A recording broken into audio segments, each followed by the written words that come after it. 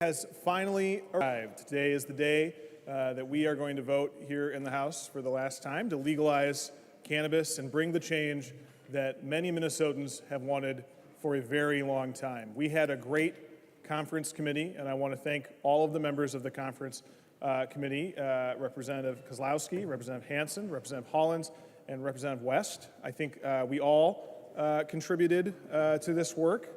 Not just the Democrats, but I want a special thank you to Representative West, who was really helpful and brought really good perspective and pushed us pretty hard at times.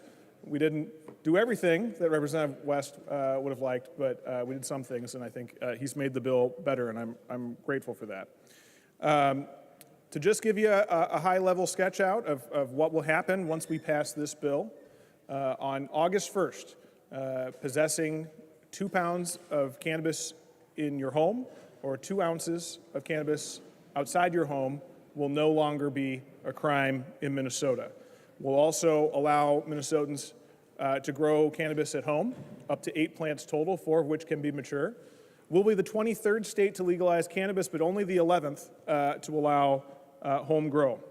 Also starting on August 1st, and I think this is the thing that there's broad consensus in this chamber about, we will begin the process of undoing the cost of prohibition on communities all across the state by beginning expungements of everything from petty misdemeanors up to more serious felonies through a process. And that will enable tens of thousands of Minnesotans to get jobs, to get housing, to have full and complete lives, and that is a good thing. Throughout the summer and into the fall, we will be standing up the new agency, the Office of Cannabis Management, that will lay out the rules of the road for this new industry, make sure that we have good consumer protections, health protections, safety protections, so that people can be very confident in what they are consuming and making educated and responsible decisions for themselves. The process of laying out those regulations and rules and setting up that infrastructure likely will take 12 to 18 months from where we are now before we see actual dispensaries open in the state. A couple of significant items that I know members are interested in. One, this conference report allows a little bit more local control than the bill that left the House. In particular, it allows cities, if they choose, to adopt an ordinance limiting the number of cannabis retailers in their community, but they can't limit it any more than 1 for every 12,500 people. So we preserved our stance against opt-outs, which is very important to eliminate the illicit marketplace across Minnesota, but we did compromise and create more options for localities to choose the degree to which these businesses are in their communities. We also did agree to compromise and increase the tax rate up to 10% from 8%, which is where it was when it left the House. That will mean that Minnesota will have one of the lowest tax rates on cannabis in the country, which again is very important to our goal of transitioning from the illicit marketplace into a legitimate marketplace. All of the additional tax revenue beyond that 8%, so the 2 points that take us from 8 to 10% go to cities and counties, distributed primarily by a formula of how many cannabis businesses there are in the locality, to go for the cost of regulating and enforcing this bill. So that's a 40,000-foot sketch, Mr. Speaker. This is a good bill. It's been a long process to get here. I'm sure we'll talk more about that, and I'm looking forward to the discussion. I'd ask for a yes vote on the motion to adopt. Further discussion on the motion to adopt. I recognize the member from Anoka, Representative West. Thank you, Mr. Chair. And it's a motion to adopt that will not take 4 hours. Why? Because, as the Chair Stevenson said, Republicans were included deeply in the conference committee, especially compared to an average conference committee around here. And I appreciate him being willing to maybe not take all my ideas, but at least hear me out politely. One of the best parts that we were able to retain in this bill that we'd like over here is a high-intensity drug trafficking study. So the Senate had that in their language, and we adopted it into the final bill.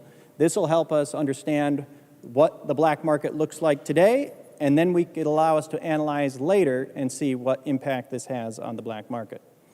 We also adopted language around nuisance actions. So one of the biggest opponents, when I talk to opponents, they say, I don't like the smell.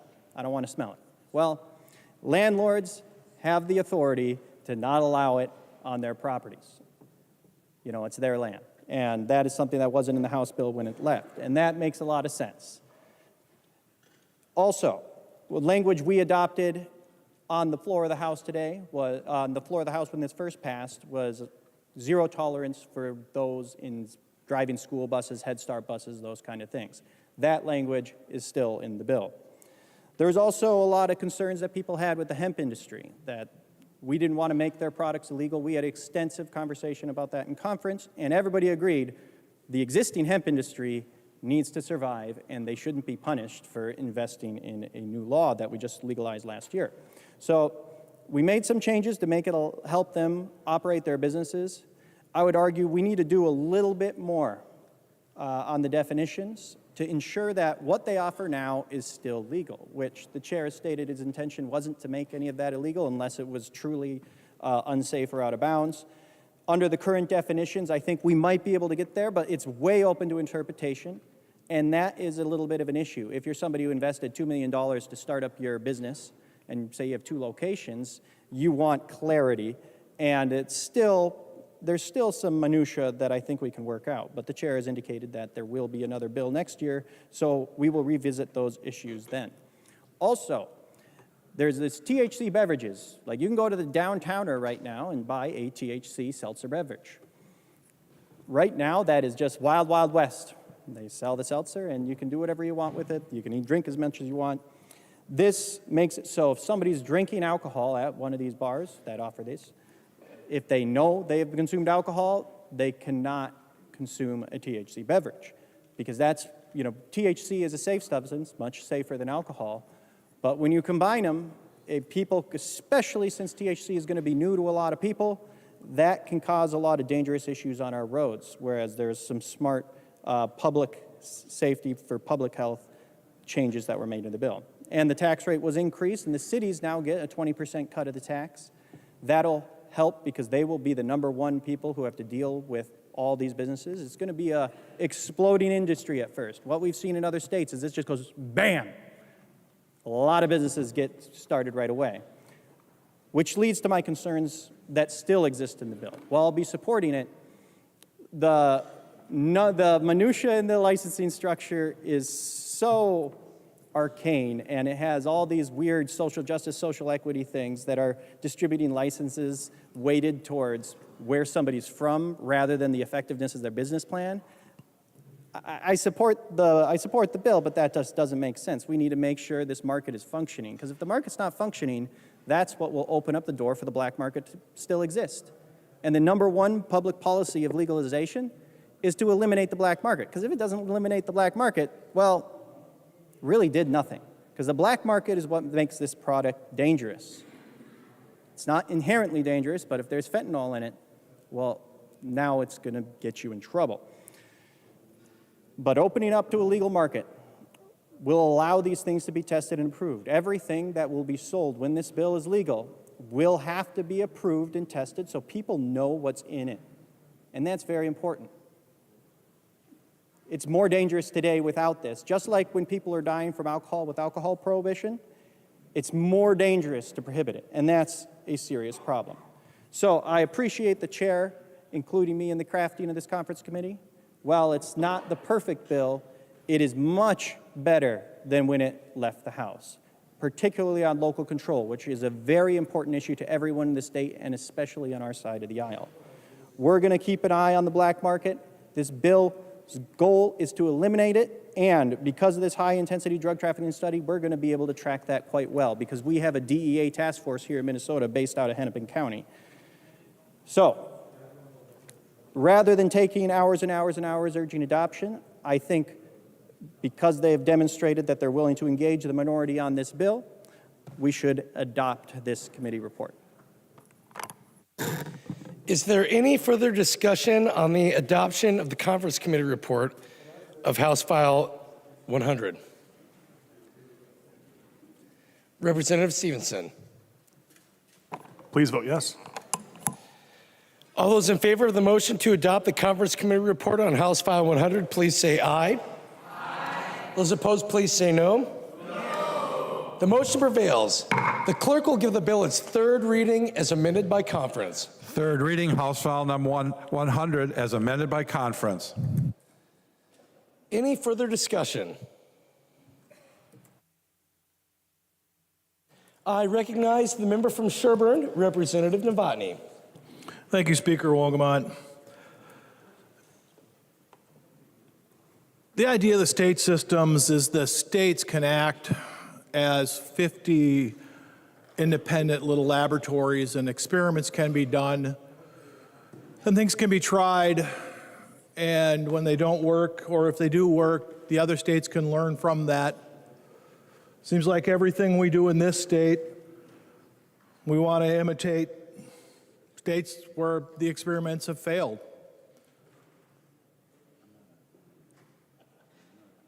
Back when I was working in one of our contract towns, they had put a real restrictive snowmobile ordinance in, and the city council really wanted it enforced because there had been a new elementary school built where the old snowmobile path used to be.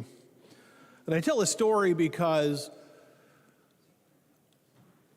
all winter long, and we had a really good winter, a lot of snow that next winter, and getting all the people that used to ride the trail, and that's where the trail used to go, never mind the fact how many signs directed them to the new trail, they'd keep driving to where the old trail was. That's where that's what they were used to. And we would stop them and tell them, and the excuse that they always used was, well, I was just following the track in front of me. And I would ask them, if that track or the snowmobile that went in front of you went off a cliff, would you still follow that snowmobile? And they'd say, well, yeah, you might. Well, and that's kind of how it feels with this marijuana bill. Like everything else that we do, marijuana, California's doing it, Colorado's doing it, and we're just going to go full speed ahead and this will solve anything. We will ignore the information that we don't like. We'll embrace or embellish the information that fits our cause. But, that's what we have the right to do. This marijuana bill has been holed up for so long, and everything in this bill, if you believe the press, the sky will be bluer and the birds will sing prettier, and your clothes will come cleaner if we just legalize marijuana. And I guess we're at the point where, okay, fine, let's get her over with. Let's quit wasting the time going through the same fight again. If you're so hell-bent on going over that cliff like the snowmobile in front of you, fine, let's go over it. For all intents and purposes, marijuana is legal in the state of Minnesota right now. We've got the gummies that got snuck in. We've got petty misdemeanor amounts. So, let's get her done. And then we can just find out that your clothes won't get cleaner. And all the precautions that we have against juveniles being involved with this greater access, we will find out that it won't work. And the black market that Representative West was alluding to won't be eliminated, as we've seen in every other state where we legalized, with the thought that we're going to go under, we'll eliminate that and it'll make it all great, but it won't. Instead of the underworld doing marijuana sales and making, and I'm just making up a number, 200% profits, well, they'll just get down to whatever. Oh my God, they'll only make 100% profit if they have to get past or get under the sales price of what the legal markets will have to charge because we have to put so much into it.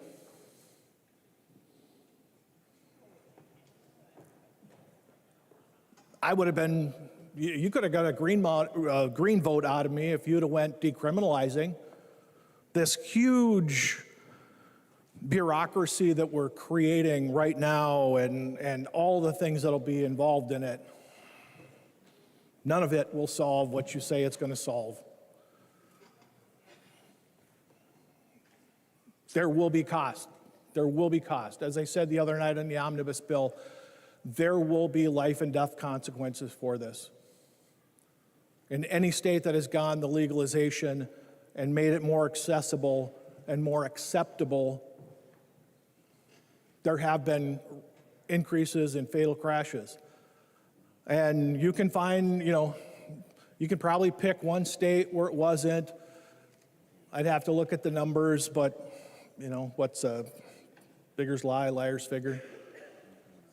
You can pick up your stats, but overall, you can't tell me in your heart of hearts that you think that we're not going to have less crashes. It's going to be acceptable. It's going to be more in the schools. You know that people are going to buy their container of marijuana, and once they've got their state-approved seal, they'll just backfill it with privately grown stuff at a fraction of what it's going to cost. So we'll have our little experiment. Maybe, what's the old poster? The poster, the inspirational poster, it says, everyone has a purpose in life. Maybe your purpose in life is to be an example of what to do to others. So maybe we can be an example to the next state that thinks that if they just legalize marijuana, everything will be great. And they'll see that it didn't turn out, and none of the promises that were made to justify this going forward came true.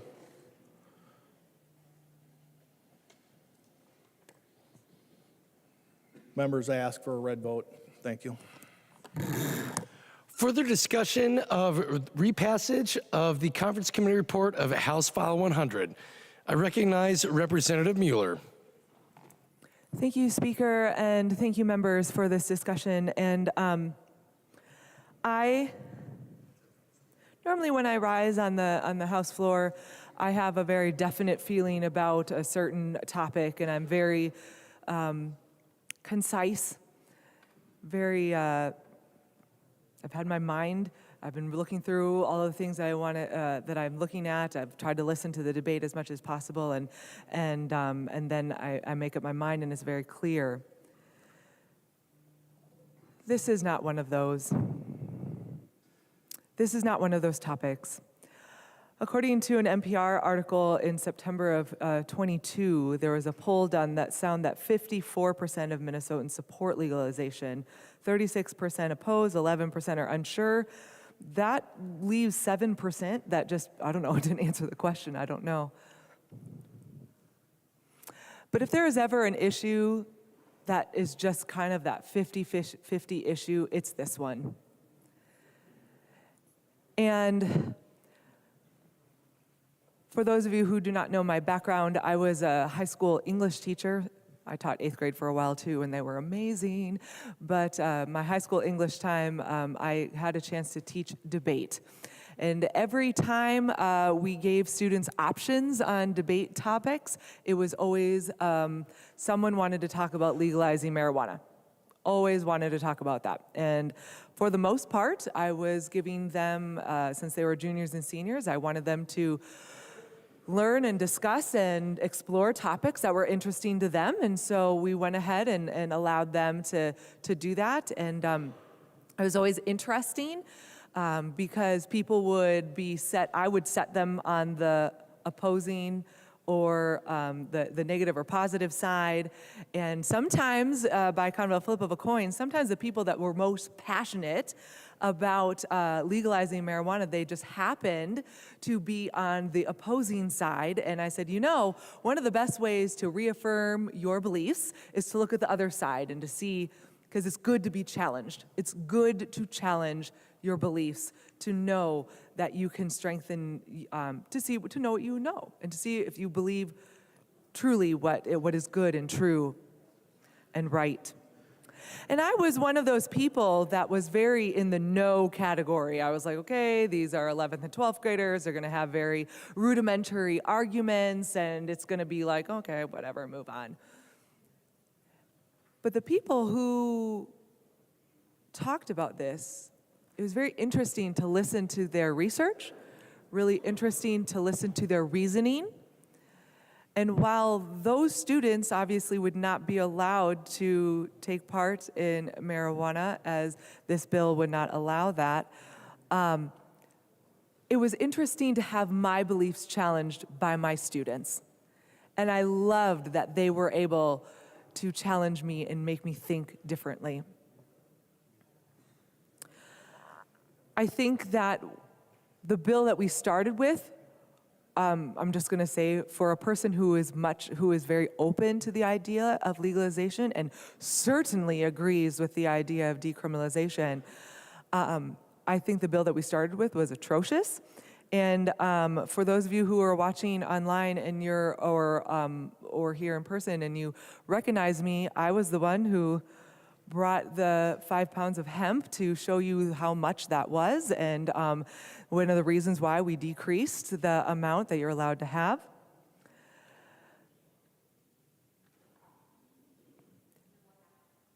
And they decreased the amount that you're allowed to have, and then in conference committee they increased. That's how that goes. The conference is how that all gets compromised. And while I am very excited about the changes that we see for local control, I'm excited about some of the provisions for how it's going to be taxed and all those things. The goal truly is to help people be safe. I mean, it was heard in a million committees, but it was heard in public safety. And it was one of those things, how is this going to affect public safety? And so I will talk about it from that angle right now. I've always, as a libertarian-leaning conservative, have always kind of explained to people that, we need a reason to ban something in this country. Like, we actually have to have a reason for it. And if, as you've heard from Representative West before, when we look at comparing marijuana and alcohol, obviously statistics are much skewed to looking at how alcohol is quite dangerous. And yet the dangers around marijuana are not insignificant. And whether or not it's because it's illegal and so to get it on the black market puts you more in danger, or whether or not people abuse it, or whether or not it's in its modern form, in its vaping form, in its concentrate form, it's definitely more potent and more, it affects your body more. Regardless, the claims of that it does not completely affect or harm your body are false, and it has to be taken into account. At the same time, as I was listening to some of the arguments about how we can't do this because what about our children? Ladies and gentlemen, if you do not think our youth are not using marijuana illegally right now, you are naive. And if I was not having those conversations with my students, I was naive and I would have been at fault. I could tell you for sure which students were doing this and how they found it and what they were doing. I was very present in my classroom, and I talked to my students and they trust me. My nickname in my classroom was Mama Mueller. That was my nickname. And I always told my students, here was the deal. If you get in trouble and you're too afraid to call your parents, you call me. I'm going to bring you to your parents, but you call me. Because rule number 1 is no death. And I would rather get a call at 2 in the morning that says, Mama Mueller, I am in trouble and I don't know what to do, than have them read a police report the next day that you're dead. And so, if we don't think our kids are using it, you are naive. They are using it, and they are not being smart about it. It does affect their development. It does affect how they are, how they develop, and all those things. So let's not put any false premises about here that we got to legalize it to, to protect our children. That's false. That's false. That's false. Or we can't make it legal because we have to protect our children. Also false, false, false. Okay? The part that I'm most concerned about are our police officers. Because the technology that we have right now to know if a person is under the influence to a detriment is unsure. We do not know how to measure or quantify when someone is significantly affected by marijuana use. When someone is driving, there is no technology right now that has good, accurate measurement so that we can know how they are being affected when they're driving, how they're being affected when they're operating any other type of machinery. And so I think that's concerning. I did get to go to a demonstration of an oral fluids test that I know that they were doing some piloting in Indiana. I have heard that there is a pilot here for that in this bill. And as I've read through the bill, I saw that there was a pilot. Gosh, I would really, really like to see that completed and see that technology actually completed and functioning so that we can give our police tools so that, it's still, even if it's illegal, we still have to, same as alcohol, even if it's legal, you can't drive drunk. You can't drive high. You can't do that. That's important. And right now we don't have the tools that are portable enough to help our police officers measure that. And I know in the bill, as Representative West talked about it, that we talk about you can't have any discernible trace in there. Well, how do we measure that? What's a way to do that? And I also, as I've been doing research, have learned that when you have marijuana, that it stays in your system for a long period of time.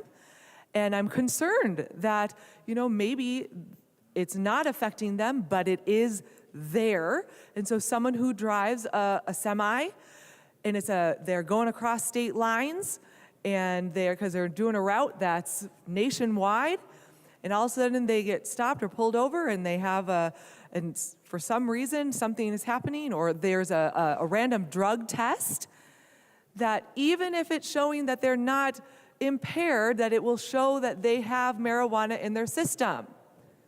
And so members, and Representative Stevenson, and I appreciate the work that you've been doing, especially as this is something that I'm really open to, and I really want to be able to see success on. I don't see, I am not ideologically against this. I really am not.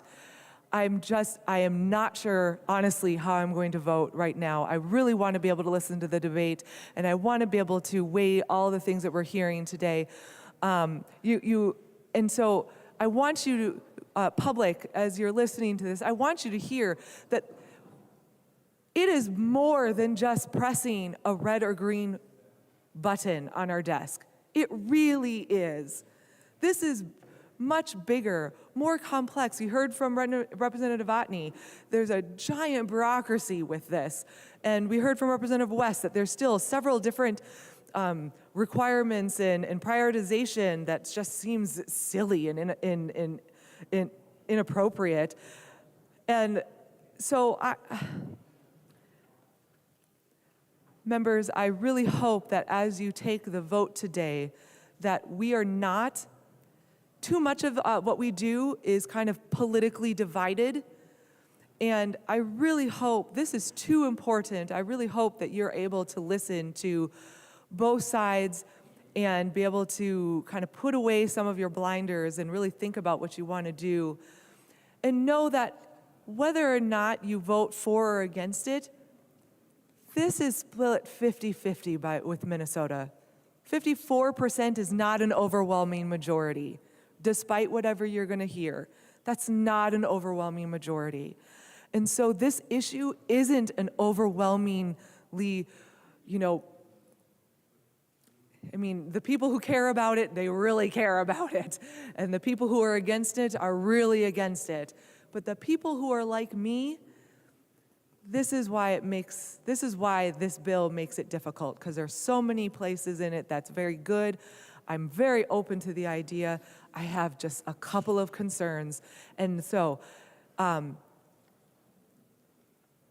as of right now, I'm probably going to vote in favor for it, but I'm also incredibly conflicted and really hope that as we listen to the debate that we're able to learn from one another. So thank you, members. Thank you, Representative Stevenson, for the work that you've done on this bill.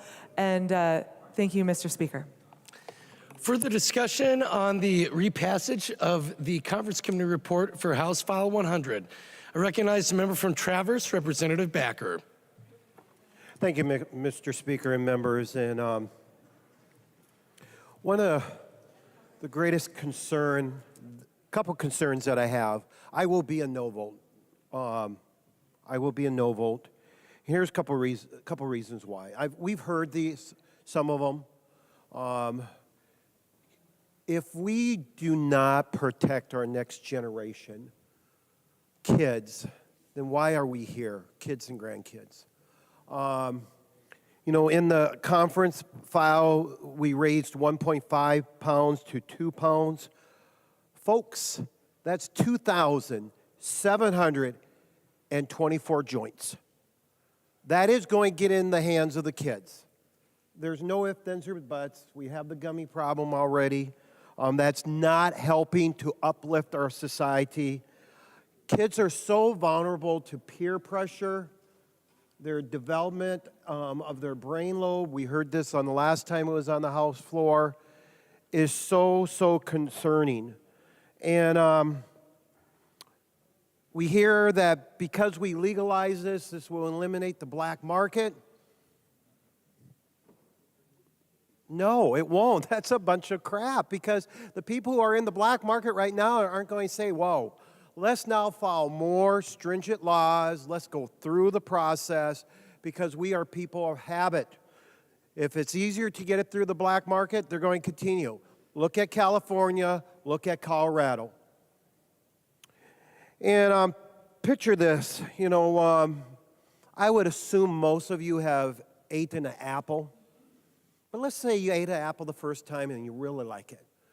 I was up at a trade show in North Dakota this March, and the semi tipped over, and they brought all these apples, and they were the best apples. I'm not an apple fan. I love apple pie. That's a different thing, because there's a lot of sugar in it, okay? That's another food group, by the way, sugar.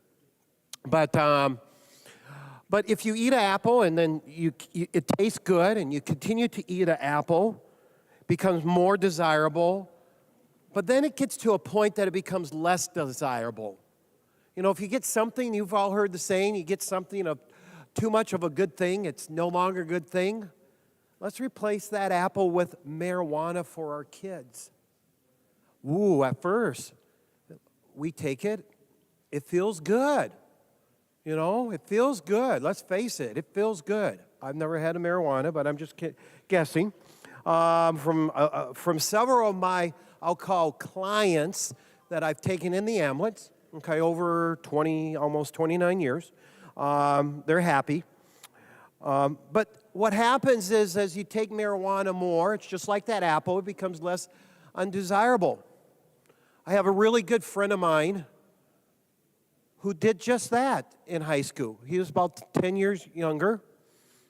His name's Tony. He gave me the permission to use this. He started marijuana in high school.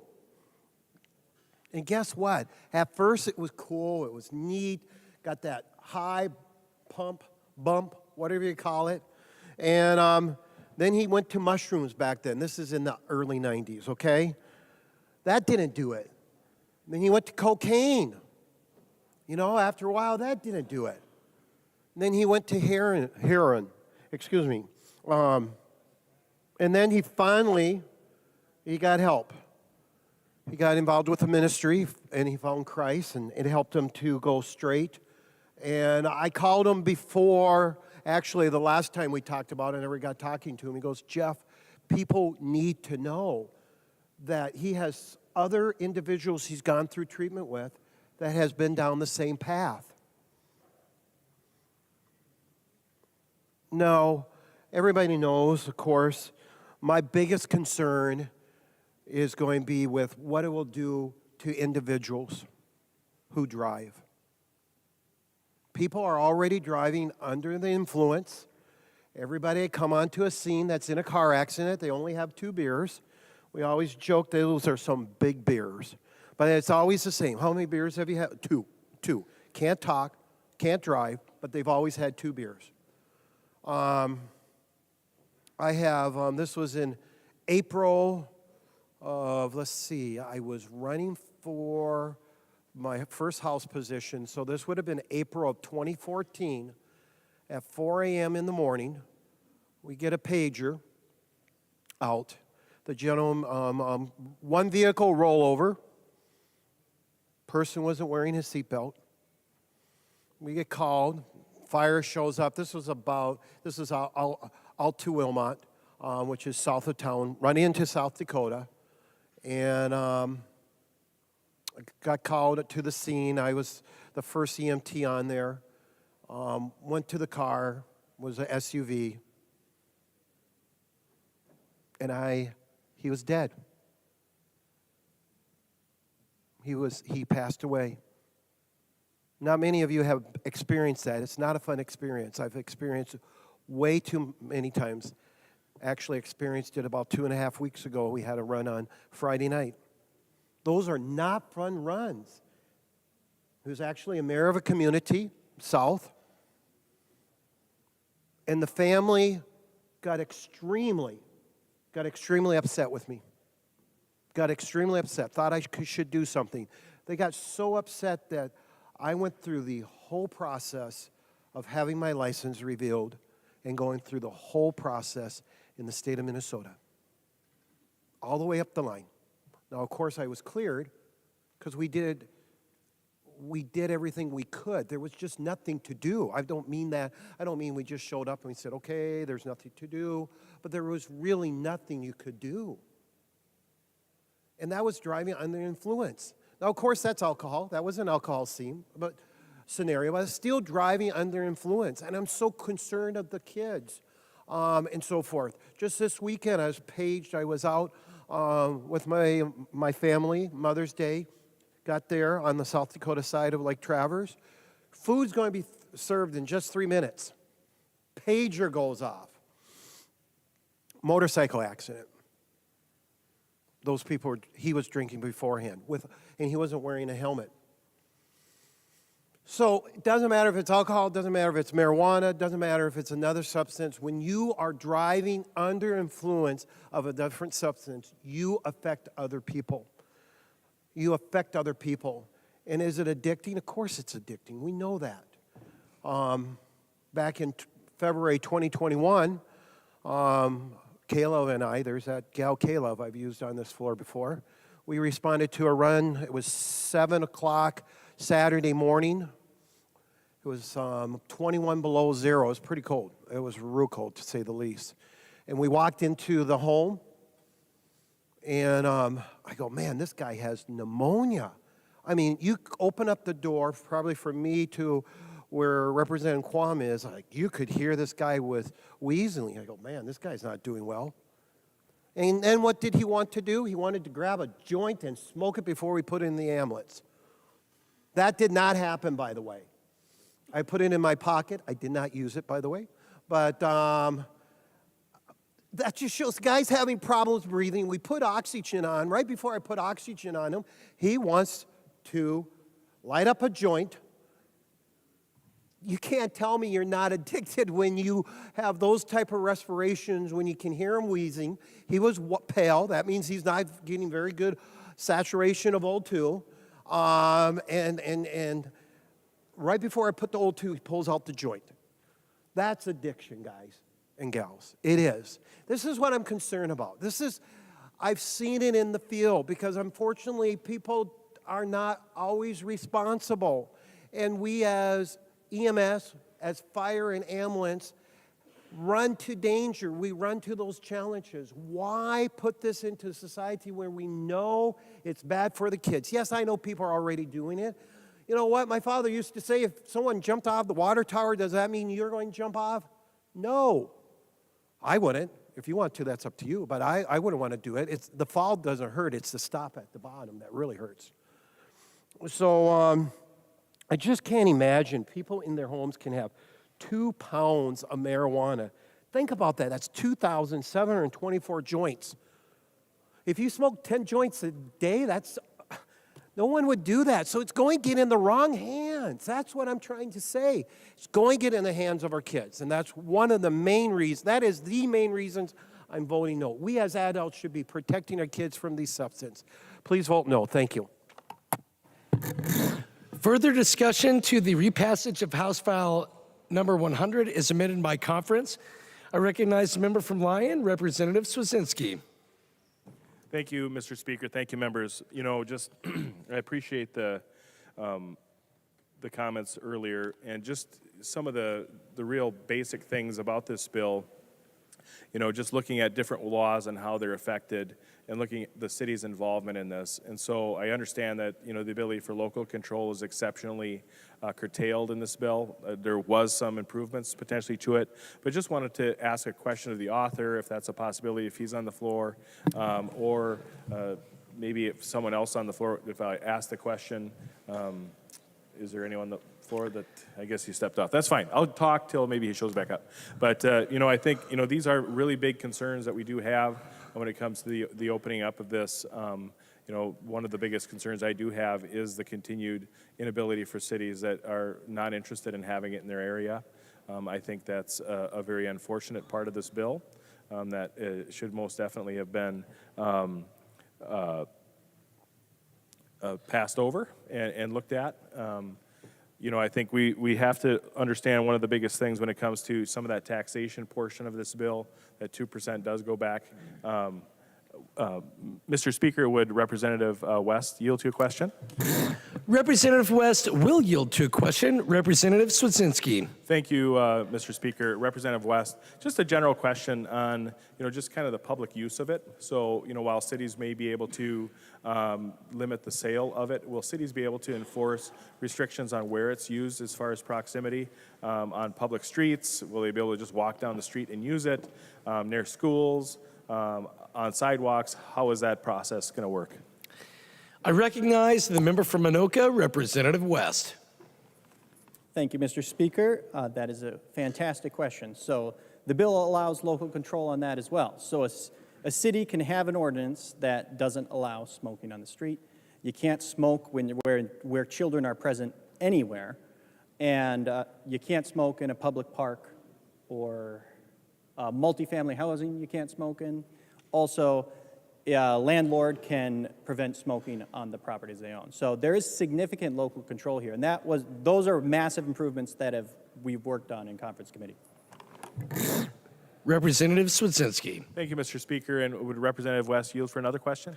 Representative West will yield for another question. Representative Swazinski. Thank you, Mr. Speaker. Representative West, members, just kind of going down that same kind of line of questioning from an enforcement standpoint. So while they may have an ordinance, and while we're decriminalizing marijuana, what tools will be left in the tool bag at any point if you have a repeat offender that's, you know, doing continued use next to schools? Will law enforcement be able to hold those people? Will they be able to arrest those folks if they just decide they don't care and they continue to disregard local ordinances? What will they be able to will they be able to arrest these people and put them in jail if they're not following those ordinances? Representative West. Thank you, Mr. Speaker. Yes, I believe similar to getting a traffic ticket. So if you don't pay your traffic ticket, you won't get it. But that probably would be a better question for the author of the bill. Representative Swedzinski. Thank you, Mr. Speaker. Would Representative Stevenson yield for a question? Representative Stevenson will yield to a question. Representative Swedzinski. Thank you, Mr. Speaker. Representative Stevenson, my question to Representative West, and I appreciate his willingness to answer questions, but just was really on the enforcement, kind of that local ordinance portion of it. So if you've got, let's say, a repeat offender a person that is just not really interested in following the local laws, it's walking on the sidewalk, smoking marijuana, or going by schools or in playgrounds or in parks, kind of what tools are we going to limit from the statewide perspective, what local authorities, like if they want to up the ante locally or at the county level to increase penalties for use in those particular areas if you have a repeat offender? I recognize the member from Anoka, Representative Stevenson. Thank you, Mr. Speaker. Thank you, Representative Swedzinski. I think Representative West answered the question correctly, that cities can adopt those ordinances and they have the powers and they're in their toolboxes. You know, cities and counties don't have the ability, for instance, to create felonies, but they do have the ability to have petty misdemeanors and misdemeanors, and there are tools in the toolbox that they can use in those situations. Representative Swedzinski. Thank you, Mr. Speaker. Thank you, Representative Stevenson, for the answer to that question. You know, I think that's important. While we may be taking local control away when it comes to the actual location of these and some limitations, and would Representative Stevenson yield for another question? Representative Stevenson will yield for another question. Representative Swedzinski. Thank you, Mr. Speaker. Thank you, members.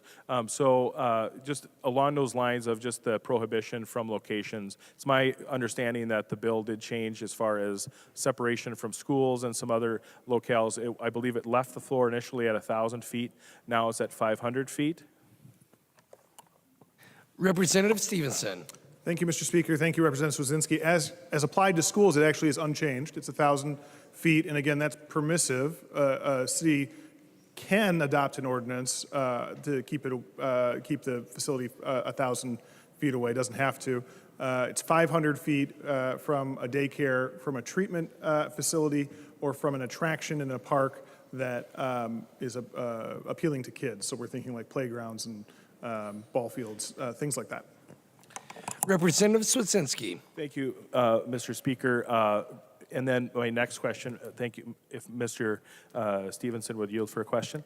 Representative Stevenson will yield for a question. Representative Swedzinski. Thank you, Mr. Speaker. Representative Stevenson, just kind of going around that education standpoint, we obviously have, because of the changing dynamic when it comes to education, we have a growing amount of homeschooling going on in our communities. Will those same laws be locally affected for homeschoolers? So if you have a homeschool family, are cities allowed to protect those homeschools as well for multiple children? Representative Stevenson.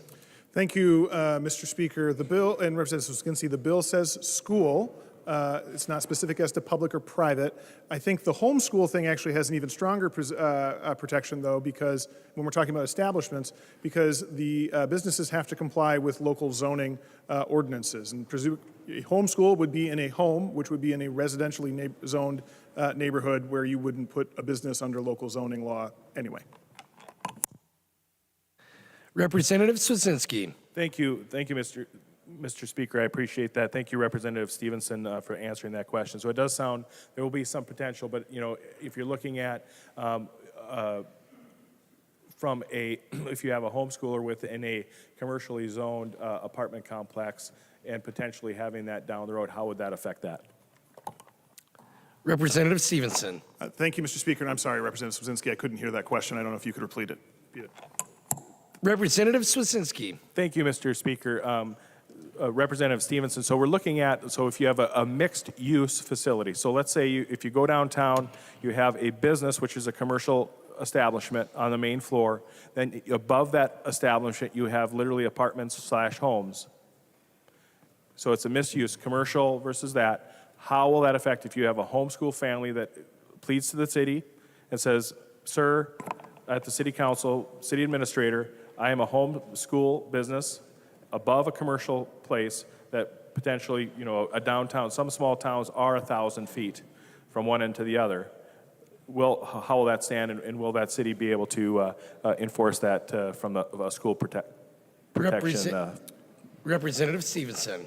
Thank you, Mr. Speaker. Thank you, Representative Smoczynski. Well, we are slicing and dicing this pretty particularly here. I think you do have to follow local zoning, right? So if a mixed-use development under that city's rules allows for commercial establishments generally, we've crossed that barrier. And then I think your question is going to be, does the language in the bill when it says that a city can adopt an ordinance restricting this 1,000 feet away from a school, does a place where learning instruction happens at a home count as a school under state law? I would venture to guess the answer to that question is no. Representative Smoczynski. Thank you, Mr. Speaker. So, folks, here, we do have some potential issues with this bill as it moves forward. I think there are some loopholes that could potentially impact children that are being taught within the home when it comes to the proximity to marijuana facilities, mandated marijuana facilities within jurisdictions. I think one of the issues that we do need to take up as we move this bill forward, I think one of the improvements was that the tax was increased to include 2% for local enforcement. It's my guess that will be likely very inadequate when it comes to the ability for local jurisdictions to deal with the issues that this state will provide them. Members, I think we have, I'm planning on voting no. I was not planning on voting yes in any way. I think we have a responsibility to our state. I think, Representative Novotny really did lay it out pretty straightforward, talking about the 50 different units of liberty when it comes to those laboratories and what that means and how that works. And what we've seen the change, right? The difference between what California did and what Minnesota is doing today is one big fundamental thing, is that it's getting rid of local control. California allows local cities to pass ordinances which ban the promulgation or the allowance of these businesses to be in their communities. And for some, that's viewed as a big negative, to say, hey, look at that. We haven't got rid of the private. We haven't got rid of the public. Well, I can guarantee you, members, where they have allowed them in big cities, they haven't gotten rid of the illegal stuff either. Right? So we're going to be told that the reason why we need to force this into small towns across the state is that we want to get rid of the illicit drug trafficking. Well, if that was the case, I can guarantee you that Los Angeles would not have an illegal drug problem. Right? Vote no. Further discussion to the repassage of House File 100 is amended by conference. I recognize the member from Hennepin, Representative Robbins. Thank you, Mr. Speaker and members. It's hard to know where to begin. It's a sad day. I know many people are happy, so I do not share that emotion with you tonight. I do want to thank Chair Stevenson for really listening to the concerns that a lot of us raised about local control, and I do think that there have been some improvements in that regard, and I think it will matter. So thank you very much for that. I still have a bunch of concerns about the bill, but I would like to revisit the local control issue for a moment if Chair Stevenson would yield to a question. He will yield. Representative Robbins. Thank you. So, Chair Stevenson, I did review the local control in the conference report, and it seems like the local control that cities are given really just deals with the manner and operation of the cannabis business for time, place, and manner. Is that correct? Representative Stevenson.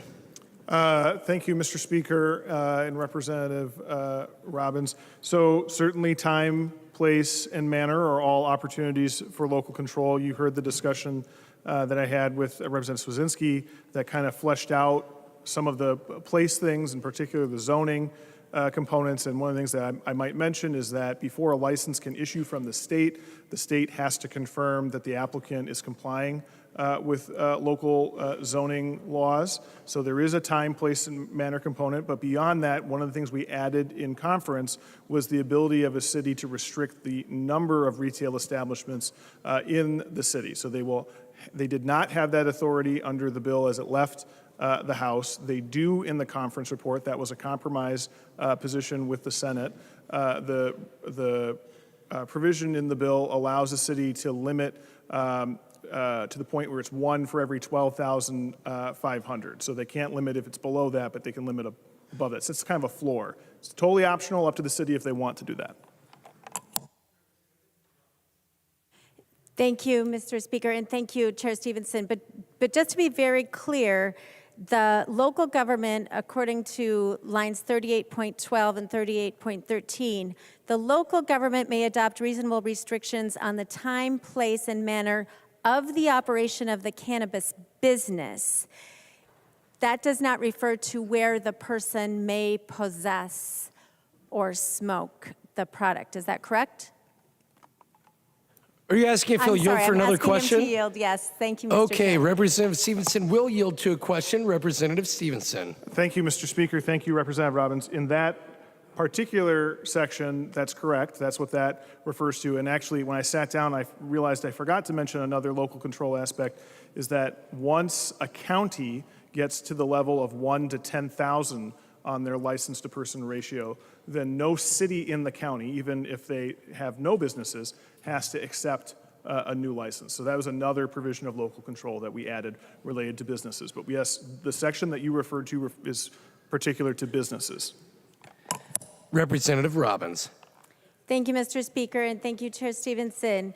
So, you know, I think there's been a lot of discussion about, oh, the local controls improved, and it is, and I'm grateful for that. But that's really, just so our mayors and whoever's watching out there, that is really about where the business can be located. When you talk about personal use, they cannot control that. And so in lines 29.16, it says that an individual 21 years or older may possess, transport 2 ounces or less of cannabis flower in a public place or in their residence, and on and on. So, so that means, members, that you can't say the city cannot say they can't have it in a park. They can, because that's a public place. It's just that the business cannot be located within 500 feet of an attraction in a park. And so I don't know why it's no longer 1,000 feet of parks, but it's still a big concern that I have, because if you're in my city, for example, Maple Grove, the Central Park or some of the ball fields or the Weaver Lake Park, where the playground is, maybe you couldn't be within 500 feet of the playground, but the business itself could be within 500 feet of the actual boundaries of the park. Kids are going in and out of the park or out of the ball fields or playing soccer. I mean, there could be a business right next door to the parking lot of the park, and as long as it's 500 feet away from the attraction, it can still be there. That's a serious concern, members. And there's no reference to churches or mosques or synagogues, and a lot of children do participate in youth activities, but apparently there's no limitation on how close a business can be to those facilities. So there are still a lot of local control issues that I think should be concerning to us as we think about how this is going to impact the youth. And then there's the issue of 2 pounds. Representative Backer noted that you can keep 2 pounds of the cannabis at your home, the dried cannabis, and that does equal, if you do the math, 2,724 joints. That's a lot, members. I don't know why someone would want to grow and keep that much at their home, but the whole debate about all of this has been that I heard someone say it tonight, we're going to eliminate the black market. Well, if this was really going to eliminate the black market, we wouldn't be allowing people to grow it in their homes and possess 2 pounds. And we certainly wouldn't be allowing that to start 18 months, and I think that's optimistic, before the regulated market is going to open. And so if this was really going to eliminate the black market, people would only be able to get the product that had been tested, manufactured, weighed, had proper packaging and labels. All of that maybe would help if it was only available in retail outlets that had gone through all those testing and labeling and packaging requirements. But well before any of that is in place, starting August 1, members, people can grow 8 plants in their home, 4 of which can be flowering.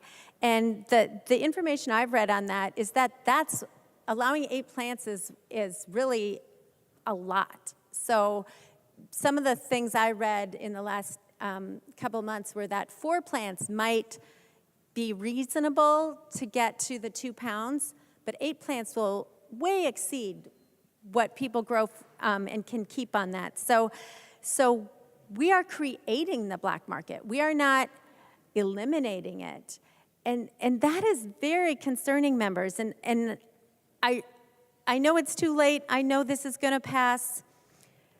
But I really made a plea to change the effective date on when. First of all, I don't think we should allow people to grow it at home or have it at home at all, or grow it themselves and cultivate it at home. But if you're going to do that, that effective date should be timed to when the retail market is going to open up. And giving that homegrown market a head start is a grave mistake, members. And if nothing else, I hope you vote no so we could fix that portion of it. There's so many other concerns I have. One of the things Representative Novotny already talked about was the impairment and the impact on the roads. And we saw that there have been states from those that have already legalized it where there's I believe it's a 4% increase in injury accidents and a 6% increase in fatal accidents in states that have legalized. But in a Canadian study, it was 15% increase in fatalities, members, on the roads. And the law enforcement has testified that they're not ready, and I appreciate that there's money in the bill to provide for drug recognition expert training, but that will take a while to get those officers ready to be trained on this. And meanwhile, people are going to start legally using August 1. The drug recognition expert training takes a lot of time, and we will not have nearly the capacity in law enforcement to be ready for that on August 1st. Again, why are we rushing this? And then another aspect of that, members, is how this is going to deal with impairment. There is no roadside test, as we talked about extensively earlier in this debate this year, but there also is no level of impairment in the bill.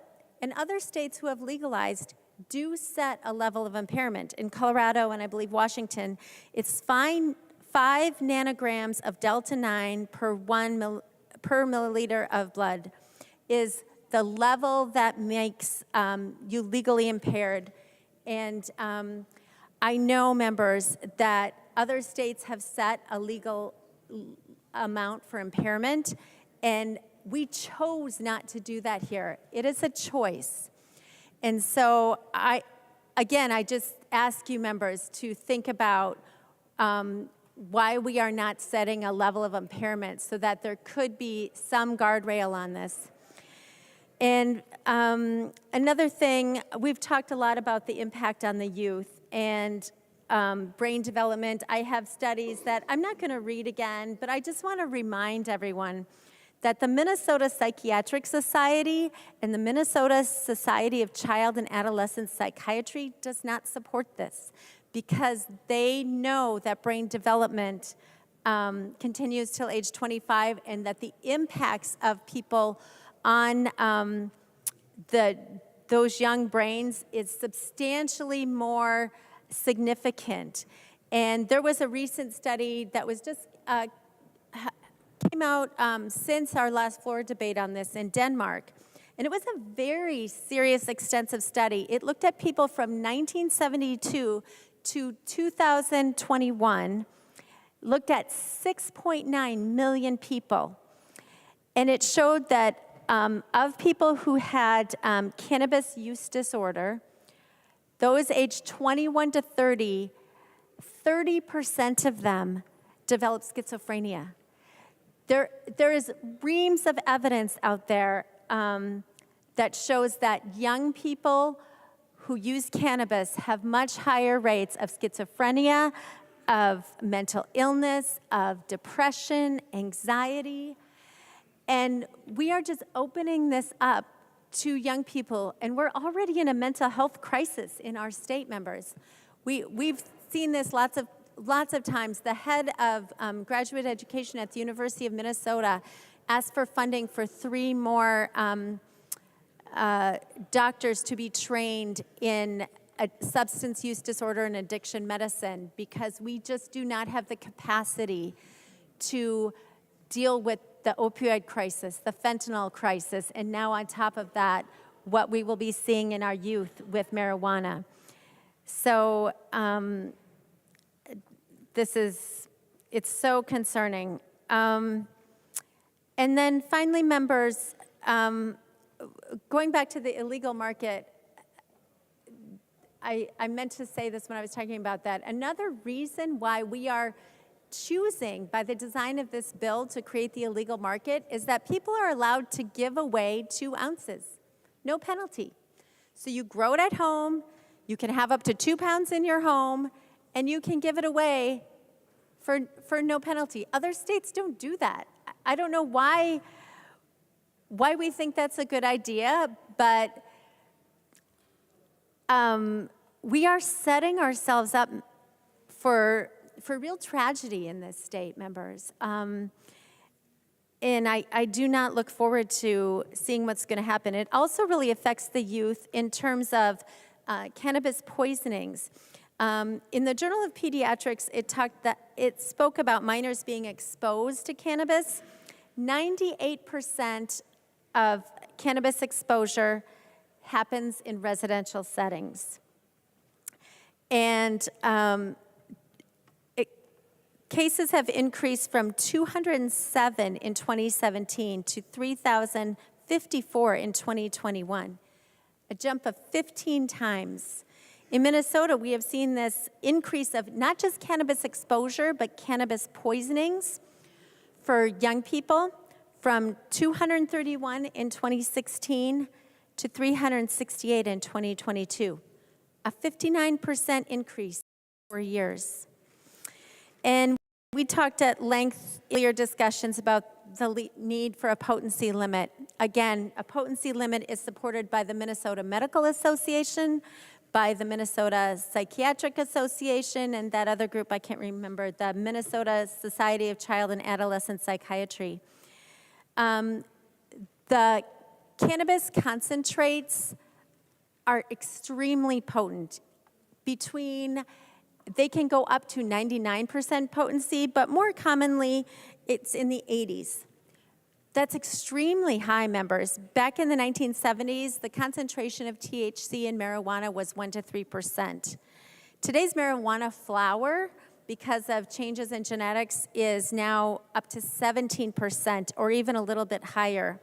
Concentrates used to be 6.7% THC, but now they're routinely in the 80s and 90s. Members, this has such serious detrimental mental health effects on users when it's at that high concentration. But again, in the design of the bill, you chose not to put a concentrate limit. So members, I know that there's some polling that shows 54 or so percent of Minnesotans support legalization. I'm sure that's true if you ask, do you support legalization? But if you ask, do you support these high levels of concentration? Do you support legalization where these people can smoke and have possession in parks, in your community, where you have things only within 500 feet. You can have these businesses within 500 feet of a playground or other place where young people hang out. I don't think they support that. That's certainly not the feedback I've gotten from parents in my district, from community people in my district that I've talked to. And because we chose, again, for not putting in a standard for impairment, we chose not to have the concentration limited. The choices that have gone into this bill are going to hurt our state. They're going to increase fatalities and injury accidents on the roads. They are going to increase mental health problems, especially for young people. And this is an unforced error, members. We do not have to do this. And I urge a no vote. I know a lot of this is falling on deaf ears, but I just hope, members, that you'll, even at this late hour, reconsider. We could make other choices, especially that would curb the illegal market by only allowing the retail sales and not allowing it at home. If you make that choice, it would have better outcomes for our state. Thank you, members. Members, before I call on the next member who has sought recognition, as a courtesy to the members of this chamber, I would ask that members use the side doors given the noise out in the rotundas, and I would respectfully instruct the Sergeant-at-Arms to recommend to members that they use the side doors as they are entering and exiting the chamber. Members, we are on discussion of the repassage of House File 100 as submitted by conference. I recognize the member from Hennepin, Representative Nadeau. Thank you, Mr. Speaker. Thank you, members. Would Chair Stevenson yield for a question? Chair Stevenson will yield to a question. Representative Nadeau. Thank you, Mr. Speaker. And Chair Stevenson, I want to talk about expungement. And so my understanding is that basically every punishment is delivered relative to the time where the crime's been committed for the most part. Can you just walk me through how this bill deals with expungement in the new Article 5 so I have a better understanding of that? I recognize the member from Anoka, Representative Stevenson. Thank you, Mr. Speaker. Thank you, Representative Nadeau. Article 5, I think at a high level, you could explain it by dividing the cannabis convictions into two buckets, okay? So you have your non-felonies and your felonies, okay? For your non-felonies, we're going to start with an automatic expungement process led by the BCA. So that will go after the petty misdemeanors and the misdemeanors. That process, that section of the bill is effective August 1st, but BCA has made clear that it will not conclude on August 1st. It will take them some time to seal those records, and that process could continue for up to a year. In addition, as long as we're talking about misdemeanors and petty misdemeanors, there are some records of those instances that are not in the possession of the BCA, and thus the BCA can't automatically expunge those. We direct the Cannabis Expungement Board, which I'll speak of in a minute, to deal with those misdemeanors after they deal with the felonies, okay? So that's one bucket. The other bucket is the felonies, the more serious crimes. And the bill creates a Cannabis Expungement Board and vests in them the power to review all of the felony convictions for possession and sale and expunge or resentence as appropriate. So they're going to be making individualized determinations for those cases, looking at a variety of factors that are outlined in the bill and making determinations about whether it makes sense to expunge or simply resentence or do something different. Because sometimes, you know, a felony might include not just a cannabis charge, but it might include a violent charge that expungement is not appropriate remedy in that situation, or resentencing might be the more appropriate remedy. And also to consider things like whether it makes sense to restore someone's firearm rights. Under current Minnesota law, if you have a felony conviction for a controlled substance offense, you lose the right to possess a firearm for your life. And so the Cannabis Expungement Board, on a case-by-case basis, will be making those decisions about what is appropriate to do. Notably, though, there's nothing that the individual has to do to initiate that. The board is just charged to go through and look at every single case until they are done, after which they're supposed to move on to the misdemeanors. Representative Nadeau. Thank you, Chair Stevenson. If he would yield for another question. Chair Stevenson will yield for another question. Representative Nadeau. Thank you, Mr. Speaker. So this will be my last question on the expungement. So under the current bill, a home grower could gift 2 ounces without a problem. I don't mean to make marginal arguments. I'm just seriously interested. If a home grower gives a 16-year-old, which that part's not legal, gives somebody under 21, gives somebody under 21 cannabis in any amount, or gives someone over 21 cannabis greater than 2%, greater than 2 ounces, and get caught for whatever reason, they somehow get caught. And I'm assuming that they would be charged under the Section 152 statutes. If they're caught, they'd be charged. Would that create just an automatic circle where they would be charged, get expunged? I'm not trying to play games. I'm really curious as how that would be dealt with. Representative Stevenson. No, thank you, Mr. Speaker, and thank you, Representative Nadeau. No, and I don't think that's a marginal question. No, it would not be a circle. Those people would not be eligible for expungement under the bill. We create an entirely new set. We totally revise the criminal law as it pertains to cannabis. So we eliminate cannabis from a lot of Chapter 152, not the very high levels, the first and second degree controlled substance crimes, but more at the level that you're talking about. That wouldn't even be a crime under 152. It's a new section of law that we're creating on cannabis crimes. The things that you're talking about would be criminal and then would not be eligible for expungement under that, because we're creating a new set of rules, and then people will be expected to follow the new set of rules. Representative Nadeau.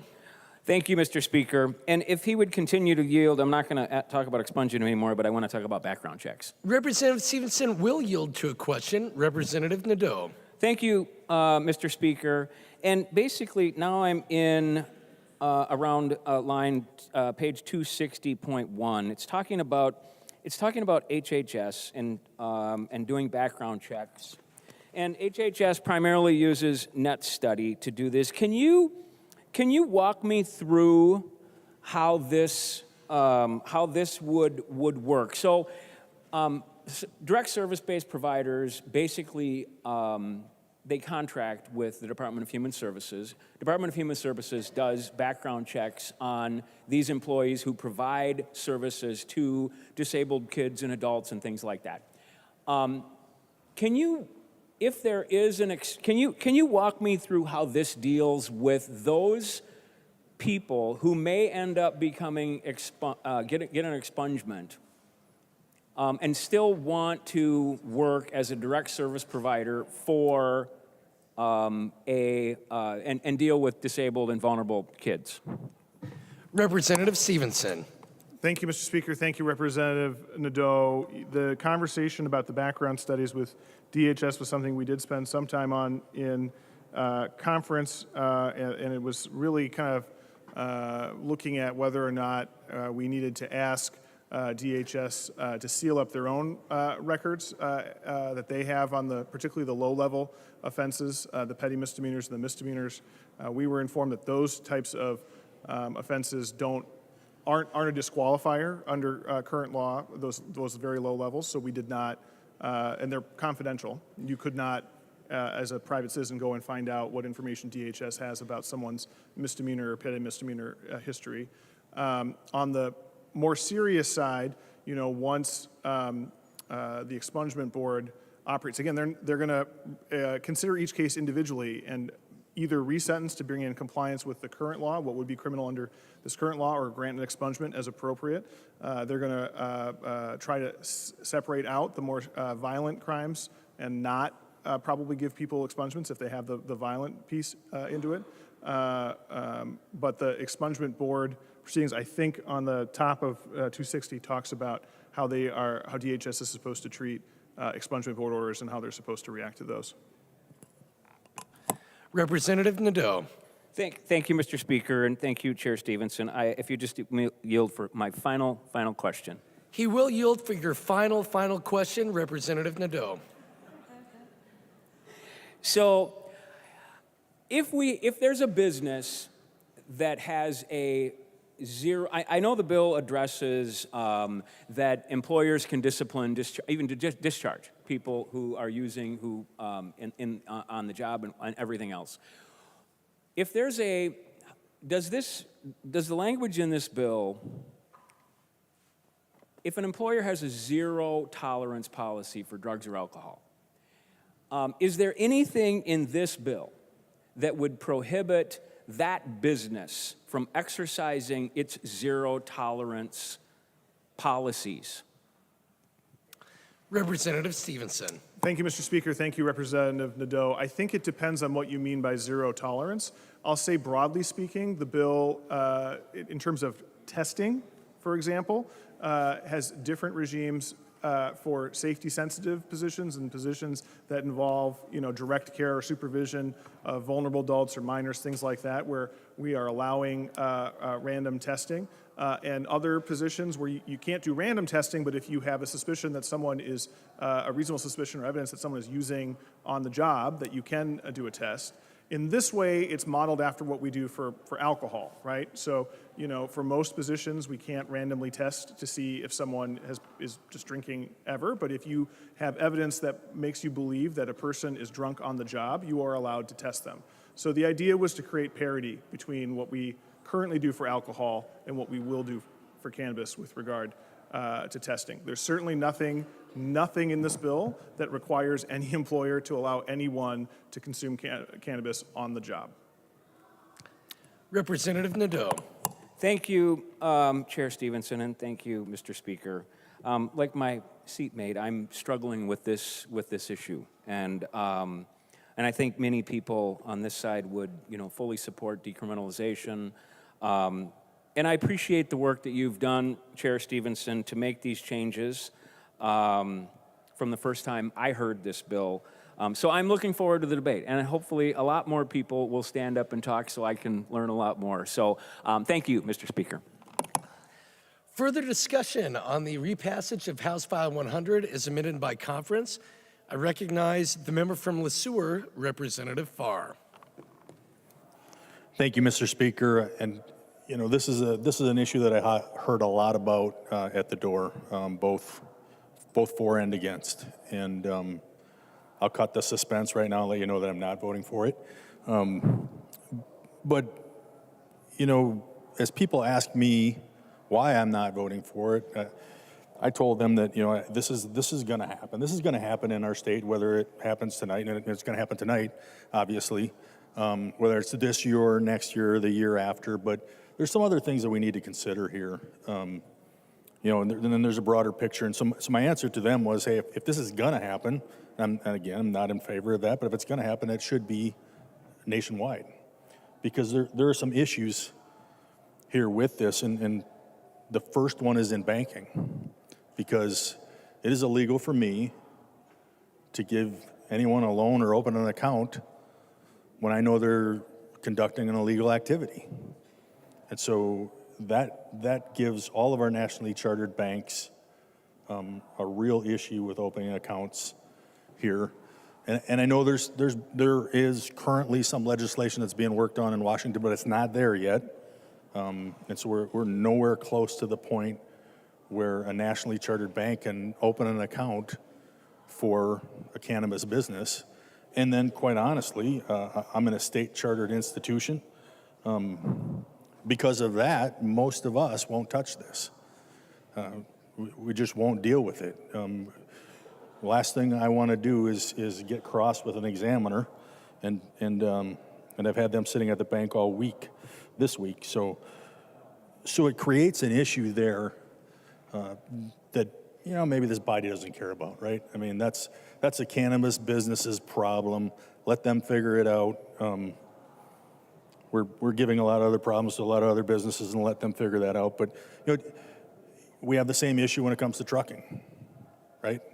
And it's an illegal substance nationally, and so you can't test positive or you'll lose your license. We have the same issue with the military. And I want to spend a little bit of time there with the military because we all took an oath when we put that uniform on, and we understood very, very clearly that this is not something that's acceptable. And then we have in the bill our social equity applicants. So a service-disabled veteran, and that makes sense to me, I get that, or a National Guard member, or any veteran or National Guard member who has lost honorable status due to a cannabis-related offense. And that's where I have an issue, members. That's where I have an issue, because there's a handful of us here that have dealt with this, that have had to make the decision as to whether a soldier, he or she gets to stay in uniform or is less than honorably discharged. And my decision-making process was always, look, if you're 18, 19, 20, you're a private specialist, you're not in a leadership position, then I'm willing to give you another chance, because we were all there and deep in the back corner of our closets, there's a skeleton from our 18-year-old time frame, right? We've all got them. So I'm willing to give you another chance. But when it came to those that were leaders, sergeants and officers that were leaders that made decisions, Minnesotans that made decisions, life or death decisions about your loved ones that they led, and chose to disregard the rules, chose to use an illegal substance, potentially clouding their judgment when they're leading our young men and women, our Minnesotans, in life-threatening situations. They chose to do that, and now we're going to reward them. We're going to reward them by giving them a leg up.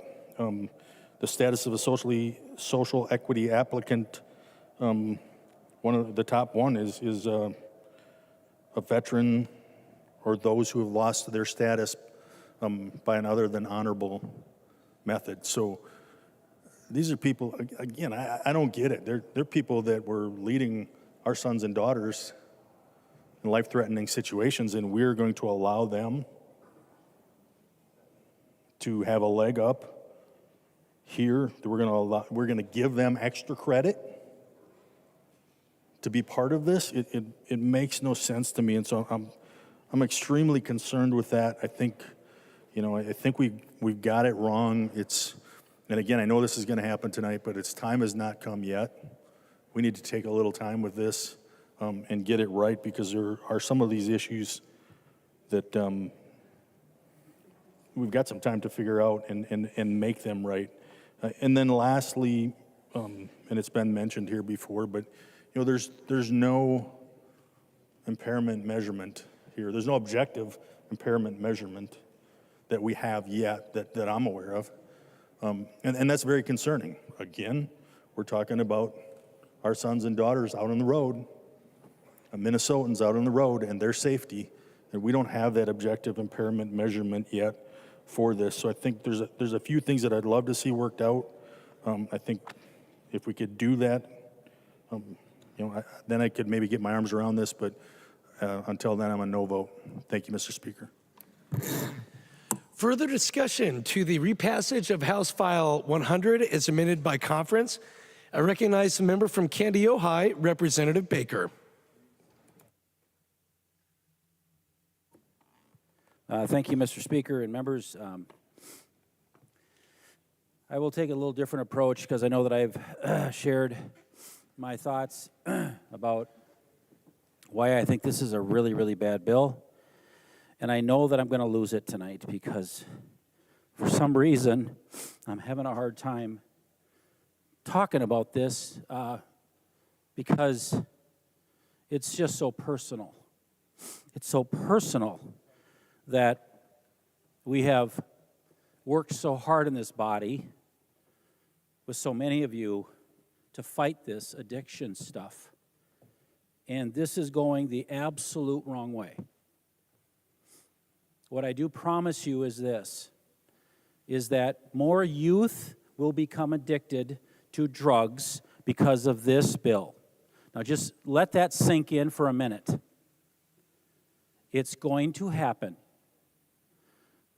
They won't likely die from cannabis, but they will become addicted through cannabis.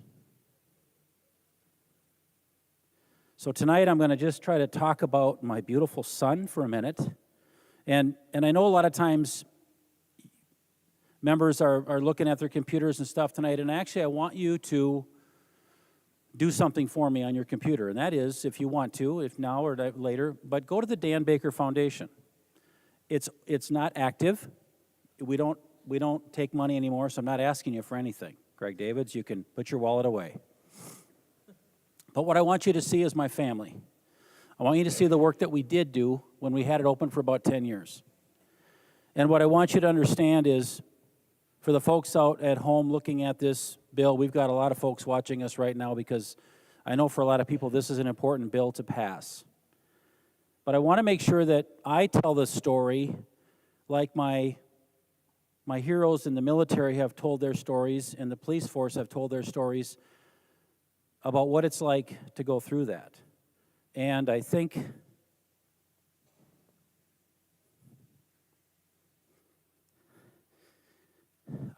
what I want to make sure you know is that the protections you're doing tonight, I'm good, I got it, I'm good, fine. The protections and the changes you made with local controls and, you know, we went down to 1.5 pounds, now we're 2 pounds. I could care less.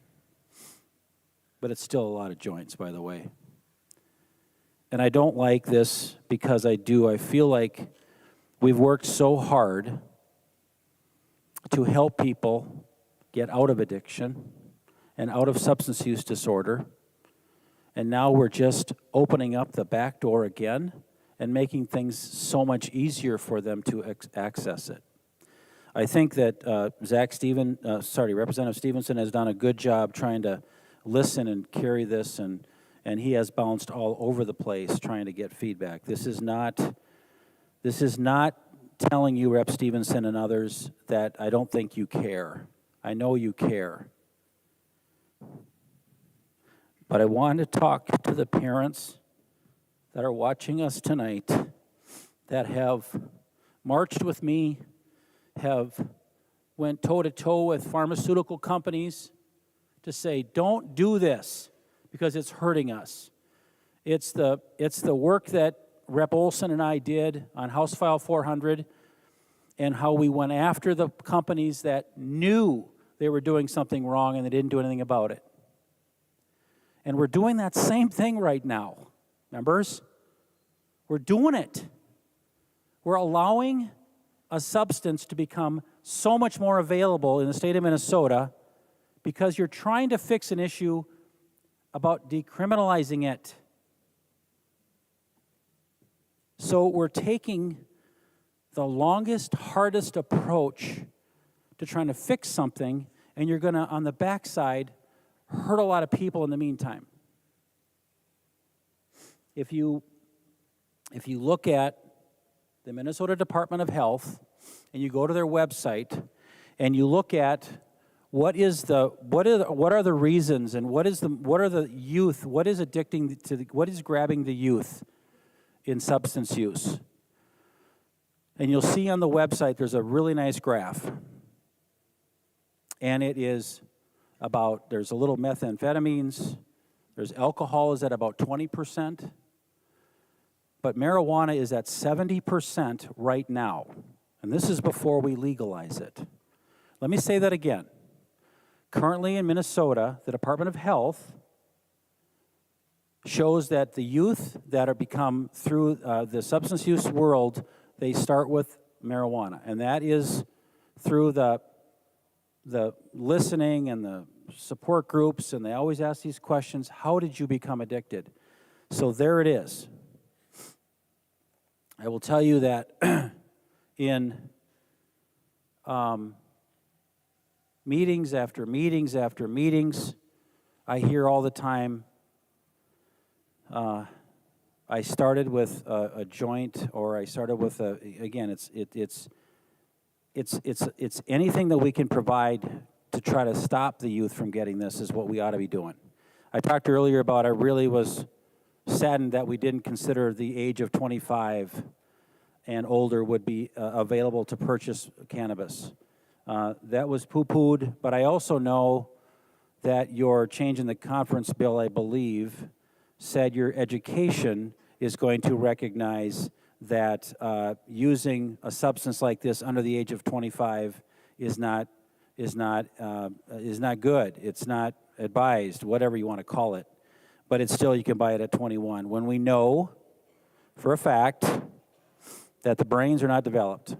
And so that is, again, frustrating that we're standing here tonight talking about bringing legalized marijuana to Minnesota that has no THC limits even with the flower side of things. I don't understand why you wouldn't even look at a limit. THC limits. Members, again, the THC limits, the THC period does more damage to the young brain than alcohol does. That was shared earlier in the other meetings. Again, Rep. Robinson had mentioned the Minnesota Society on the Child and Adolescent Psychiatry team. 200 doctors know this the best, and they can see this clearly, that the young brain, when you get THC on there, it sticks with you. It's going to do damage. You change. Your brain is not functioning normally. It's not growing normally. And here we're doing this tonight, knowing this is going to hurt people. So that's what I want you to know. We're going to hurt people by passing this bill. Sorry, I'll blow my nose. But to those members who have mentioned tonight that I'm not sure where I'm at, I'm not sure. I think I'm going to vote yes. This is not a re-election bill. This is not going to be the one, because people can justify both sides. They can. I get it. But what you can't justify is not doing the safe thing. And the thing that makes a difference is if you go out and talk to people that understand this, like I do, like the journeys that I've been on. I know that I'm a different lens on this, but it's real. So if you listen to those people, and if you err on the side of safety, and because you care about the young people that are going to get addicted, I want you to think about that when you push the button today.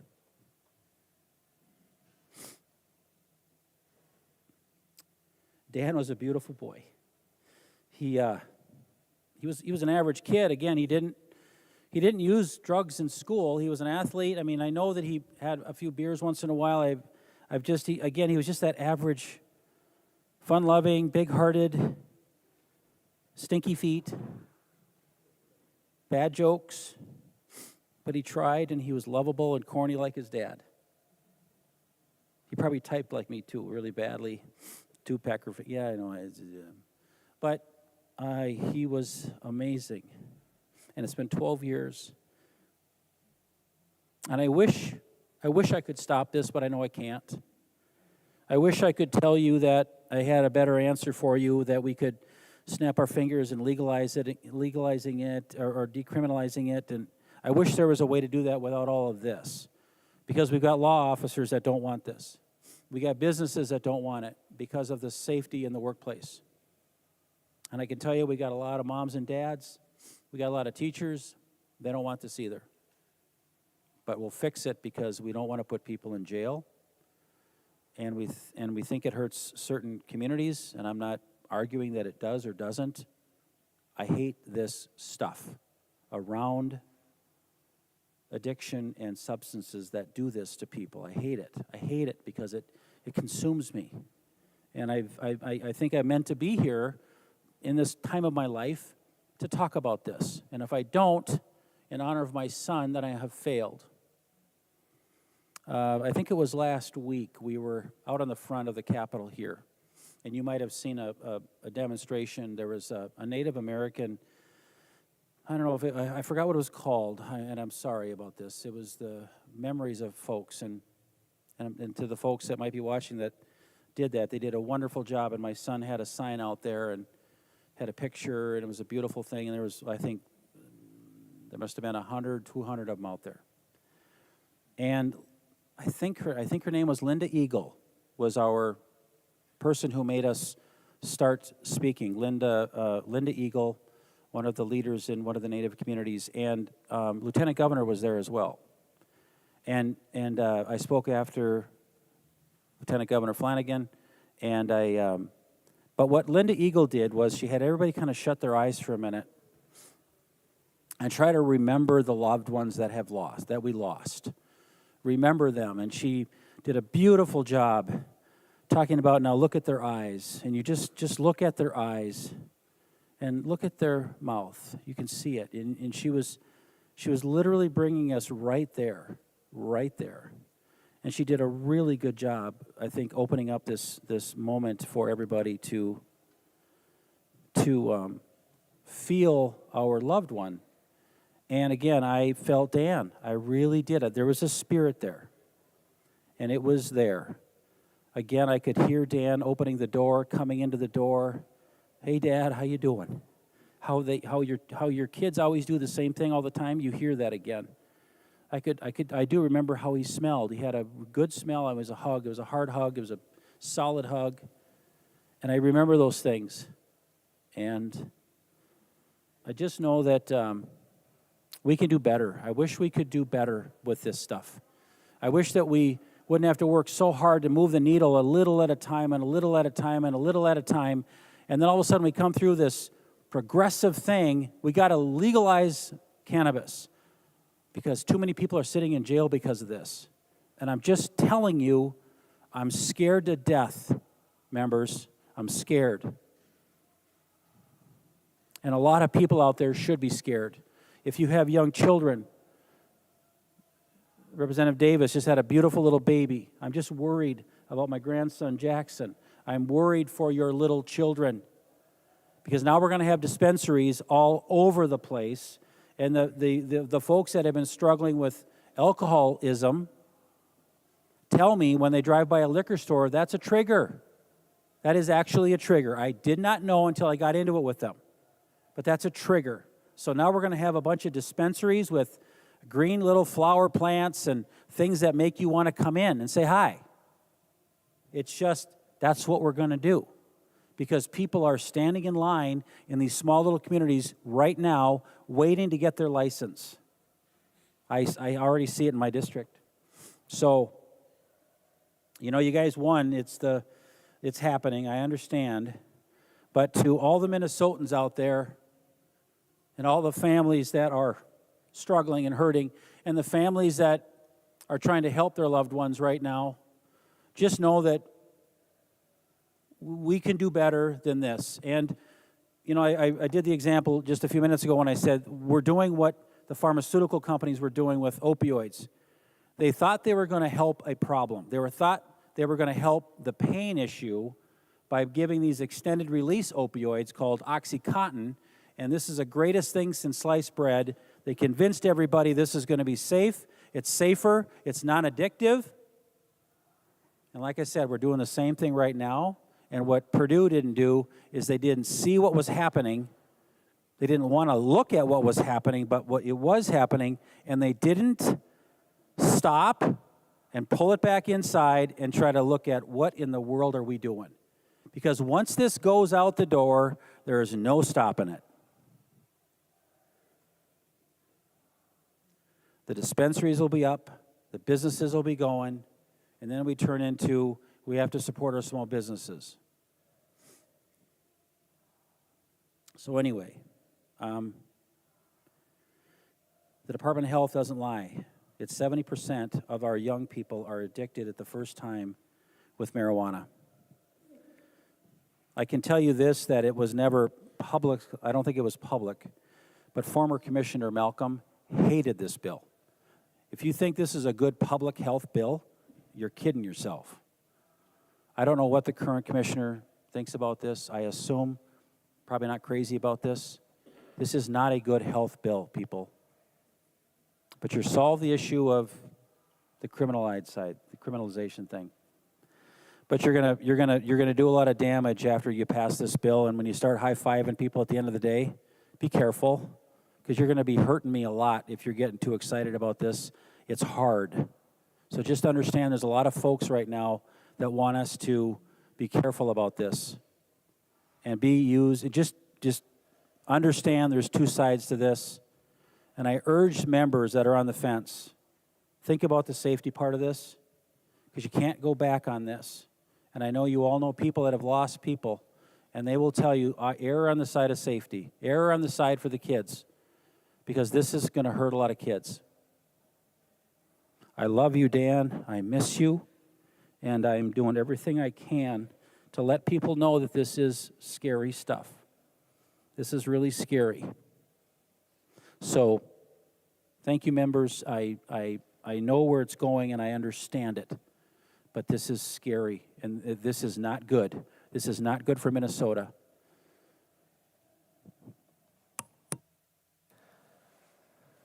Further discussion on the repassage of House File 100 as amended by conference. I recognize the member from Olmsted, Representative Quam. Thank you, Mr. Speaker and members.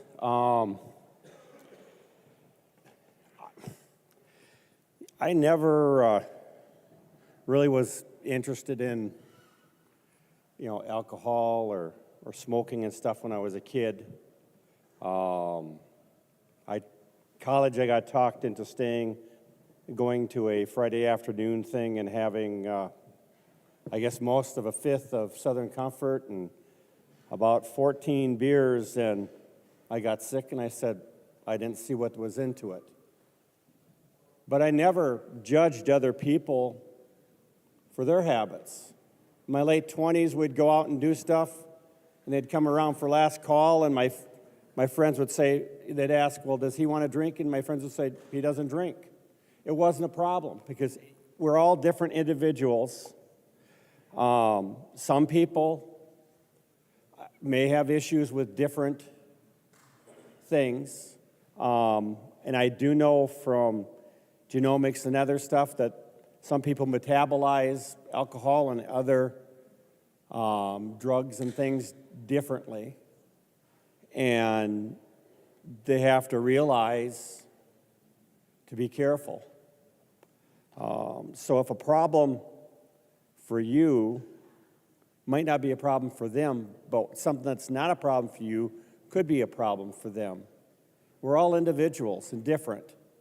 And when we do a bill like this, we always, I guess, look to our personal experiences, but we need to be broader than that and try to understand the multiple different experiences and people that could be affected. Years ago, I started pushing, if you have a scheduled drug and they detect any of it, you're guilty of DUI. And I firmly think that we should be looking at tests and limits for all the different things that you could get a DUI for. And so I've had those bills because we really ought to know. And former Chair Mariani, former member, he liked that. He used part of that for his marijuana. The bill went through his committee because he realized that we ought to be proactive to avoid problems and issues. And part of that is, well, we should have 6, 8, 10 years ago started to look into what would be the under the influence limit for a bunch of different things that we don't have. we ought to have started looking at the different tests and gotten our different agencies and departments to understand what the science was, what the information was, and be prepared. There are some states that are testing with this process or that process. There really isn't a fixed one. I just wish this bill had looked at what we ought to do and help set that up and integrate it in the process so we can avoid issues that are out there. And, frankly, I've talked to a lot of people that were teenagers in the 60s. And some stuff went on there. And they had good input about how to avoid problems. Because either they or some of their friends had issues. And that should have been the first step. Instead of getting all excited, we're going to do this legalization, is the first step is to make sure we don't have more mistakes and issues than we're going to have. Because as it's been stated, there are going to be some problems coming from this. And we should have prepped, and we should have had a great deal of discussion and research, not on should we, but what happens if we do. If I don't agree with a bill, the first thing I do besides, hey, we ought not do this, is what happens if we did do this? And I don't think that we have inputted that what if scenario and put in, if you want to say guardrails, whatever, I just think it's appropriate preparation.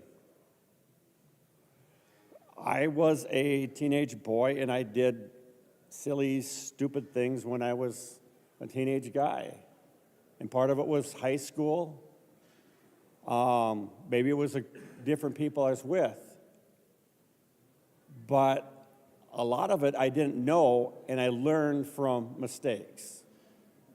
And we owe our youth to try and help prevent those mistakes. And I just wish this bill had been less about the excitement of we're going to do it this year and more about we're going to be ready and do the best we can. Winning doesn't always mean you won if it causes something to happen you miss. And frankly, I can't tell a story better than a parent that had a child. But I always wonder, what if the neighbor kids, what happened to them? So look about the community, look about the people you interact with, and worry about them before you go forward. I wish and hope that we spent more time or do spend more time on this, because after the fact, it really hurts, especially if you voted and enabled it. So I don't think it's to the level it needs to be. So I'm going to be a no.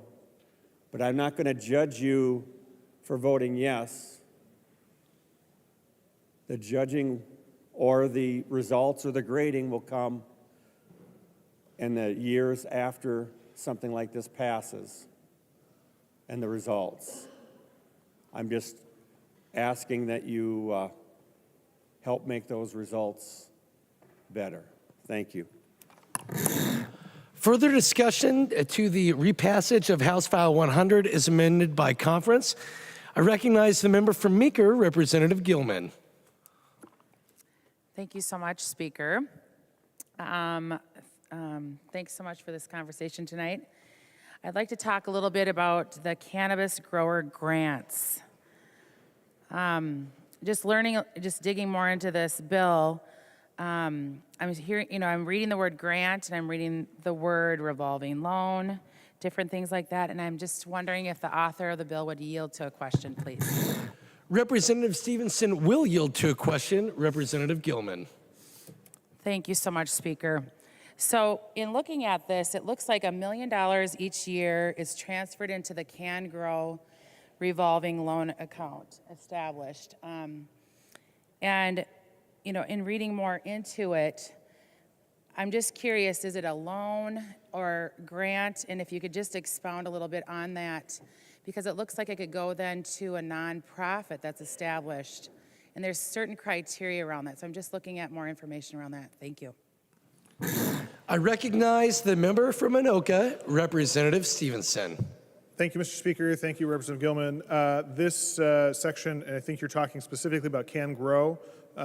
So that is a program that we established under the bill. You're correct in the appropriation amount. There is a revolving loan portion of the bill, or piece of this. They can do loans. There are also technical assistance grants available under this section of the bill. So it's kind of a both. And you can see as you go further down, there is some reporting requirements that is in subdivision 8 of that section. Representative Gilman. Thank you so much, Speaker. And I just couldn't hear that last little part. It's in which section again? You're asking if Representative If Stevenson you will would yield to a question? Yes. He will yield, Representative Stevenson. Thank you, Mr. Speaker. I said subdivision 8. This is the reporting requirements. It says that if a not-for-profit corporation receives the grant, they have to submit an annual report by January 15th that has a bunch of detail about what they've done, description of the agricultural business supported by the grant program, account of any loans made, and then paragraph 2 talks for an independent audit that's required. And then paragraph B below that talks about a report back to the legislature so that we can keep tabs on this program as well. But it's subdivision 8 that contains the reporting requirements that you're looking for. Representative Gilman. Okay, thank you so much for clarification on that. And again, as we've talked throughout this session about just taxpayer dollars, and now also these programs and nonprofits, and the things that are going to have to be set up in order to have accountability. And I'm just grateful to have a little bit more clarity on that. Again, I've had folks, reach out and go, how can I get started with this? And it sounds like there are some guardrails in place here. But as this program gets rolling, curious when you talk about it coming back to the legislature, is that on a biannual basis, just on an annual basis, or I just was wondering if you could yield to a question on that as well. Representative Stevenson will yield. Representative Stevenson. Thank you, Mr. Speaker. Thank you, Representative Gilman. Paragraph B says that it's annual. So it says by February 15th, 2024, so next year, and then on February 15th, every February 15th thereafter, a report has to be submitted, and it is going to the Agriculture Committee here and in the Senate, and you need to talk about how the money's being used and also measures of success towards helping farmers start to participate in the industry and also detail the grants issued. It's also worth saying that I think that there's broader grant accountability measures that are in Chair Cleavorn's bill that would apply to not just these Can Grow grants, but generally. We are also concerned about accountability, and it's in this bill, and it's also in the state government finance bill. Representative Gilman. All right, I think that helps me understand that a little bit more. So thank you so much. Appreciate it. Further discussion on the repassage of House File 100 is amended by conference. I recognize the member from Wright, Representative O'Neill. Thank you, Mr. Speaker and members. Well, members that have been here a little while will remember Representative Rod Hamilton. Oh, no, there is. Let's see. And unfortunately, Rod couldn't run again because he has MS, and he really struggled his last term here. And during his retirement speech, he talked about something very personal to him. He talked about that he had applied to get medical marijuana because he thought it would help him with his condition. Now, I don't recall that he actually ever got the marijuana, but what he did find out is that he became a prohibited person from his Second Amendment rights, from possessing or purchasing any firearms. Now, we've not talked about that at all tonight. I didn't serve on the committees that this bill came through, but this is a huge problem. And whatever we say here, it does not matter. You can write whatever you want in this law, and it doesn't mean a hill of beans. Do you want to know why? Because according to 18 U.S. Code 922 Unlawful Acts, paragraph G, section 3, it is unlawful for addicted or controlled substance, and it has the whole list of it. So it's still obviously federally prohibited. Schedule 1, I believe. It's still federally prohibited. There are still, as of right now, there are cases going through the federal courts right now about whether or not it is unconstitutional to remove someone's Second Amendment rights because they've been found in possession of marijuana. That is going through the courts right now. Let me just tell you where it even started. So February 6th of 23, this year, February 6th of this year, this is from a news report, and it says, a federal law prohibiting marijuana users from possessing firearms is unconstitutional, a federal judge in Oklahoma has concluded. So in Oklahoma, a federal judge found this federal law prohibiting marijuana users from possessing firearms as unconstitutional. Then in March 6th of this year, 23, the U.S. government decided that they were going to appeal that ruling. So it's being appealed. Biden's administration is appealing the ruling, saying that no, it really should be. If you are found in possession of marijuana, you absolutely should lose your Second Amendment rights. That is what Biden's administration is saying right now. He is appealing it right now. Then, April 11th of this year, April 11th, another federal judge in Texas said that they agreed with a federal judge in Oklahoma that the national ban on gun possession, I'll read that again, the national ban on gun possession by cannabis consumers is a violation of the Second Amendment. And the Biden administration is appealing both of those rulings. This is not settled. It's going to go to the Supreme Court. One might surmise that legalizing marijuana is a backdoor to take your guns away. I'm not saying that, but many people have said that. Let's just think about that just for a minute. It's already happened to one of our own members. One of our very own members who was here, how many years? 16 years? I don't know exactly, but it was quite a long time. One of our very own members who applied and didn't even receive medical marijuana, just the mere application of getting medical marijuana in the state of Minnesota made him a prohibited person federally. And you can say whatever you want in the Minnesota law, it doesn't mean a hill of beans. Because guess what's happening on July 1st? Anybody know what's happening on July 1st besides this is going to roll into law and a lot of people are going to be caught off guard because they're going to lose their Second Amendment rights?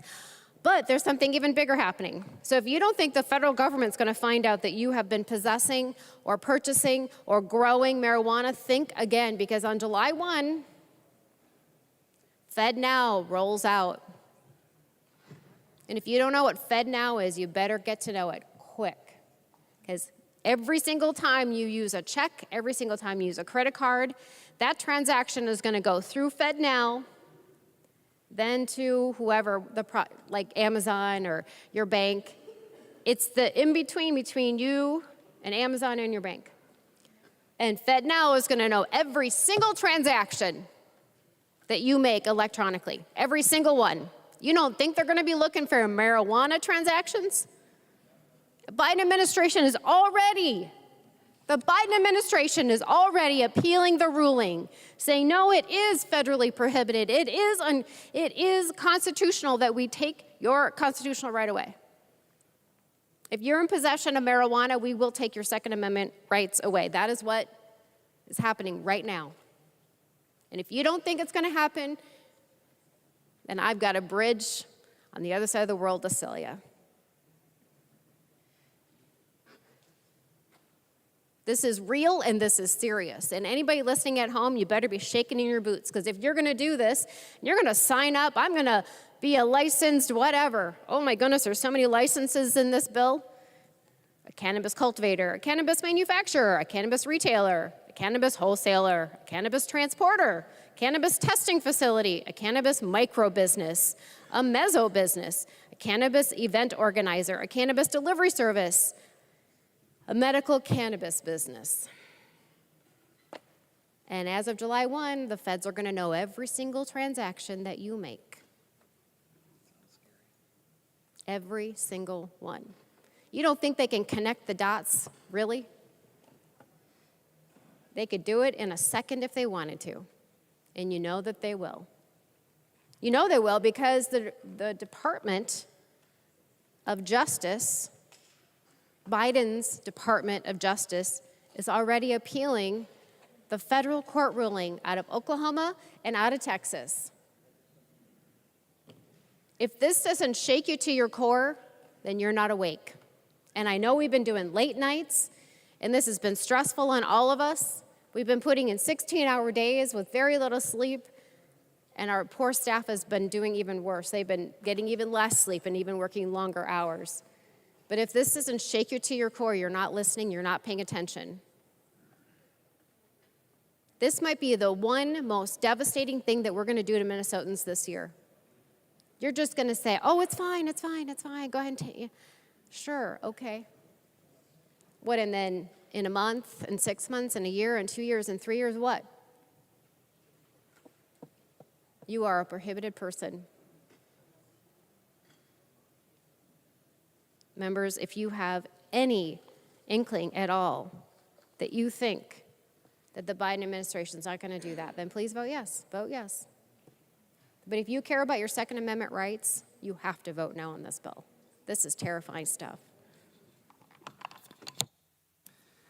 Further discussion on the repassage of House File 100 is amended by conference. I recognize the member from Dakota, Representative Whitty. Thank you, Mr. Speaker. Representative Stevenson, I appreciate you taking a lot of thought, work, brought it through numerous committees. I always think there is always that human side of this piece. We've done a lot of discussion here, and we will find out what the effects it will be on the state of Minnesota. But I know you've worked really hard to kind of close some of them, and including Representative West, so I appreciate that. I do have public safety concerns. Legalizing recreational marijuana creates a host of public safety issues. No roadside sobriety tests currently exist.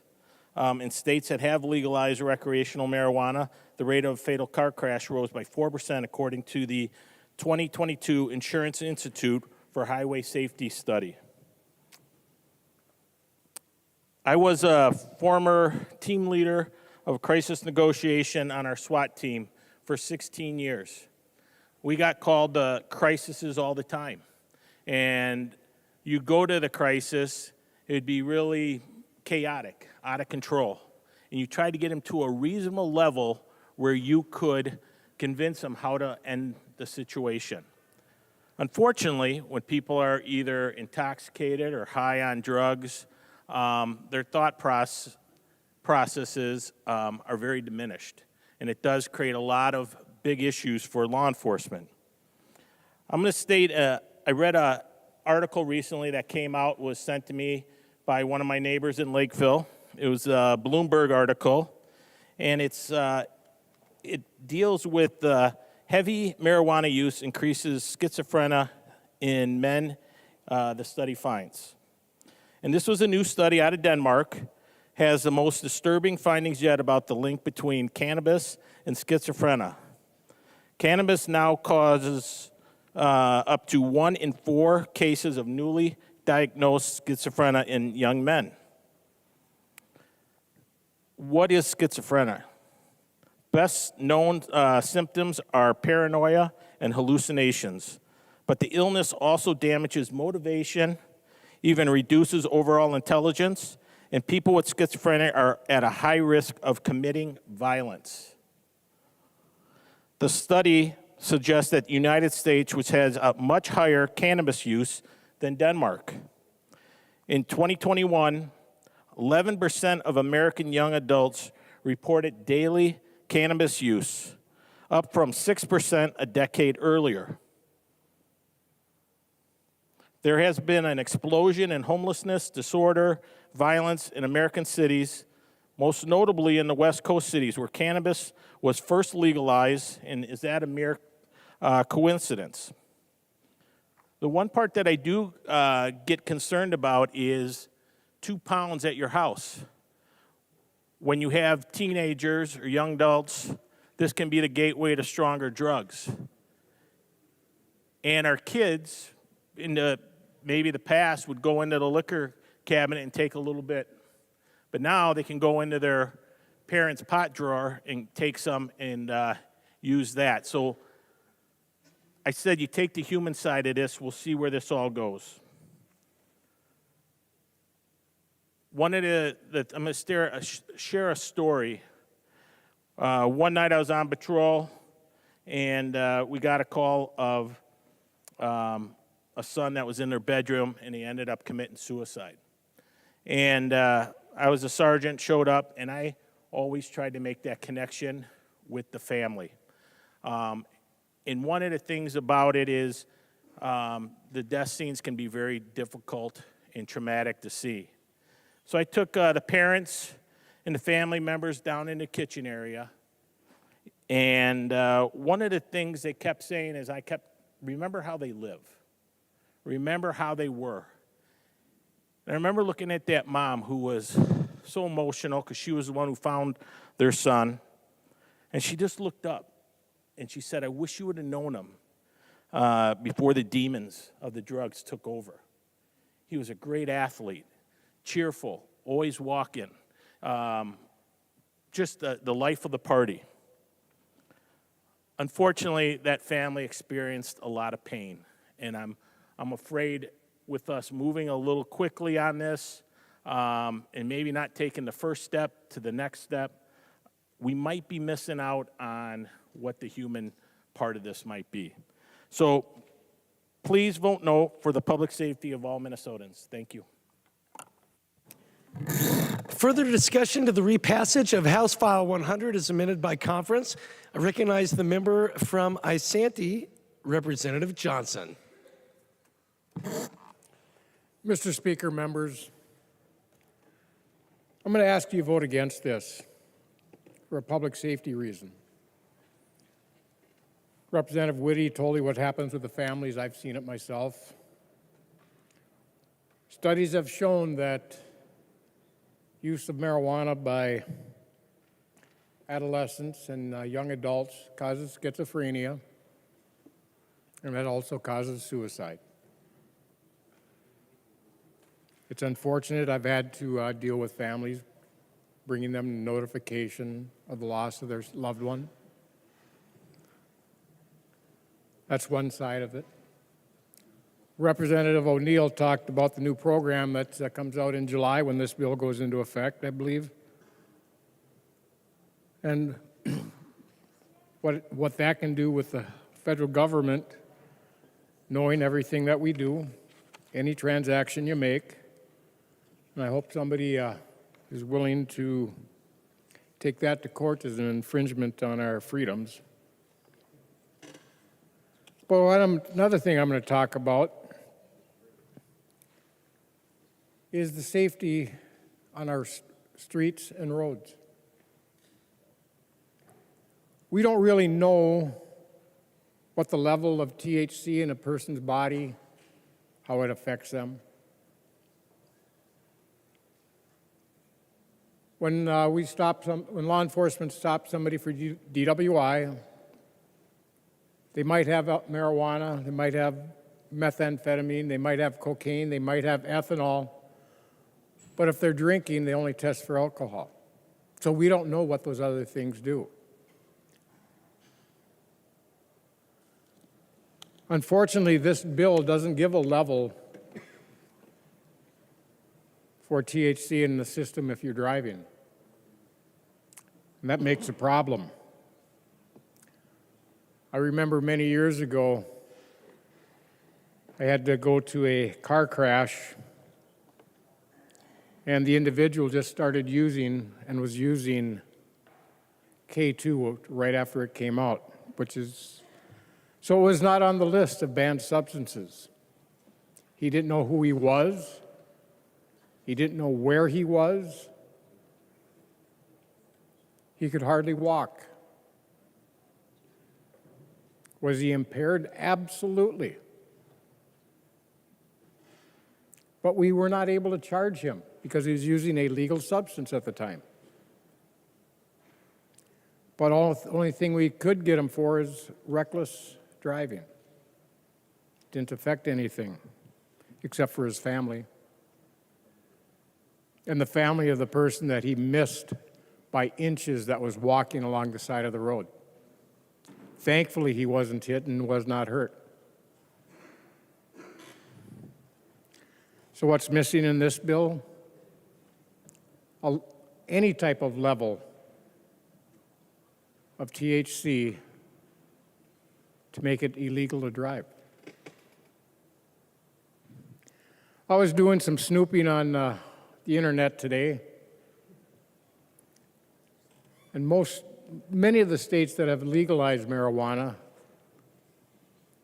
they have a limit in their bill and in their state of how much you can have in your system and still drive. It ranges from 2 to 7 nanograms. Most of them are at 5. So because of the way this bill is written, nothing to deal with that. We're going to have people that are high on marijuana driving and not being able to do much about it. It's a big concern. The study they did in Colorado, before they even did recreational marijuana,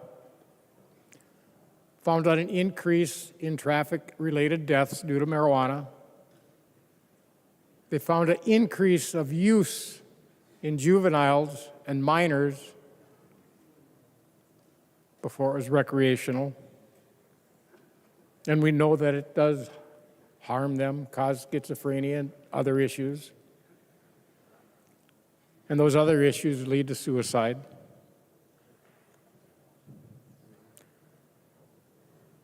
We really need to think about what we do before we do things for political reasons. And that's all that this bill is. But I'm also going to turn to another issue. Earlier this week, or was it last week, all the days are blending together this time of year, we passed the public safety bill out of this House and sent it to the governor with universal background checks. Which means if I want to loan my rifle to let a new hunter in my hunting party that's not a relative of mine use that rifle, I have one of two choices. Be at his stand every morning and every night the minute the season opens, a half hour before and a half hour after sunset, to be able to take possession of my rifle back, or I have to do a transfer to his father to deal with it. Now, I was busy this afternoon looking up, and I printed out the firearms application to purchase or transfer.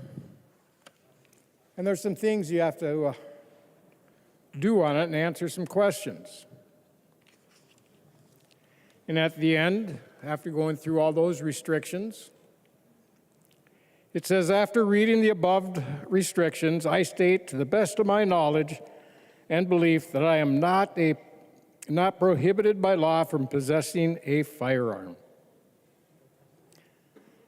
And you sign it.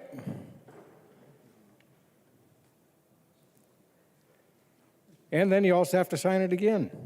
I hereby affirm that the information provided is correct upon penalty of perjury and prosecution and or violation of any permit issued.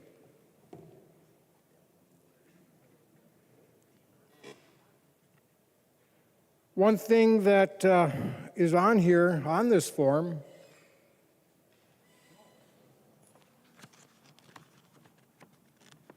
is one of the requirements is if you've used any substance that's banned under Minnesota Chapter 152. But if you read in the heading, it also states the legal basis for the restriction may be found in federal law, 18 U.S. Code, subsection 922. And if you look up section 922,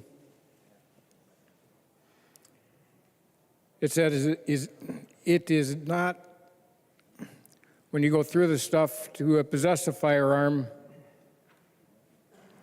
you testify that you are not an unlawful user of an addicted or any controlled substance as defined in Section 102 of the Controlled Substance Act, which marijuana is located. So, if you want to purchase or transfer a firearm, fill out this form and sign it, pick up your firearm, you've just committed a federal felony. 5 to 8 years in federal prison. But I think that's a game that we want to play, that you're after. So people cannot exercise their Second Amendment right. And now we have the tracking form to see if you buy it, that's going into effect in July. So if you try to buy a firearm and you sign this thing, this form, and they go check to see if you've purchased any marijuana and it shows up, guess what? You've committed a federal felony. And I hope the people at home that are listening to this, they hear that.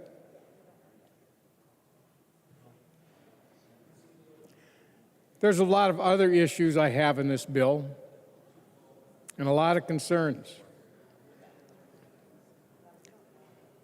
If you talk to Representative Novotny, Representative Grosso, or Representative Whitty, they'll probably also confirm that when law enforcement does search warrants for other narcotics, you always find the marijuana.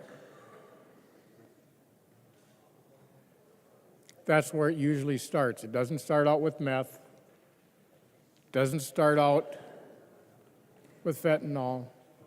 It doesn't start out with LSD or heroin. It generally starts with alcohol or marijuana. And what we found out a little bit ago from Representative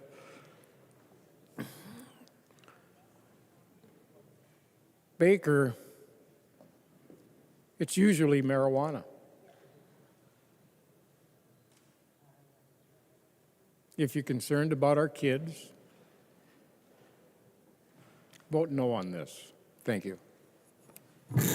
I recognize the member from Carver, Representative Nash. Thanks, Mr. Speaker, and I'll be brief. I will compliment the chair, and he's not sitting in his chair. I don't know where he is. But anyway, oh, he's in the back. I will say that the chair did a fine job, and I may have a question, so stand by. But he got his bill through the process, and I was a partner in helping him get another bill through the process that was difficult. So kudos to you for getting the job done. A lot of the members have brought some of the concerns that I have brought, both in state government finance and ways and means and privately in conversations with you. So you heard from our law enforcement people that some of those problems are still very, very deep concerns. Representative O'Neill stole my conversation around the Second Amendment issue. And I know you tried, but that's still a federal issue and it's not going to go away. But I want to talk about the process as it relates to people who are not quite with you on this. And I have brought multiple concerns, and I talked about it here on the floor and in committee. And I want to just talk about to some of the supporters that are doing this, and perhaps some of our folks here at the Capitol that are egging them on. I got several emails, one from a person in my district that said, "I can't believe you're my representative. I wish you would shut the hell up and die." I thought that was a little aggressive. Some people might feel that way on a regular basis, you never know. But I want to say to the people who are watching this debate at home that just because we raise valid questions, and the chair has always said, Representative Nash, your question is valid. I recognize that there's need for local control. I recognize that there's an issue that we have to get to as it relates to roadside tests or the banking aspect or the Second Amendment part. So let me just set the record straight for so many who wish to demonize anybody who says that we are not quite there. If you wanted to call me and ask me why I voted no, I'll give you my phone number. I publish it to the internet, for God's sakes. I'm easy to get a hold of. But when you have a set of supporters who want to say, shut the hell up and die, is that what are we going to cheer for that later? Are we going to cheer when that happens? Yes? Okay, I don't know who said yes. That's also alarming that somebody over there would say yes. I just want you to think about it for a minute, and I'm glad I didn't have to go after Representative Baker because I don't know that I could have, but there are a lot of problems that are still in existence on this bill. You have not solved them. You cannot tell me that Representative Baker's concerns are not valid. I still have great problems with the fact that there are no opt-outs. And I'd crafted an amendment that was incredibly tight. And it said, yes, we know you'll still have to enforce all the rules. Yes, we know you'll still have to take care of all the things that come into existence in the law, but you never afforded anybody the opportunity to opt out. Enforcement is still there. All the rules that you're putting in place are there, but you chose not to let a city who may not want to have a shop to do that. You've denied them that opportunity. And for those who howl at the idea of Jim Nash taking away your local control with one amendment on housing, I want you to own this one. You said on local control, stuff it. And maybe somebody now wants me to shut up and die on that one, but here's the deal, guys. For as much as you think this is a fantastic bill, that's transformational, that's a word that gets used a lot, there are still a lot of glaring holes that are here in this. And yet, so many are so excited. I'm sure that there will be a fairly cloudy day in St. Paul when this gets signed. And it won't be because of a meteorological cloud. And whether it's in Seattle in a boat or somewhere here in St. Paul, you need to think about the fact that you missed a lot of steps. And again, I would say to your supporters, you know, temper your anger at those of us that raise valid questions. Because that's the job of the people that are here. We are elected to ask questions. You know, I'm sort of on this issue, but Representative Bierman, I will give you a great compliment. You and I talked about your bill, and we had a discussion where we disagreed. Chair Cleavorn and I disagree on a regular basis, but we have an honest, frank conversation, and neither of us wishes the other would die and go away. So as you get emails from your supporters, and I would love if the person who sent that to me would, you know, stop by. Let's sit down for a beer. I think you've missed a lot of steps. You've heard from a lot of people who are experts in their field. Representative Farr has probably forgotten more about banking than any one of you will ever know. It's okay. We don't need to worry about that banking stuff. It's just fine. We have a bevy of police officers that have raised concerns. It's okay, they don't really know what they're talking about. We've fixed that in the bill. It's going to be okay. You pat us on the head. For those of us that have been in elected officials in other roles, no, you don't really know what you're talking about. You're so cute. Go away. You've heard Representative Baker, who has lived something that I hope none of us ever have to live. Ever. Only God knows what you're texting back and forth to each other over some of our testimony over here.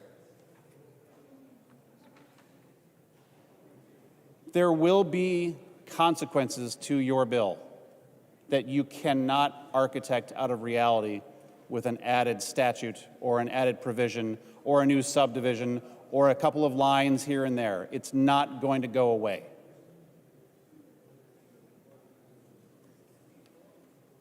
So for those that would like me to die and go away, guess what? I'm feeling really good and I'm not going anywhere. But tonight, I'm voting no.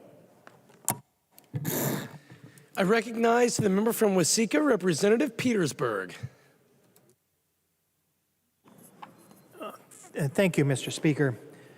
First, I would like to just thank Representative Baker for sharing his story, for sharing your journey. It's a difficult one. But I also want to thank you for sharing your words of caution, words of danger, because those are very valid.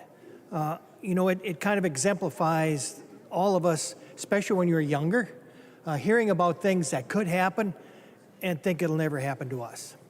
Oh, it'll never happen to us. I know there's 10% chance or 20% chance, but that's not going to happen to us. We are dealing with something that we just don't know. We don't know how it impacts people 100% of the time. It's not like the history of alcohol where we have that. I want to talk a little bit about something that in transportation, in which when we heard it in transportation, we have to deal with it in two different levels, both the state level as well as the federal level. CDL drivers have to abide by federal law. School bus drivers have to abide by federal law. Even buses in public transit and train operators have to abide by that federal law, which is now going to be different than the state law. And it's going to be challenging in order to maintain that. What I want to do, I think, more than anything else, is just to remind the public that are listening, those that haven't tried it or maybe want to try it when it becomes legal, says, oh, this is a great.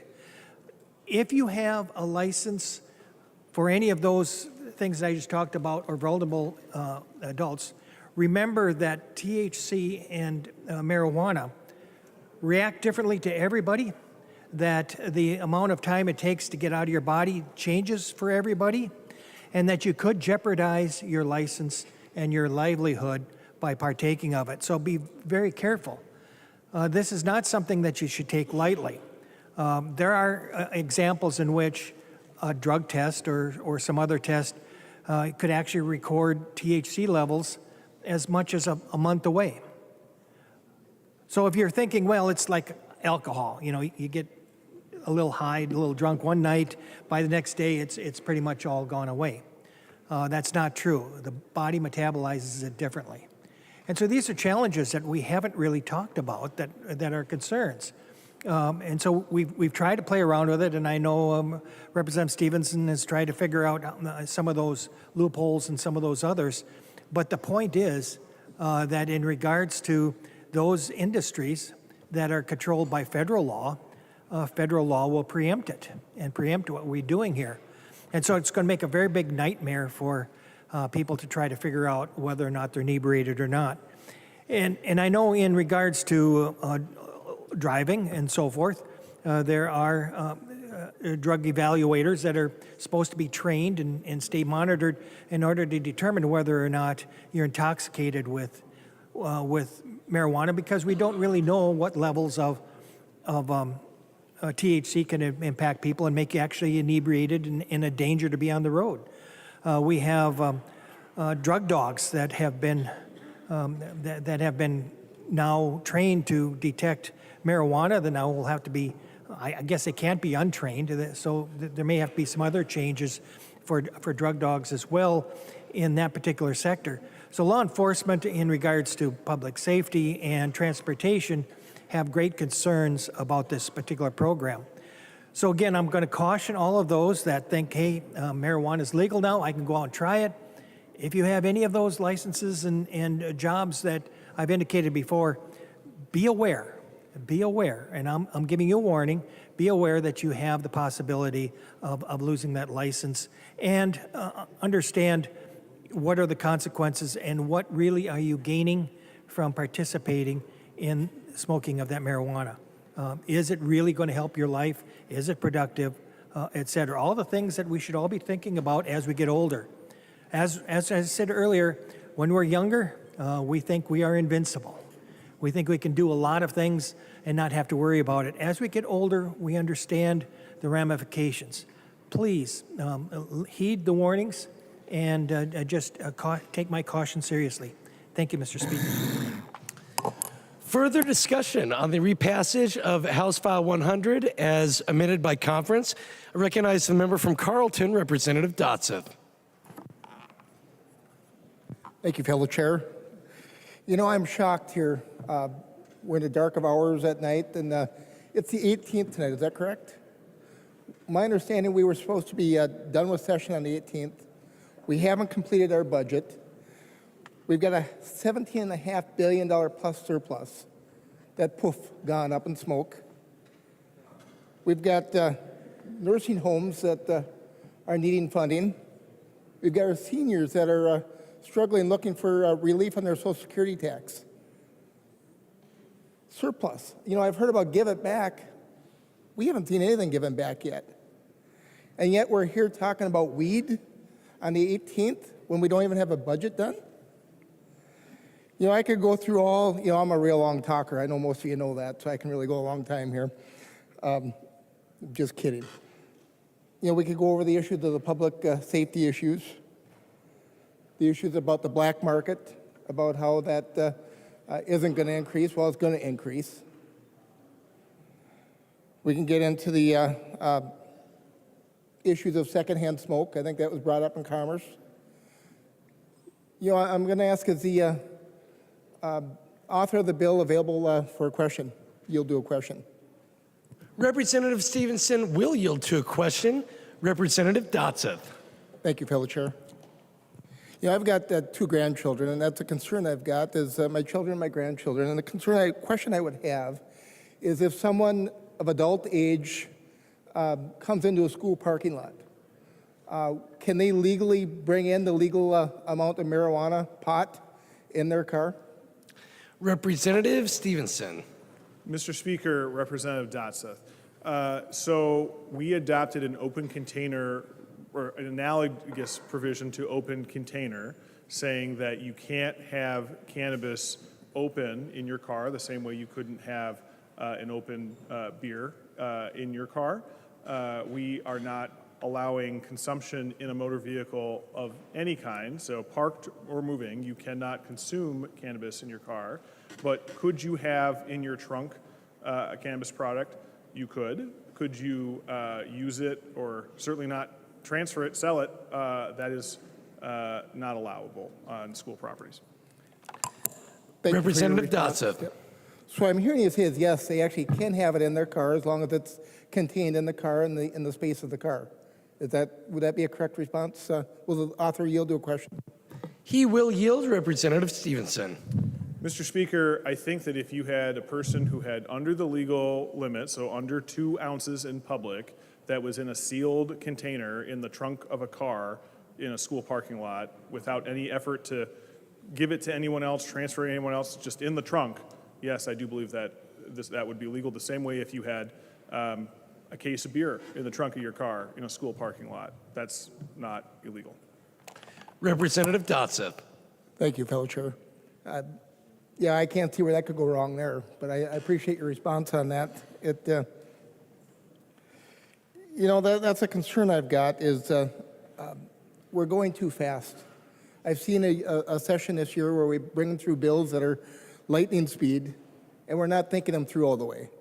I think we could do legislation right, and I think our constituents, what are we representing, 43,500 people in our districts, expect us to do legislation right. And that's all I ask is that let's just go back and we look at doing it right. And I know there's been a lot of work, so I'm not going to condemn the work that you put into this bill, but I think I remember hearing a few years back when we were talking about medical marijuana. And the importance of that. And a lot of people said, well, that's where it's going to stop, is with medical marijuana. We need to have medical marijuana. And I thought, you know what, that might be something that might be reasonable. The concern I've got is now we're looking at legalized pot. What's next? Where are we going? What's next with this? Where's the agenda going after the agenda? I guess I just ask that we think this through and just say no. Thank you, fellow chair. Further discussion on the repassage of House File 100 as amended by conference. I recognize the member from Pine, Representative Nelson. Thank you, Mr. Chair, and or Speaker, Mr. Speaker. I had no intention of talking on this bill. Some people give me a hard time because of my hair, thinking I should be legalizing it.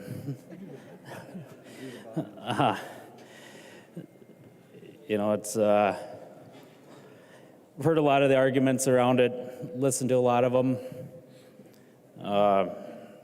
HF100 last year, HF100 this year. And, most of you know that I farm, and I used to have a dairy farm, and we'd have different people help on that, employees, and I was in need of an employee one time, and I knew of a neighbor that needed didn't know him real well, but I knew he needed some employment. And so I went and he stopped by and asked if he could help cut wood. It's January, snow was getting deep, and I was behind on cutting wood, and I said, sure. And he said, I just want to be upfront with you. I've had a little brush with the law. As I got to know him more, I found out it was a much bigger brush with the law than maybe he first let on. But he became a good friend. He had a lot of struggles. But, milking cows, there's a lot of downtime that you're busy, but you can carry on conversations. You learn a lot about an individual. You learn how much he cares about his nieces and nephews and his daughter. And, there were days I knew he was struggling. And he told me, he's like, I started smoking weed when I was a teenager, because that's affected me a lot. I knew it affected him. I mean, it struggled with his mental health. It wasn't, he had his good days, his bad days. He'd have his good weeks, his bad weeks. And he worked for me about 4 years. Like I said, we became friends.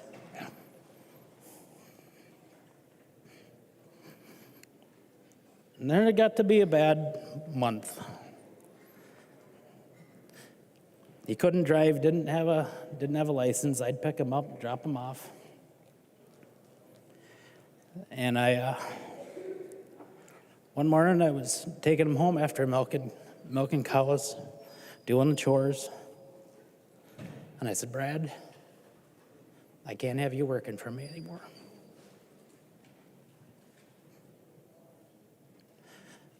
I had been taking, my dad and I were working together, we were partners, and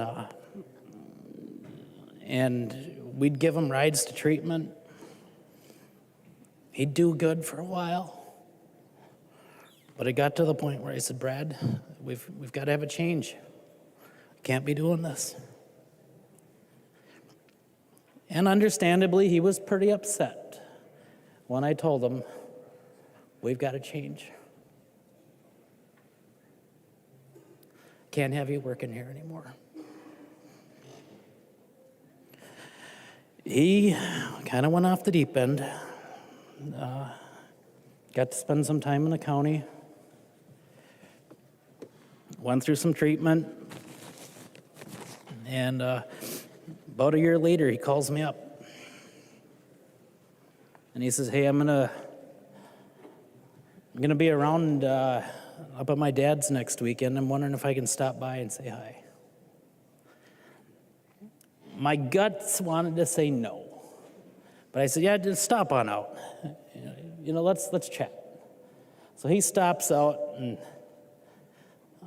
he's looking as good as I've seen him probably ever look. He was clean, he was doing well, he was holding down a job. We chatted for probably 2 hours. And it was a friend of his that was driving him, and he stopped, and we're almost done chatting, and he's like, hey, he says, before I go, he says, I got to apologize to you. He says, all the time you were taking me to treatment, you were helping me out. He says, I was using that whole time. He goes, and I was lied to you. He goes, and I was lying to you. He goes, you knew it. He goes, I couldn't pull the wool over your eyes. He said, but you kept, he said, you were there and you helped me. He said, I needed that. He goes, you don't realize how much you helped me in that time. And he goes, and there's been some rough times, but he says, I'm doing good now. And after that, he'd call me up periodically. I'd call him up, maybe it'd go a couple weeks, a month. And at this point, he's not employed by me. He's, living elsewhere in the state. But anytime he'd call me up, I'd see Brad on the phone. I'd answer it. And I always knew what his greeting was going to be. Hey, boss. It'd been 3 or 4 years since he'd worked for me. But it was always, hey, boss. And we'd chat. Sometimes it was a few minutes, sometimes it was an hour and a half. I always knew when he was doing well because he would talk, he wouldn't mention that he was doing good. He'd talk about work, do other things. When he was struggling, he'd say, I'm doing real good. I just, a little bit now and then. But overall, I'm good. And, when those times in the barn when you're spending a couple hours together milking cows, sometimes my kids would be around there, and they started to understand that, Brad had some struggles. And he would warn them. He's like, Zeb, Leah, Ruth, Esther, Johanna, don't ever use it. Don't ever start. He said, this is a demon. This is something that I fight. Because I can't get rid of it. And it affected him. He worried about my kids. He worried about his daughter. He worried about his nieces and nephews. Didn't want them to take the same path he did. And I've heard the theories and the arguments of whether it'll be good or bad, or that maybe it won't change for youth. But here's somebody that I saw firsthand how it affected him. And how it was a gateway. Because when there was times that he couldn't get, weed was his drug of choice, but if he couldn't get weed, it was something else. And about a year ago, he was back in treatment again. And we talked a few times over the summer. There were days that were good, days that were bad. And he'd come out, he wanted to have a little bit, he was back living up in my area. And he needed a little spending money. And I was a little worried about that because he would tell me, he goes, if I need money, it's for one reason, Nathan. It wasn't for food. It wasn't for housing. And he wanted a little spending money. But I told him, I said, Brad, if you want to do some work, I'm not going to employ you. But you know what? I said, I've got beef in the freezer. If you want to trade some work for some steaks, we can do that. And he was happy with that. And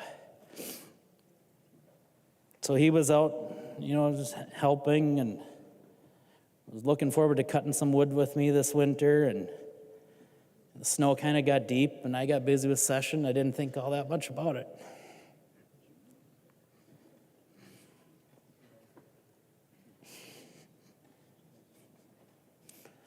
Talked to him a few days before Christmas. And it was snowy, it was gray, dreary. And talked to him, he's like, hey, he says, when you get a path plowed out to the woods, he said, let's go cut wood. And I said, let's do that. And right after Christmas, session starts, sworn in, hearing all the bill introductions, everything going on here. And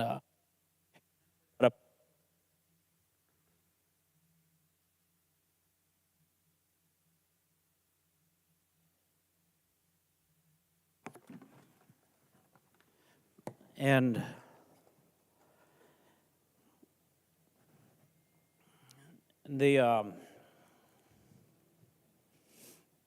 a call one day in the end of January. My mutual friend says, hey, you hear Brad committed suicide yesterday? I'd just gotten done with a committee meeting. I was sitting in my office. And it crushed me.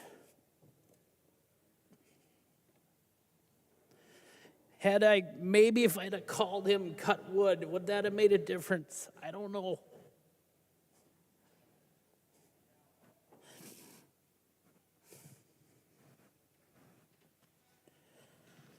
I don't know if it had made a difference.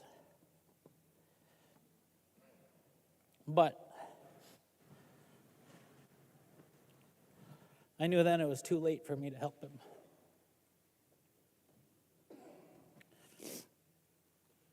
And again, I've heard the theories, I've heard the arguments.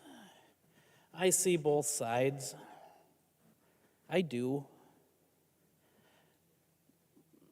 But I'm worried about the unintended consequences here.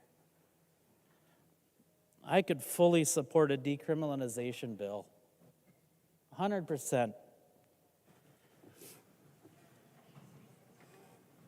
But how many more people are going to be like Brad? I called up his dad later that afternoon and said, hey, I'm sorry to hear this. And we talked for a while, and he says, when I saw him, he said his dad was the one that found him. He said he just looked so peaceful. And he said he's had a lot of struggles, but he said it was the first time in a long time and I've seen him look peaceful. And it's something that I worry about. I do. Whether it's my kids, your nieces and nephews, I worry about them. And I think there's time to do some fixing on this. This is going to pass. It'll get signed into law. But I would urge you to vote red today. Vote red for Brad.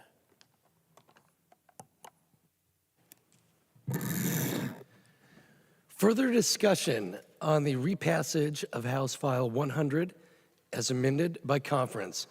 I recognize the member from Ramsey, Representative Hollins. Thank you, Mr. Speaker. I really appreciate the discussion we've had here today. And I think, not to toot my own horn, but I would say one of my greatest assets is my empathy. And I really hear the stories that have been told, and I appreciate the sharing of those stories. I myself am very excited about this bill's passage. And one thing I would love to speak with folks about is the fact that when we think about people who have gone through some of these horrific things and experiences, who we lose, people we've lost, we need to recognize that we're picking and choosing those stories out of a huge population of individuals who are probably engaging in this behavior. A bit of a self-selecting population, if you will, when we're looking at who ends up in these really bad situations versus who is using cannabis recreationally. I think you will be surprised when this bill actually passes by how many people you know and respect who already use cannabis recreationally or who will use cannabis recreationally.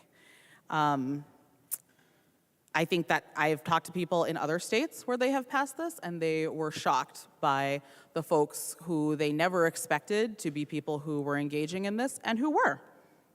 So I want to remind folks that this is a celebration because this is monumental.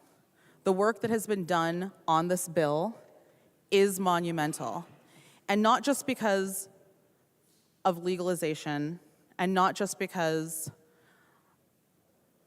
of decriminalization, but because of all of the equity work that's been put into it.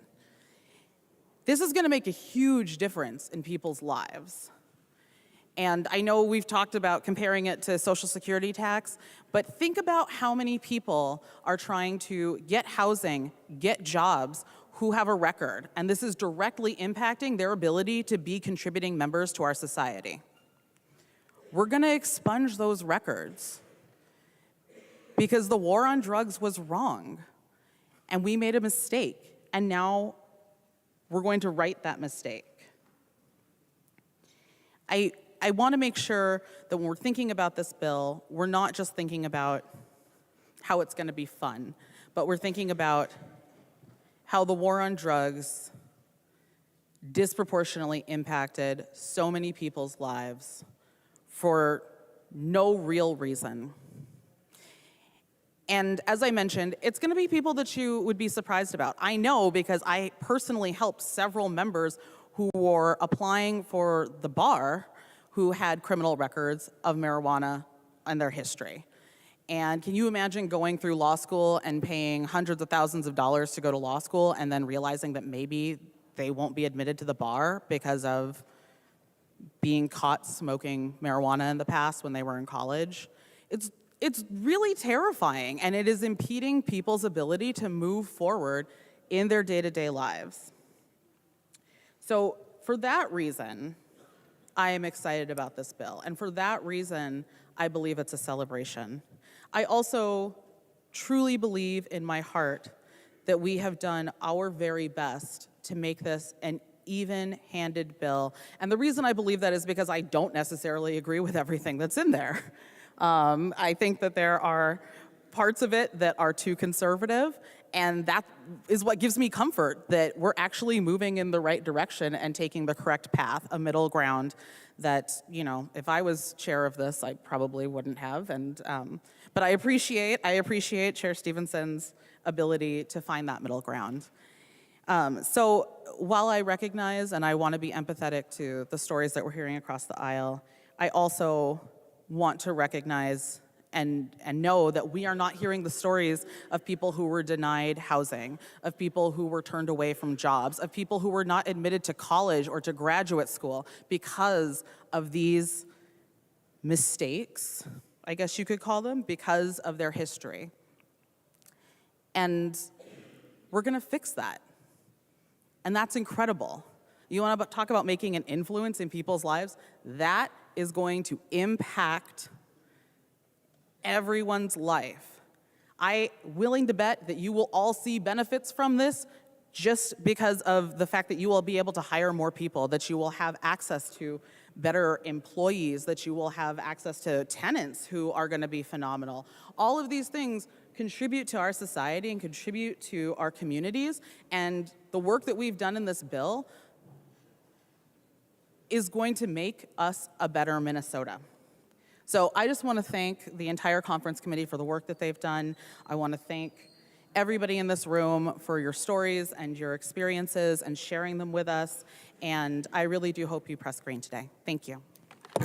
Further discussion on the repassage of House File 100 is submitted by conference. I recognize the member from St. Louis, Representative Selesnikar. Thank you, Mr. Speaker. And members, I know it's been a long night, and I know that you're eager to move on with a yes vote.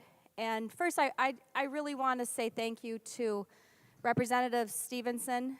I've asked many questions to you, and genuinely asked many questions. I've spent time with Representative Fraser on things that I've been passionate about expunging records to make sure that people had pathways to work. Before I was involved in this position, I helped people with probation offices for the last, I'd say probably 15 years, helping them be able to have meaningful employment. And so that's the part that I would say is correct. There is some transformational pieces to the expungement of records that I support. And I've supported that before the cannabis, otherwise known as the pot bill. It's been a hard topic and one that I understand both sides of it. But to Representative Stevenson, I want to first say thank you for listening to the fact that I had a lot of concerns about local control. I had disagreements on the tax rate. I had concerns, and you listened. And you had a member from the Republican Party on the committee. And I think that's a sign of great leadership. And I think that you truly did work across the aisle, and I feel that way. And, you know, for me right now, where I'm at in this is I was hoping the amendment for the age 25 would be taken.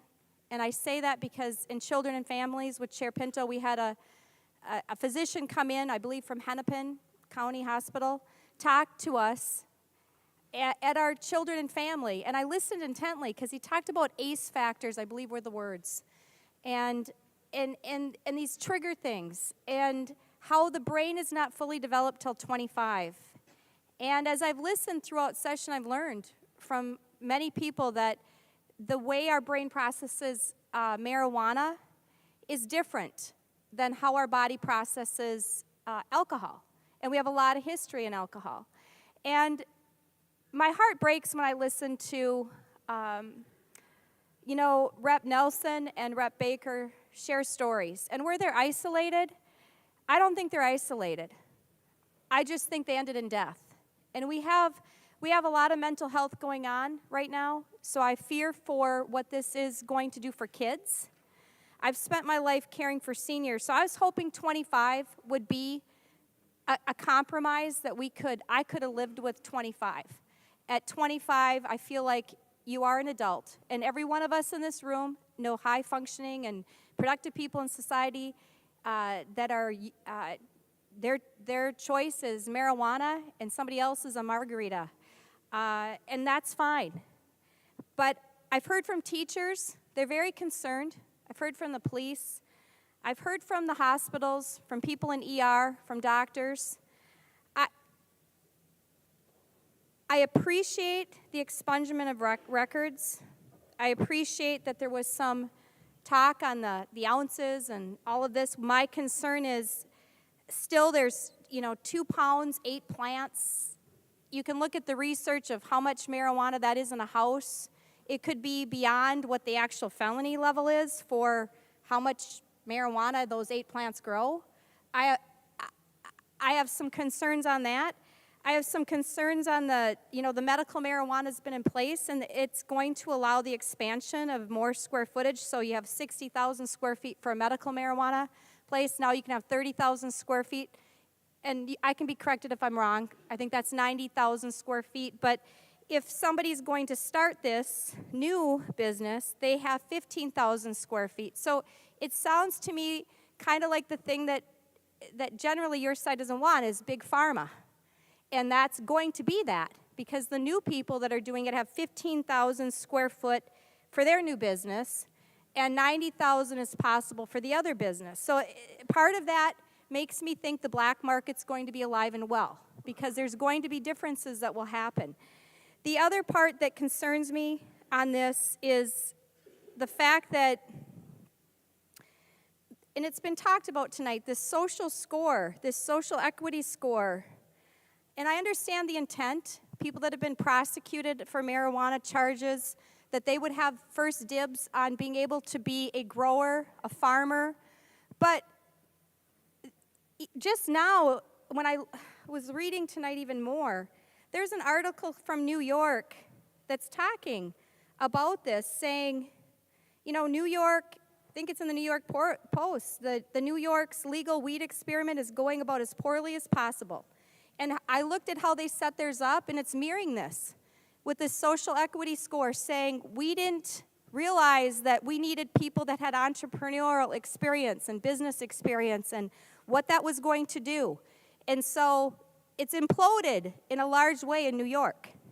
And you can look that up for yourself, and you can make your own opinion, but this weighted social equity score, to the point that was made earlier that now somebody that was discharged from the National Guard, would be qualified, and I understand that was a good faith effort because they were likely discharged. But it puts everybody in a very difficult position because they made decisions that were what the rules were. At the end of the day right now, I think we're at a crossroads. It's transformational, yes. But I think there's a lot of unanswered questions. We have a hemp business. We had this thing all slide through last year where we have gummies. We have all these things. We have people saying kids are getting it. Skittles looks like this. We have issues going on where kids have ended up in ER. I know plenty of ER doctors. They say it's happening. They're coming to school. They don't know. The potencies are much higher. So we have a pathway right now in the hemp business. And I think we need more time. I think this is going live way too soon. And I think we're missing the boat on that piece. I think the potency of pot is what everybody mostly knows this as, is much higher today than it was even in the time I went to high school or college. And that's just fact. So, and what's available to kids? Am I going to change what happens today? No. This was a hard one for me because I want expungement of records. I've been working for that for decades right now. And so I've struggled in a ping pong way with this whole vote. But I'm also a mom, I'm also a parent, and I know how hard parenting is going to be for many of you who are still raising young kids. Mine are older now. That whole hurdle's done, but it is a lot. You will have a lot of sleepless nights on many topics to come. And we don't need to give another one to the parents trying to raise their children and trying to do it. Can we prevent everything from happening? No. And the fact that we all know people that are doing it is fine, but we're all adults in this room. And that's a big difference. And I realize the argument that you can have marijuana at 21, this should be the same as alcohol's 21. But I think there's some pieces that are different with alcohol and marijuana. And yes, alcohol has killed plenty of people. And moderation is probably the key to success. But addiction is tricky. And for all of us in this room that have seen people with addictions or have lost people through drugs and alcohol, it is something we have to take with a heavy heart. So I have a heavy heart on this today because what we want to accomplish of expungement of records, I think, could happen.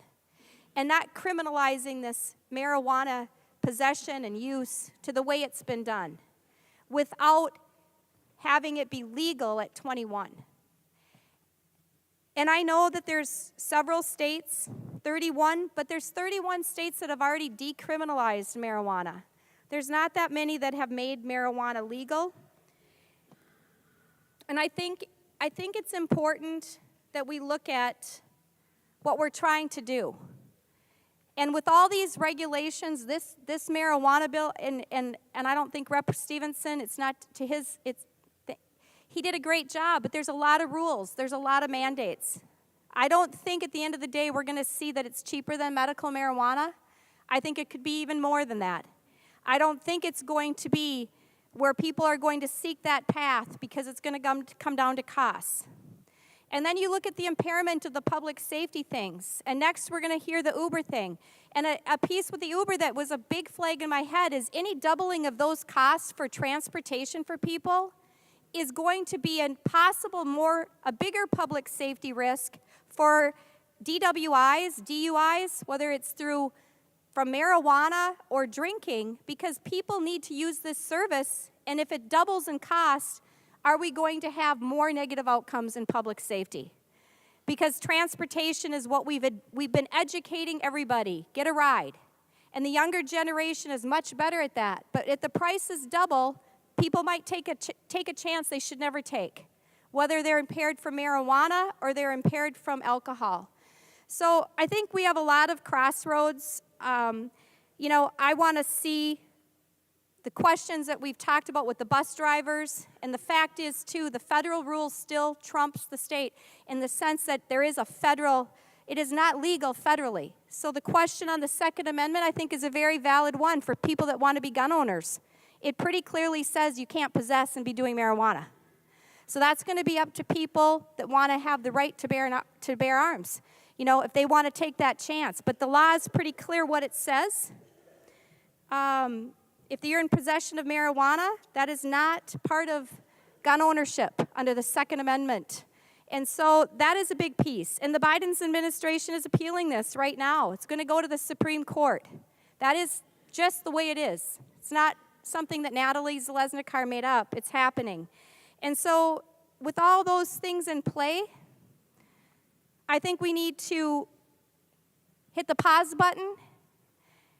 We have the hemp, we have the laws that went through last year. Let the other pieces play out in the sense of how we're going to do drug recognition and how we are going to make sure our schools and our kids are educated. I think the war on drugs is real, and now it's fentanyl and it's a million other things. And we got fentanyl in to have the same crime as heroin, which was a great thing to happen this year. But we have a serious issue with drugs. And I'm not an expert on it to say that one person's going to have a pathway to drugs from it or not. And I believe in people having the right to make decisions. But an adult and a child are two different things. And I think we have to make sure we're also protecting kids, protecting where they are, how close they are to schools, all those things that Rep. Stevenson considered, and I do appreciate that we have gotten the percentage up to 10% for the tax, so the local communities are going to have some of that tax revenue and licensing provision, and that we also are going to have some local control. And I am happy about the expungement of records. But with the other concerns that are still here for the state of Minnesota, I'm not voting yes today. Thank you, Speaker. Further discussion to the repassage of House File 100 is amended by conference. I recognize the member from St. Louis, Representative Scraba. Thank you, Mr. Speaker. Would the author stand for a question, please? Representative Stevenson will yield. Representative Scraba. Representative Stevenson, thank you for changing. That was my big thing. The only question I have, and it's going to be really short, is will this be brought up again for corrections as we go through life? Thank you, Mr. Speaker. Representative Stevenson. Thank you, Mr. Speaker. Thank you, Representative Scraba. The answer is yes. And to add to that, I think a colleague of mine, my author in the other body, pointed out to me the other day that alcohol prohibition ended 100 years ago. And we are still passing bills that change the way that we regulate and control liquor on a very regular basis here. So not only can it be changed as we go down the road, it will be. And probably as soon as next year, we'll probably keep working on it. Representative Scraba. Thank you, Mr. Speaker. Thank you, Representative. I can't say Representative it. Stevenson. Yes, Stevenson. I wanted to say Zach, but I can't. So, thank you, Representative Stevenson. And with that, I appreciate what everyone's done, all the work and the stories. And I'm hoping after this passes tonight that it does come back so that the mistakes or the issues that we want to fix, we'll have some track time on it, and then we can fix those. So thank you, Mr. Speaker. I recognize the member from Anoka, Representative Scott. Thank you, Speaker Wolgamott. And members, not a lot has been said this evening, or at least not specifically about the complications that this passage of this bill will cause for our businesses, particularly those where workplace injuries are a real factor. As has been said, there's no standard for impairment and no test for intoxication. Employers might even face liability for someone who has a work accident, and that could increase their work comp liability insurance if there's really no way to prove if those people were under the influence or not. And our employers, every employer has different, right now, different standards for safety, and they have different demands of their workers. And this bill is sort of a one-size-fits-all, and that is concerning, members. Employers need to have the flexibility to determine the drug policy that's best for them. And this bill also this limits employers' liability to conduct drug testing and make hiring contingent upon clean tests, and prohibits employers from requesting or requiring job applicants to undergo drug testing in order to make a job determination on the basis in the presence or absence of cannabis use. So folks, there's some issues with this on the front for businesses, large and small, and for the workers, quite frankly, and their safety. I want to shift gears here, though, for a moment and talk about the energy aspects of growing cannabis. And I'm wondering if Representative Acom, I believe you're chair of the Climate and Energy Committee, would you yield for a question? Representative Acom will yield for a question. Representative Scott. Thank you, Mr. Speaker. Representative Acom, did you have any hearings in your committee this year regarding if cannabis was legalized, what effects that might have on energy consumption in the state? I recognize the member from Hennepin, Representative Acom. Thank you, Mr. Speaker, and thank you, Representative Scott. We did not have a cannabis hearing in the Energy Committee. Representative Scott. Thank you, Speaker Wolgamott. And would Representative Kraft yield for a question? Representative Kraft will yield for a question. Representative Scott. Thank you, Mr. Speaker. Representative Kraft, I know you had the warehouse bill where you're going to start setting benchmarks for warehouses and businesses, and having them keep logs and that whole bill. And I'm just wondering if you factored in into that equation the gigantic warehouses or the gigantic facilities that will have to grow weed under this bill. Representative Kraft. Thank you, Mr. Speaker and Representative Scott. So I think you're referring to the benchmarking bill, and it generally does not apply to large single-use facilities. Representative Scott. Well, thank you, Speaker Wolgamott. Well, I wanted to make sure that, I guess I didn't know, so I was just asking if some of these considerations were, if the energy consumption was taken into consideration, because there's some really good information out there, because as we have discussed this evening, several other states are already doing this.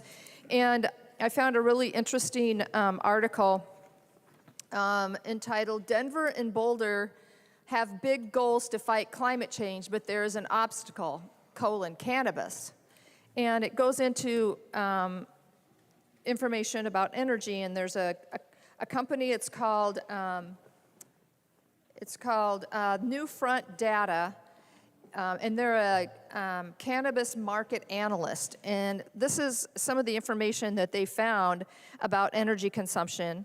And it says the energy demands start with lights that make a good grow operation. 70 times more energy intensive than a commercial office building. These facilities are going to be 70% more energy intensive than a commercial office building. On average, lighting is about 58% of the energy demand, according to Denver's Environmental Health Department. So that's just the lighting. And then, that's 38%. And the heating and cooling, you've got to keep the temperature between 65 and 75 degrees year-round in Minnesota. Okay? So the heating, the cooling, and the dehumidifying account for about 51% of a grow operation's electricity demand. And that's not even including the illicit grows that still consume 75% of the energy used to cultivate pot. Grow lights will be on for around 18 hours a day on most days, year-round. And one of the things this article talked about was how initially 1 pound of cannabis wholesaled for around $4,400, and now that's down to $800, right? It's down to $800. So the margins are getting very razor thin on cannabis growth. And so energy is a big expense for these growers. In 2017, 201 megawatt hours of electricity were used in the Denver area, and that was projected to grow by 28% to 257,400 megawatt hours by 2022. And as more states authorize regulated sale of medical and recreational weed, this new frontier forecasts industry electricity demand growing by 162% between 2017 and 2022. So it's not even factoring in Minnesota yet in this number. And that is enough power, just to put it in perspective. They're saying 2.8 million megawatt hours. That's enough to power for 1 year the combined cities of Maplewood, Bloomington, and Rochester. Think about that. 250 homes for a year additional strain on the nation's grid. But I was really curious, would Representative Acom yield to another question? Representative Aiken will yield to a question. She will yield. Representative Scott. Thank you, Speaker Wolgamott. Representative Acom, did you have any conversations with XL Energy or any of the electricity providers in the state of Minnesota about what, if this bill was passed, what it might do to the grid in Minnesota? I recognize the member from Hennepin, Representative Acom. Thank you, Mr. Speaker, and thank you, Representative Scott, for the question. I did not, but I think that what you described are some great opportunities for some energy, some geothermal and solar, and some great opportunities to use renewable energy within the market. So I appreciate the information from you tonight. Representative Scott. Thank you, Representative Wolgamott, or I mean Speaker Wolgamott. Well, members, I think this might be a little bit on their responsible side. If there's one thing, you know, we've learned a lot about public safety and other things about the legalization of cannabis. But one of the things, it's not hard to find, folks, is how much energy it's going to consume and how this marijuana, which is green, is not really all that green to grow.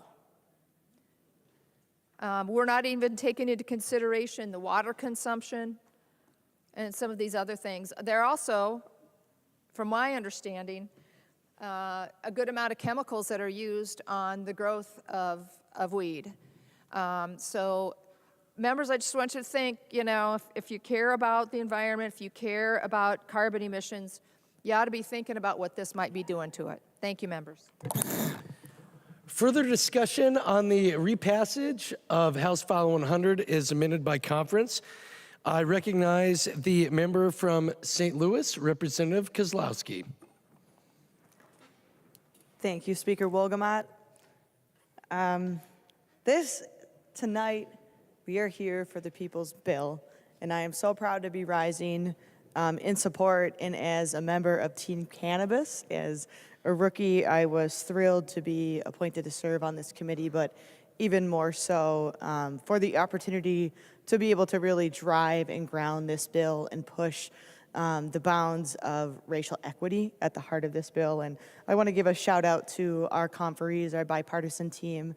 Representative West has been phenomenal to work with, proud to work with both the House and the Senate Posse caucus members, to our brilliant staff, to our fearless leaders, and most importantly to our community, and for all of the work and the movement that you have done to lead us to this point over years and decades, and that this is just the start. And as Representative Stevens said that we are going to continue to work and go even further. But this is a massive piece of legislation that is about righting the past and present wrongs. The overcriminalization, disinvestment in neighborhoods, and distressed lives did not happen by accident. And I want to reground us here in what was socially engineered, built through federal and state and local policies, was the war on drugs that, as we have heard, has targeted Black and brown and poor folks across this country. And to the people who say that we should slow down and halt this legislation, I say our people don't have time.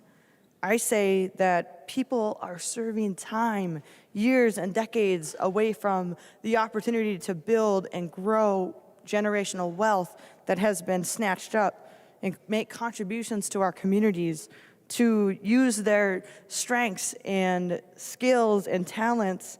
And instead, we have seen the damage and the holding back of kids and families like myself. That's why I care so much about this bill, because we have unjustly punished people and locked them up. And our story in Minnesota is a story that has taken our father's times and our uncle's times, our cousins' times, and our siblings' time.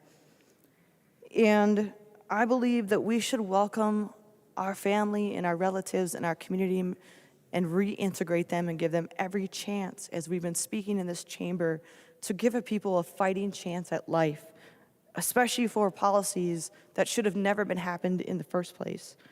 And while a single bill like House File 100 simply cannot undo the damage, I will say that with these 320 pages, we can get a pretty damn good start at writing the reclamation chapter.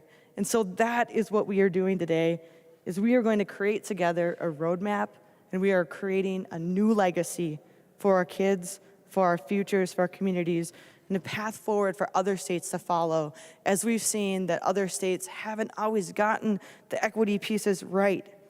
And this is the floor, and we must not stop here. So with automatic expungements, as we've heard, these are going to transform people's lives powerfully. We know that cannabis arrests have clogged our criminal justice system with people who should have never been there in the first place. And with this bill, we are literally handing people back their lives and their futures.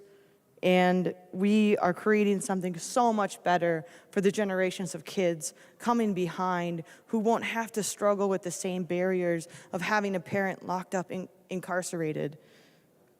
This moment also demands that we have an equitable legal marketplace with programs that are investing over $10 million in funding that Can Startup, Can Grow, Can Navigate, and more. We are prioritizing the communities who have been most harmed. So whether it is pathways into entrepreneurship, or it is opportunity to be able to become a worker in a good paying union job, or it is being able to have career pathways and other ways around the cannabis industry.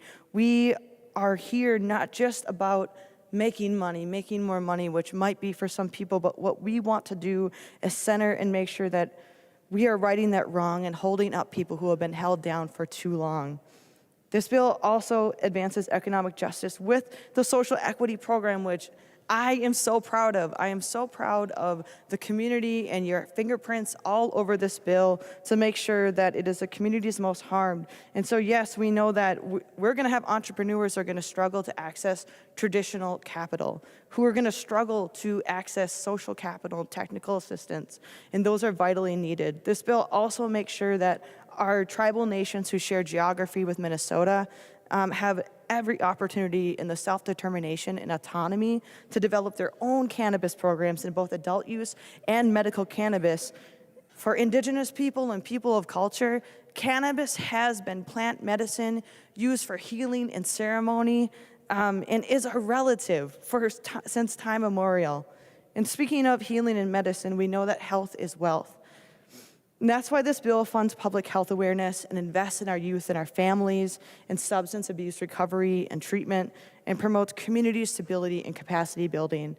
And I did want to acknowledge, I didn't originally plan to talk about this, but as the conversation went on, I hear and hold the pain and the great grief and the care that is being so vulnerably shared in this space. And I think about my auntie who said, "Bago's undone." And in Ojibwe, that's the word for hope. That means that we have to be hope for ourselves and hope for each other. That's what keeps us alive. And in a time when we have a crisis of despair and a crisis of loneliness, we have homelessness and hunger and all of these things that, again, going back to what was socially engineered and manufactured, as somebody who was impacted severely by opioids and addictions and alcoholism, my family and my community whispers, see how we survive. It's through hope. And as we talk about these stories, I think it's also important to talk about what incarceration and criminalization has done to families like mine, which are like so many families across Minnesota and this country. Data shows that ACEs, adverse childhood experiences, one of which is the roots of violence, of homelessness, right, of domestic violence, but that also includes incarceration. High rates of incarceration in American Indian, Black, and Latino communities is the root link to youth substance use, to anxiety, to repeating these cycles of incarceration. That is backed by data. new data from Duke University, the American Medical Association, and the Youth Risk Survey, which also talks about across the country in states that have legalized cannabis, it is not, youth use of cannabis is not linked or increased due to the adult cannabis being legalized. But I do want to also say that this is something that is important and matters. And we are putting dollars and need to continue to address the roots of substance use and mental health. But let's not lie to ourselves or not follow the data that shows that the root of these substance use is so often violence. And there's no word in my language, in Ojibwe language, for undoing harm, but there is a lot of language that talks about restore and repair and renew. And the biggest part, and the last part I want to close on, is about the Can Renew program, which is going to be in the Office of Social Equity.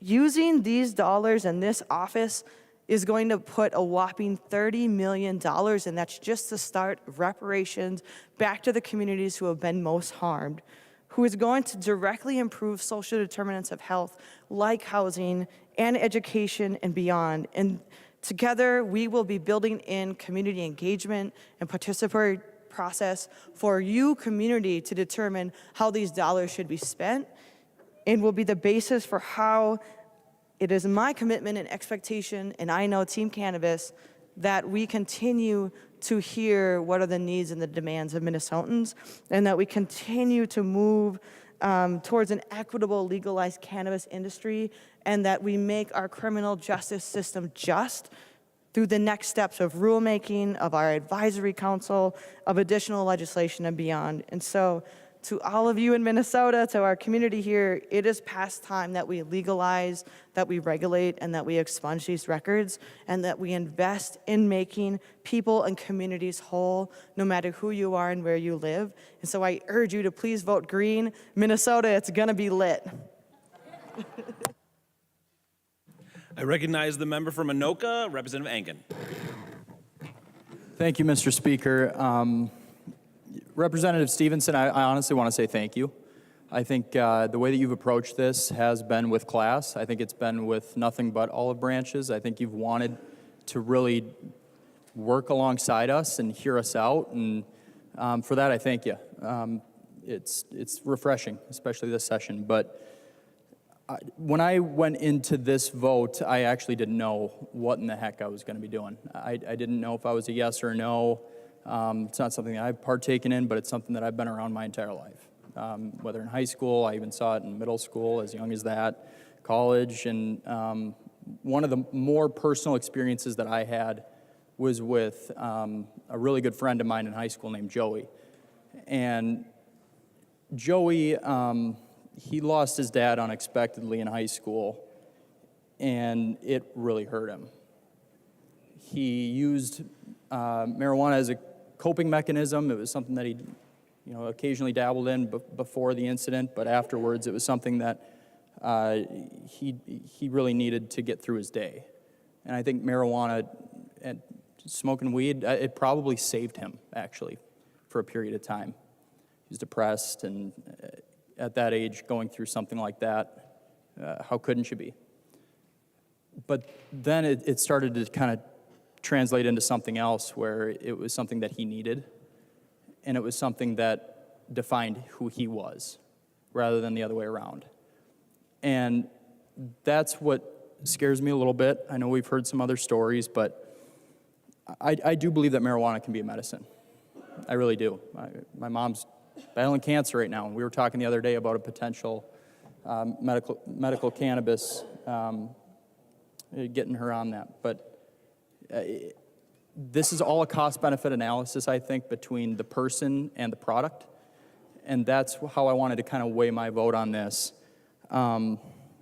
It scares me because we see such an increase in mental health struggles. 28% of 11th graders have contemplated suicide as of the MDH-MDE recent student survey that was released. 45% of 11th grade girls are self-reporting long-term mental health struggles. I don't just want this to be a product and an enterprise and something that's readily available. I want this to also view the personhood behind who's buying that product. Because like I said, it can be a medicine, and in other cases, it can be a severe detriment. And in Joey's case, I saw it as both. I think limits on THC, how much of it, the concentration, I think that's something that's super important, but I don't want to fault you at all, whichever way I go for this. I'm still struggling. My dad's probably watching somewhere and getting mad at me for even saying that. He's super against it, but I think that you worked really, really hard on this. I think you worked diligently. I think that there still is a little bit of a struggle for me because I see that this might be a bill that's for the Minnesota government more so than Minnesotans as a whole.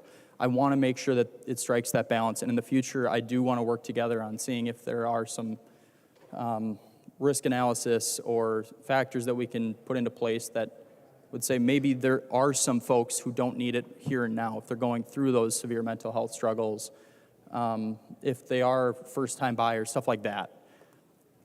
But overall, it is time. The fact that we have folks in our prisons for this is disgusting.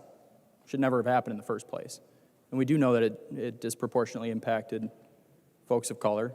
It did disproportionately impact underserved communities. We know that. We love to tout facts on this side. That's a fact. I can see it. And I don't want that to happen anymore. But I also don't want us to sit in this chamber in the future and say, I wish we could have done it differently so that it didn't exacerbate the problems that we're already experiencing. I think that there is a balance there. And while I weigh this out, I just want to say thank you. I want to share my input on it and say thanks to every story across the aisle that we've heard on this. Because it helps. It helps weigh these things out, and in listening to our constituents and in listening to our heart, it's a delicate balance up here. But you've taken it with a head of rationality, and I just want to say thank you for that. Further discussion to the repassage of House File Number 100 is submitted by conference. I recognize the member from Clearwater, Representative Grossel. Thank you, Mr. Speaker. And would the Chair Stevenson submit to a question, please? He will yield to a question. Representative Grossel. Chair Stevenson, how much money do you have set aside for the increase in addiction and rehabilitation? I recognize the member from Anoka, Representative Stevenson. Thank you, Mr. Speaker. Thank you, Representative Grossel. First of all, I do want to say that the data does not, from other states, as I think members on both sides of the aisle have noted at this point, does not reflect the underlying assumption in your statement of increase in addiction. In fact, as a few members have pointed out, states that have legalized have seen youth rates hold steady after cannabis was legalized. So I just want to say that at the outset that I don't accept the premise that this is going to increase addiction. I will say that one of the things that we're doing in this bill to make good with the tax revenue that we are going to generate is funding prevention, treatment, and recovery. And I believe it's 11 million a year, but I need to go look again to get the exact number. Representative Grossel. Thank you. Thank you, Chair, for that number, $11 million. $11 million a biennium? Per biennium, or for the whole biennium? Okay. $11 million for rehab, for prevention, for all of that stuff, because, well, you know it's going to bring problems. You know it's going to bring issues. So I hear everybody over there saying, this is a celebration. This is a celebration. We're going to bring another addicting chemical into our communities, into our homes, into your neighborhoods. And some of the communities that suffer the most from addiction and from poverty and all this stuff, you're going to bring more down upon them. You're going to press them more. You're going to give them something else to be addicted to or to continue to increase the addiction because you're going to make it more readily available. Impressive. That's a cause for celebration, folks. Absolutely a cause for celebration. As someone who sat on the front lines for 6 years on that war on drugs and who made a difference, and a lot of us made a damn good bit of difference. Our blood is in the soil of this state, protecting you. And for you to say that the war on drugs has failed, well, one of them's walking off the floor now, but whatever. It's spitting in the face of every agent, deputy, police officer that put their lives on the line to protect you. Good job. Good job. I applaud you. I applaud you. Impressive. Every individual that I ever investigated for the narcotics trafficking, for the violent crimes, all of this stuff, they started out with marijuana. Then they graduated to something more, something greater, something so that they could increase their addiction, so that they could keep up with that high. It's okay. Doesn't hit everybody the same. Doesn't hit everybody the same, folks. But you're going to bring one more product. I mean, bad enough alcohol is out there. You know. And it's no surprise to you that in working in this this field of darkness and working in this area where you've got to go in and you've got to at times infiltrate into these worlds. I've sat across in people's living rooms purchasing narcotics from them in the line of duty. And the people that I've talked to who have served their time, or even after the case was developed and they got arrested, they've said that they wish they never started. They wish they never started with these narcotics. At whatever level. It's grass, crack, powder coke, crystal meth, whatever. They wish they never started on it. But it took a hold of them. Because it gets ingrained into their psyche. That's the path in their brain that they go to for that comfort. And it can happen with alcohol. It can happen with narcotics. Hey, I struggle with the alcohol. I'll be honest with you, all right? Yeah, I see everybody raising their eyebrows. Yeah, you do. But I'm sober now. I've got help. I've gotten help. But you're not giving these other people the opportunity to do that because you're bringing this stuff into their communities. You're going to just flood them with this stuff. And you're celebrating. Good Lord, people. Good Lord. This is going to hurt a lot of kids. This is going to hurt a lot of kids. But hey, you know what? There's money in there. It always boils down to money, doesn't it? We're going to make money on this. State's going to make money. Kids are going to suffer. Families are going to suffer. Not very many of you have ever had to walk into a house executing a search warrant and see little kids, diaper hasn't been changed for God knows how long, competing with the dog out of the damn dog dish.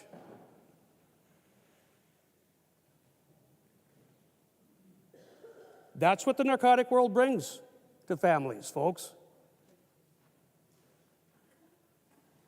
Doesn't affect all of them, but a good bunch of them it does.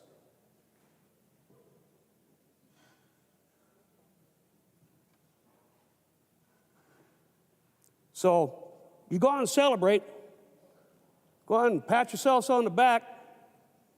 State's going to make money on this one. At the cost of how many people? How many kids? Thank you, Mr. Speaker. Further discussion on the repassage of House File 100 as amended by conference. I recognize the member from Chisago, Representative New Brindley.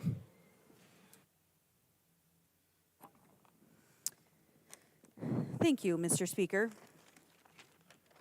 and members. I'm going to address a few things. Some stuff that has been said, but not everyone has said it. So I'll add my comments to the list.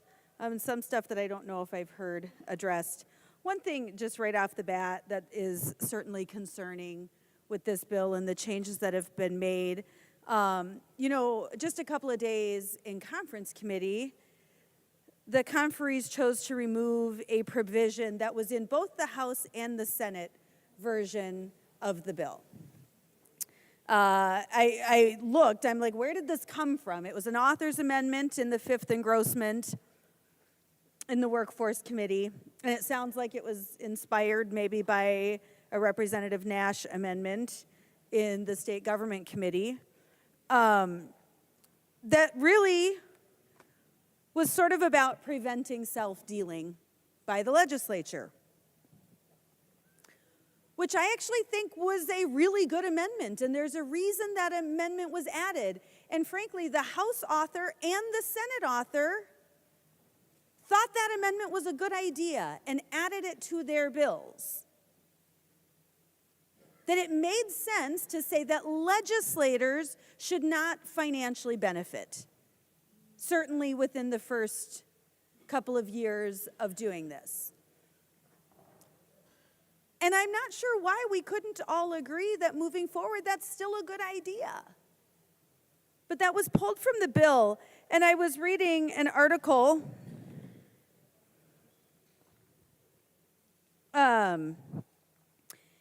and it said this: former DFL House Majority Leader is starting a THC beverage company, and this is the key phrase, this is the important part, after playing a key role in the passage of the law that legalized the THC edible industry. And this article was actually very friendly. It was in a pro-use, pro-marijuana article or publication. But that's the key part. After playing a key role in the passage of the law, he is now benefiting from that financially. And frankly, I've seen the Democrats in this body do some pretty crazy things on this front. This one didn't seem crazy.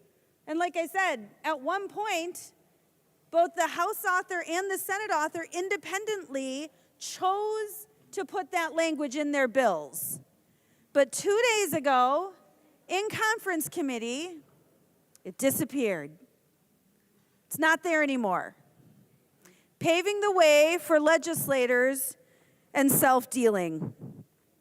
So let's talk about the black market, because this has gotten a lot of attention. And I know, and I certainly believe that it is the author's goal to minimize or prevent the black market in the state of Minnesota. And I know that's the purported reason for the very low taxes, I think lower than any other state. The problem is,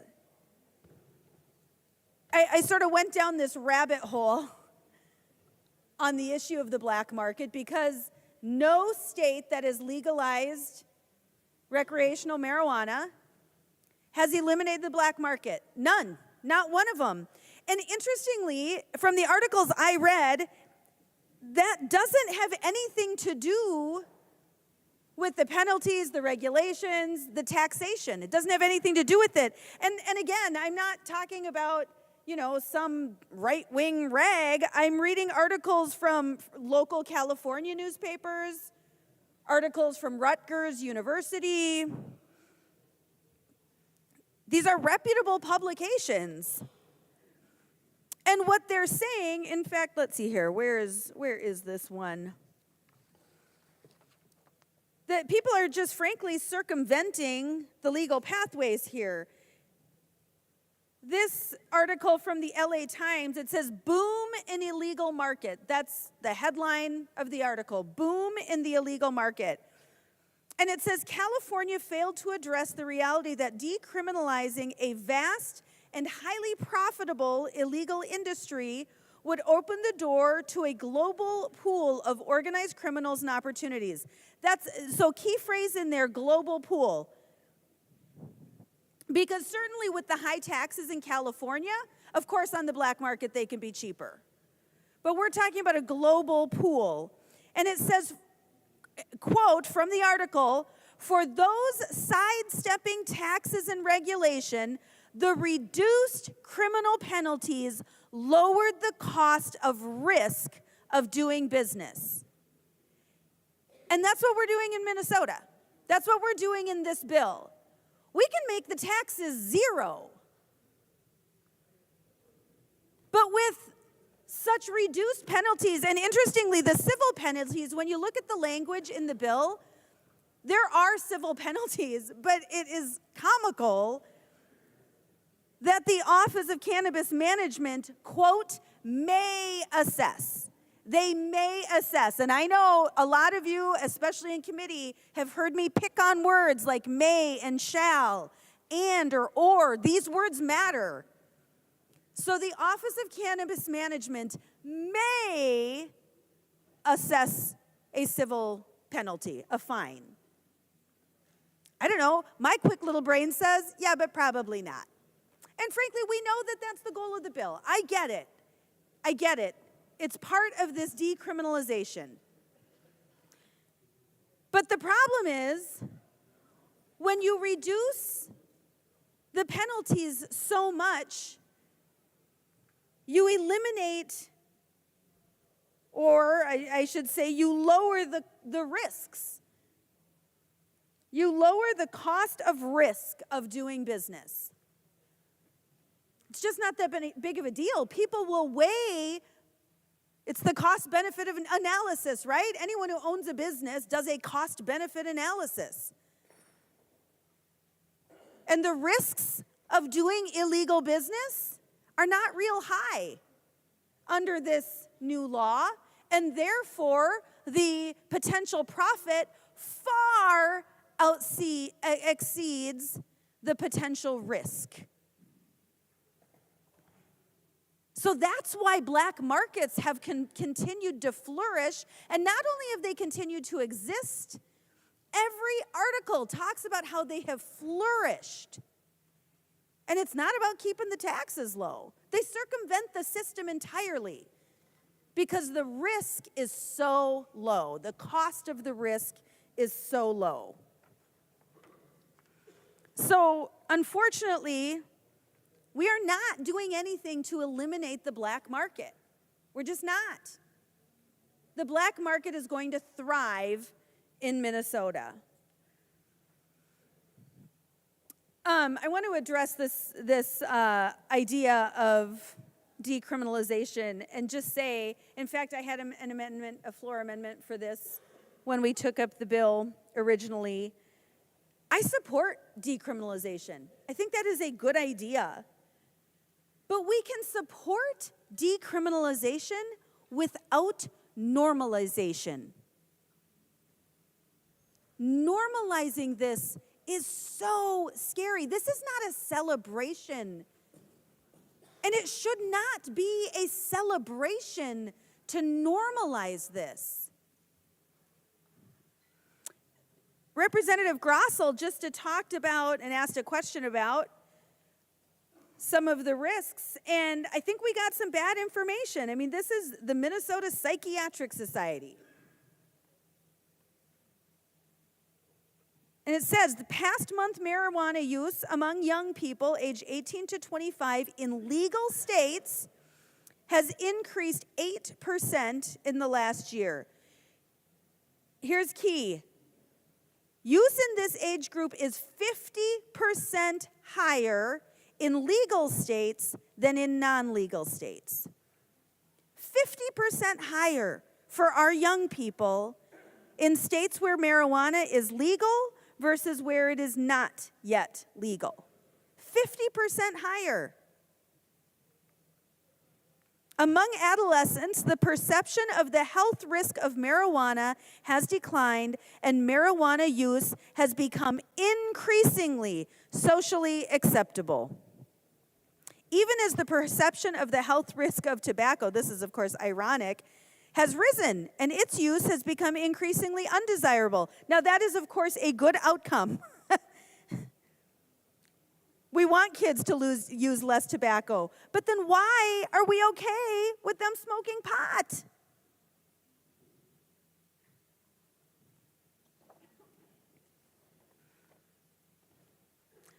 I think what you'll find,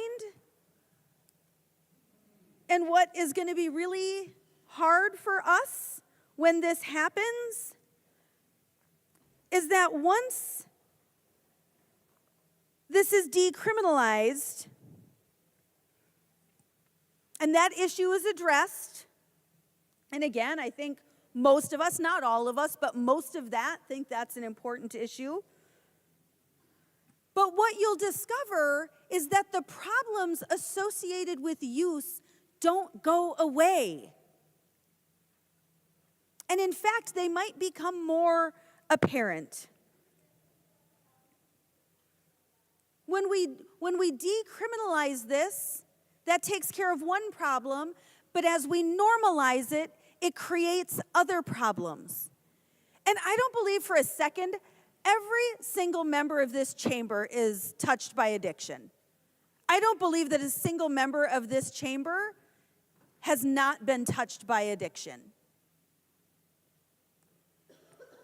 And I would suggest that for those who have experienced loss through addiction, if you tell me that your loved one started using drugs, let me say with the exception of opioids a little bit, because that really is in a different category.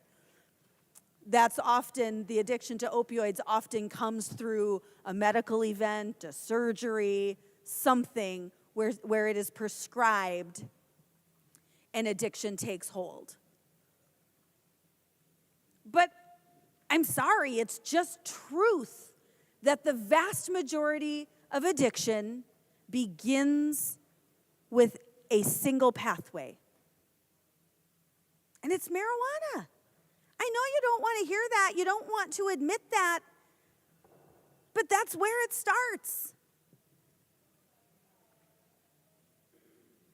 And again, I don't believe for a second that there's a single member of this chamber who has not been touched by addiction in very real ways. In very real ways.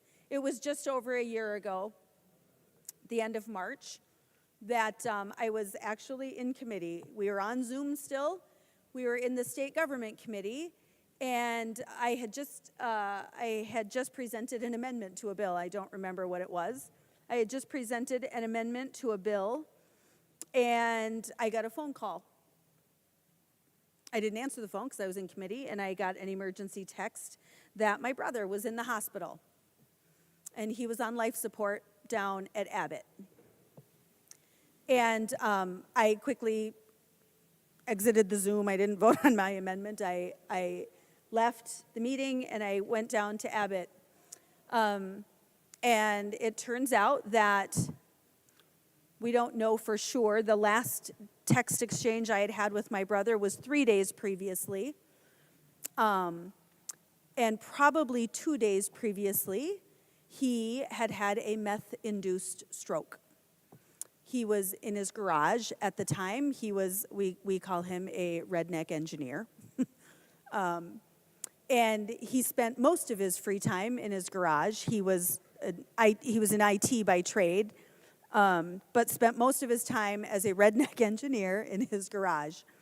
He happened to be a triple amputee. He was missing both of his legs just above his knees, and he was missing his right arm just above his elbow. So he's a triple amputee. So it was actually pretty amazing and remarkable that he was a redneck engineer, and most of his time was spent making modifications to his toys. He had a Spider motorcycle, he had snowmobiles. This is what he did, and of course his center of gravity was different. He didn't have legs to balance on the snowmobiles, so he engineered and fabricated and welded in his garage places for his legs and different components to give him leverage, so he could move one way or the other on his toys.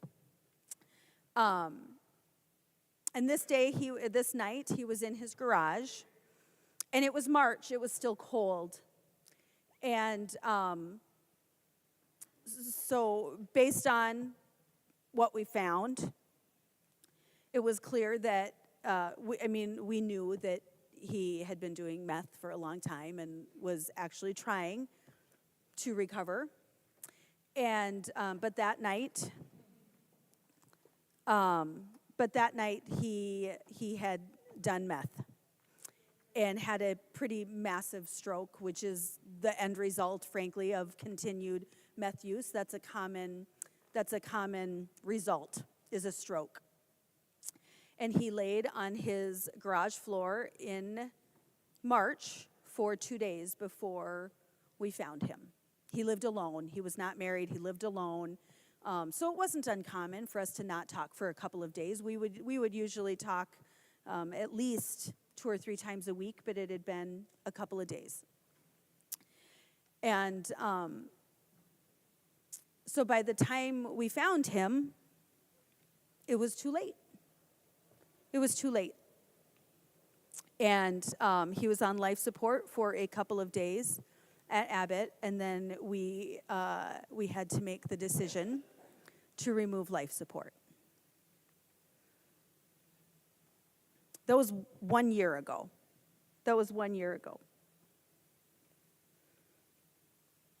I have another brother who is well into his 50s, started smoking pot when he was 13 years old. That's when he started. He was 13 years old. Both of my brothers started very young. Started when he was 13 years old, smoking pot.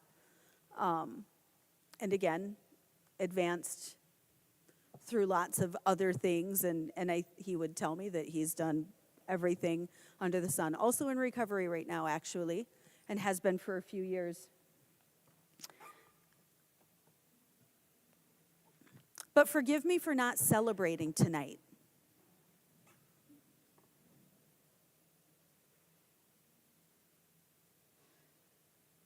I actually don't think this is a reason to celebrate.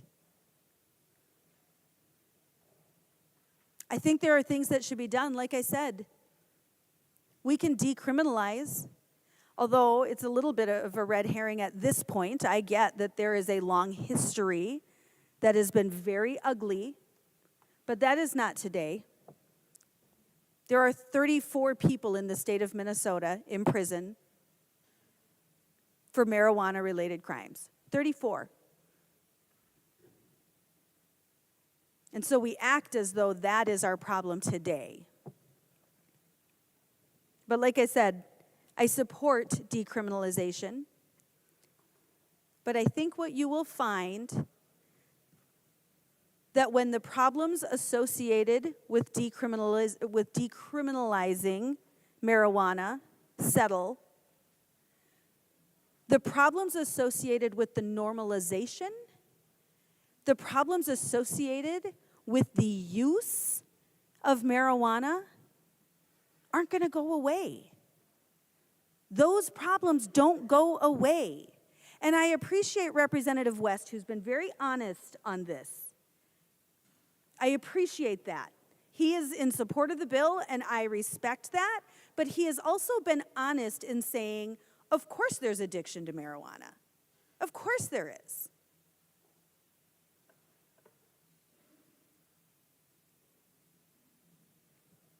So please don't pretend that that's not an issue. If you want to legalize it, at least be intellectually honest in what you're doing and in the benefits and the problems. Don't pretend as though there are not problems with this bill. Don't pretend as though your bill somehow magically will kill the illicit market. We won't have any black market here because, again, lots of things we're doing this year will be the state. We have figured out the secret sauce. We'll be the one to kill the black market. I don't think so. You're doing the same things that other states have done to foster that black market. That problem will still exist. You are not solving that problem. You are solving one problem with decriminalization, but you're going to create other problems with the normalization of marijuana use. And we know that. Marijuana use in legal states is 50% higher for 18 to 25-year-olds than it is in non-legal states. You can shake your head all you want. It's right here. There's a whole list. There's a whole list of very reputable sources to back it up. And again, frankly, the Psychiatric Society has no financial incentive to not have pot legalized. But I suspect we'll hear some data soon from organizations that perhaps do have some financial interest in pot being legalized. I will trust the sources that don't have a financial interest. I will trust the sources that are looking out for our kids, that are looking out for our mental health and well-being. I will trust those sources.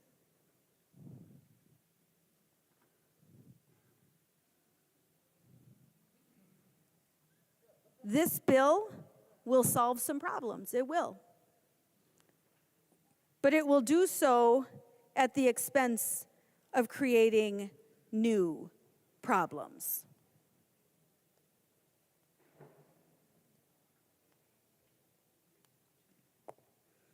So again, forgive me if I'm not going to celebrate tonight, because I've seen the effects of what happens. I have felt the effects. I have buried my brother, as many of you have buried loved ones. I buried my brother, and he didn't start by smoking meth. He started by smoking pot. But eventually that just wasn't enough. He needed something else, and something else, and something else. And you can pretend all day long that that's not true or that doesn't happen, but frankly, everyone on the planet knows that it's true. And let me just say, I understand that smoking pot does not, obviously, smoking pot does not necessarily lead you down that path. That would be just as stupid of an argument as the argument that it doesn't lead you down that path. But to believe that we are going to legalize this and it is not going to lead people down that path is asinine. That's just stupidity. if we're going to claim that. It's not going to do it all the time, may not even do it most of the time. But for the vast majority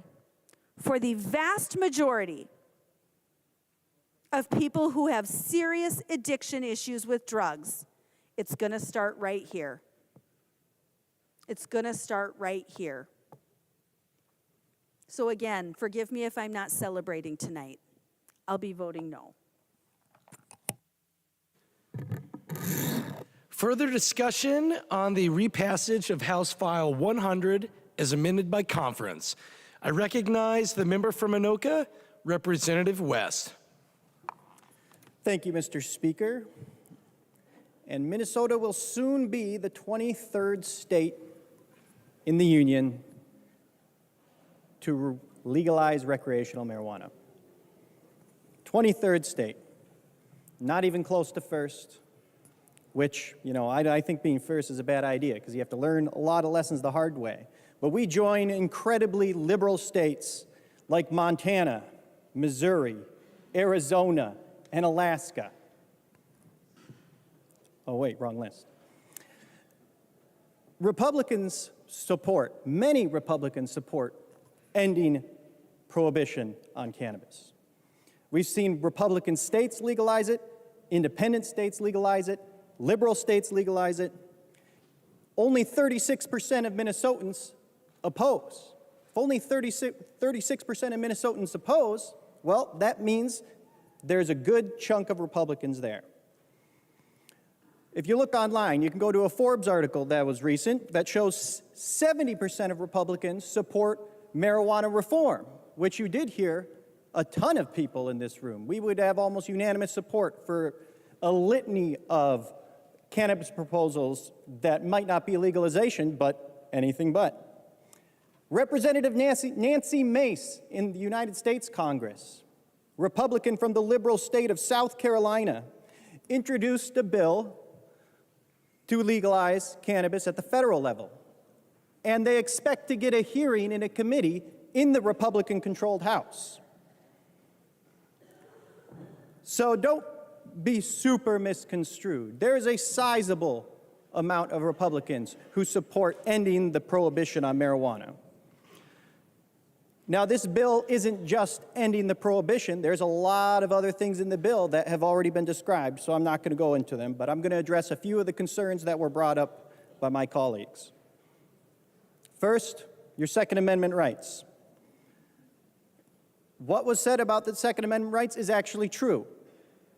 When you fill out your paperwork when you buy a gun, it does ask if you use scheduled substances, which marijuana is currently federally scheduled. So that does prevent you from buying a firearm if you answer that question honestly. However, this bill protects Minnesotans because it doesn't allow the sheriff to deny your permit based on cannabis use. It also explicitly forbids any business from sharing their customer data for anything short of a court order. And any of your purchases inside any of these stores are not tracked. So if you go in there, if you don't use a credit card, which most you can't use a credit card because of the federal banking laws, there is no record of your transaction. Local control. Well, there are massive improvements on local control. Now, cities can limit it to 1 per 12,500 residents. If their county can also limit it to 1 per 12,500 residents. And if your county does that and meets that threshold, your city can opt out. So there is a path to opt out for cities. Also, cities can adopt ordinances to prevent public consumption. And you can't smoke around kids. And the issue of teen use is very important and very concerning to everyone. We have studies from the American Medical Association, Washington University, Boston College, the CDC, that all show teen use of marijuana is consistent or declines slightly because marijuana is already in our schools. Legalizing it will not put it in our schools because it won't make it legal for them. Prohibiting it puts it in the black market, and that's what That's what really puts kids in danger. Now, there are a lot of concerns about addiction, which are meaningful, and we want people to live their fullest life, and if they have problems with substance abuse, I wouldn't recommend they consume marijuana or alcohol or tobacco. But prohibition has epically failed, just like alcohol prohibition. Now, this isn't the bill I would write. I think the possession limits are a little too high. The ban on employer testing in many, many cases, I think, violates their rights as an employer. The social equity provisions, I'm concerned that it's not going to be able to meet market demand and it's going to set up businesses to fail. The ban on vertical integration for many businesses, except not for the biggest medical companies. I think everybody should be treated in a fair manner and allowed to grow their businesses as they please, and that will result in a lower cost product, which if the product isn't cheap, the black market will continue to exist. So there are other concerns with the bill that if I was writing this bill wouldn't be in there. But the time for marijuana prohibition is here. I mean, ending marijuana prohibition. Relevant detail. So we will be the 23rd state, and we've learned a lot of lessons from 22 states. Might not have learned them all, but we will continue to work and ensure that this bill is the best it can be for Minnesotans. And if we see things going down the wrong path, we're going to be actively monitoring this because there are multiple studies in this bill to monitor the impacts of this bill so we know what's happening. If there is a rise in teen use, I guarantee you we'll address it. So members, like many other Republicans, I hope you can support ending marijuana prohibition. It's a matter of individual liberty and freedom, which are core Republican values. Usually it's the Democrats telling people how to live their lives. Let's give Minnesotans the freedom to choose what they want to do and support this bill. Thank you. Further discussion on the repassage of House File 100 is submitted by conference. I recognize the member from Dakota, Representative Hansen. Well, thank you, Mr. Speaker, and thank you, members. This will actually be the last time you have to hear me talk about this on this House floor, so I appreciate your time. You know, I've discussed the vision for legalization a lot of times. I've talked about the social and moral reasons that I think we should do this, and I've expressed my thanks to everyone who helped us get here. I told you all about my journey and how excited I am to get this done, but today, on today's final passage, I'm going to address some of the things that were said on the other side of the aisle today to the best of my ability and genuinely, because I think it's the right thing to do to address your concerns for both your members and for people who at home who might be on the fence. Accurate information is important. And I just want to start off with saying that I'm really sorry to hear that some of your members received some really crappy messages. I can say that it absolutely does not reflect the views and the vast majority of cannabis consumers in our state. Just like many of the comments we receive on our side don't represent the vast majority of our opposition either. I can assure you that nobody in this chamber had encouraged that behavior, and I can say that I agree with you, that that sort of behavior is ineffective and it's wrong. And I can tell you that we certainly know what it feels like on our side because we too get hundreds of messages in response to all the political rhetoric and all of the things about our LGBTQ community, rights to access healthcare, so many things. But nevertheless, nobody deserves to be talked about like that. And so Representative Nash, I just want to acknowledge that and say that I hope that your message resonates with viewers and voters and members in this chamber and beyond. Because I don't know any of the people who are sending you those messages and participating in such hateful comments, but I do know that I always lead in this chamber with care and love and grace, and the right thing to do is to say sorry, and I hope you accept our apology on our behalf. So sorry about that. I also would like to extend a thank you to the members who have shared very personal and moving stories here today. Your loved ones are in our hearts, and we are really sorry for your loss. I've lost people too, and I know that the courage to share these stories is hard. It's hard to come by, but it is admirable. And thank you for letting all of us and the state of Minnesota share in the beautiful stories of your loved ones and for letting us get to know them just a little bit. And I also want to say congratulations to Representative Grossell. Thank you also for sharing your story. We know that's never easy to do. So I just want to start with some of the things we've heard. You know, we're not doing this in Minnesota because everybody else is doing it. We're doing this because we were elected to carry out the will of the people of Minnesota. And Minnesotans told us loud and clear that this is what they want. It's not up to us to make these decisions for the state based on how we alone feel. It's our job to make sure that we do what Minnesotans sent us here to do. We are working for Republicans, Democrats, independents, libertarians, people who don't identify with a party. They've all called on us to end prohibition. And that's why we're doing this. Because this majority responds to the needs and the will of the majority of Minnesotans. The next thing I'd like to address is that people keep saying that they would vote green if this was just a decriminalization bill. But we are a decriminalized state, and we have been since the 1970s. And yet black and brown folks have been harmed, harassed, and more by law enforcement every day since. Decriminalization wasn't good enough to effectively ensure that Minnesota cannabis consumers are protected from that kind of overzealous policing and just the blatant racism that prohibition has put into our society. People often can't get jobs, and if we stick with just decriminalization, employers can still do that. They can still discriminate against employees who consume cannabis outside of work and on the weekends. Decriminalization doesn't invest the resources that we need in public health. It doesn't help us keep cannabis out of kids' hands. It doesn't invest in recovery services. And the list goes on of what decriminalization cannot do. The next piece I heard a lot about was about driving. And to that I say, how are we handling it now? We've heard it acknowledged that there are absolutely people who drive on our roads under the influence of cannabis today. And I have to say that our officers have been trained in drug recognition and intoxication training. I think that they're going to continue doing what they've been doing to keep us safe on the roads. We've made significant investments in this bill into DREs. 100% of what we were asked to invest, we put into this bill. And we do even more to continue to support their work to make sure that our roads stay safe. And it's not like we just skipped over some other kind of tools, because other tools don't exist yet.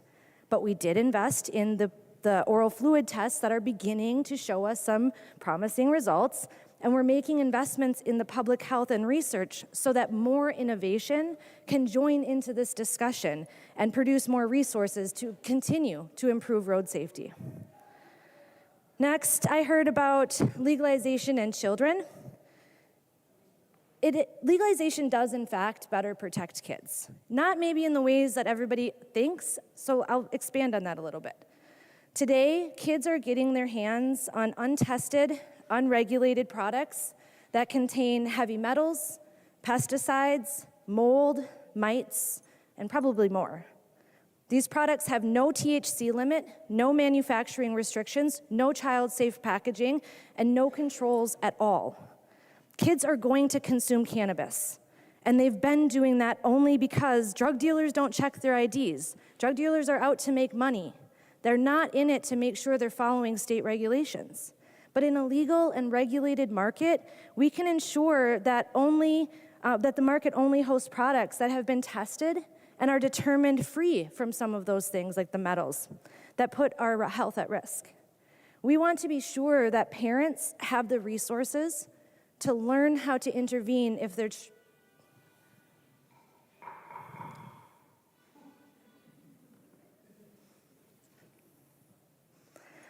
I'll continue. There's a slight music interruption for folks watching at home.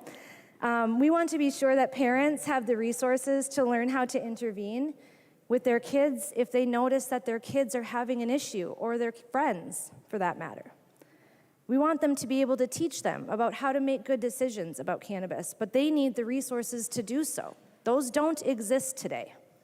The underground market who is serving children today is alive and well, and we want to do everything we can to encourage these folks to step into the light and operate in a legal regulated market. And if they don't, There will be consequences going forward, as you'll find in the criminal penalties sections of our bill. The Office of Cannabis Management will be responsible for setting the THC limits that I've heard multiple times people say that they want. This office will be able to respond much more quickly than this body. And I think that's important to protect our kids. We make sure that we're investing in communities and so that they have exceptional public health resources to address youth use, to research it, to watch it, to track it, to trend it, and to make sure we're intervening where it matters. Members, we cannot continue managing the presence of cannabis in our communities the way that we always have. You may not agree that this bill is the best way to do something about all of those problems, but we cannot do nothing. We cannot perpetuate this failed system of prohibition that has hurt and damaged communities of color for generations, that does not protect our children, that does not improve public health, that puts people in the public safety positions at risk, and that forces a nearly billion-dollar industry to operate outside the lane of the law. To turn our heads and run away from the hard work is really nothing short of irresponsible. We're better than that, no matter what letter's behind our name. Minnesotans sent us here to do better so that people harmed can be released from the damage prohibition has caused. And that's why we're doing this today. We're ending an 85-year failed war on drugs. And we're ending an illegal enterprise that has been impervious to the laws that we tried to put in place. We won't eliminate it. I agree about that. Fully eliminating something is a long shot. But the local control measures and the model that we have built has been meticulously crafted to do what other states failed to do. California and Colorado have been brought up a lot about how they have failed to shut down their illegal market. But that's because their broad local control measures allowed cities to ban it, which then allowed and promoted and encouraged the illicit market to stay alive and well. We didn't take a shot in the dark on this. This is a very data-informed process, and we're going to continue to address the changes that we need as we go forward. Many of you might not know this, but I was raised by a Republican, and I represent a community that was represented by Republicans just not too long ago. We're addressing Republican and Democrat concerns in this bill. I was raised to value many of the things that you all value. This issue promotes freedom and liberty by allowing people to consume a plant, to do with their body as they choose, to grow a non-toxic plant on their property, to have the right to make personal decisions about what they consume with less interference from the government, to promote a pro-small business economy where the American dream is achievable for as many people as possible, to honor the inherent dignity and worth of all people, regardless of their political ideation or personal decisions, and so much more. The time has come for us to do something different than what we've always done. It's just not working, and we have to face that and be honest about it. I believe that despite our differences, we have what it takes to address the unintended consequences that may arise after this, regardless of who's in the majority. I have faith in the government of Minnesota to do what's best for our people, again, regardless of who's in the majority. That's why I'm here. I'm here to do the most good for the most people, to be sure that people can live and let live. So whether you vote for this or not, I want you to know that we do care about what you think and have to say about this.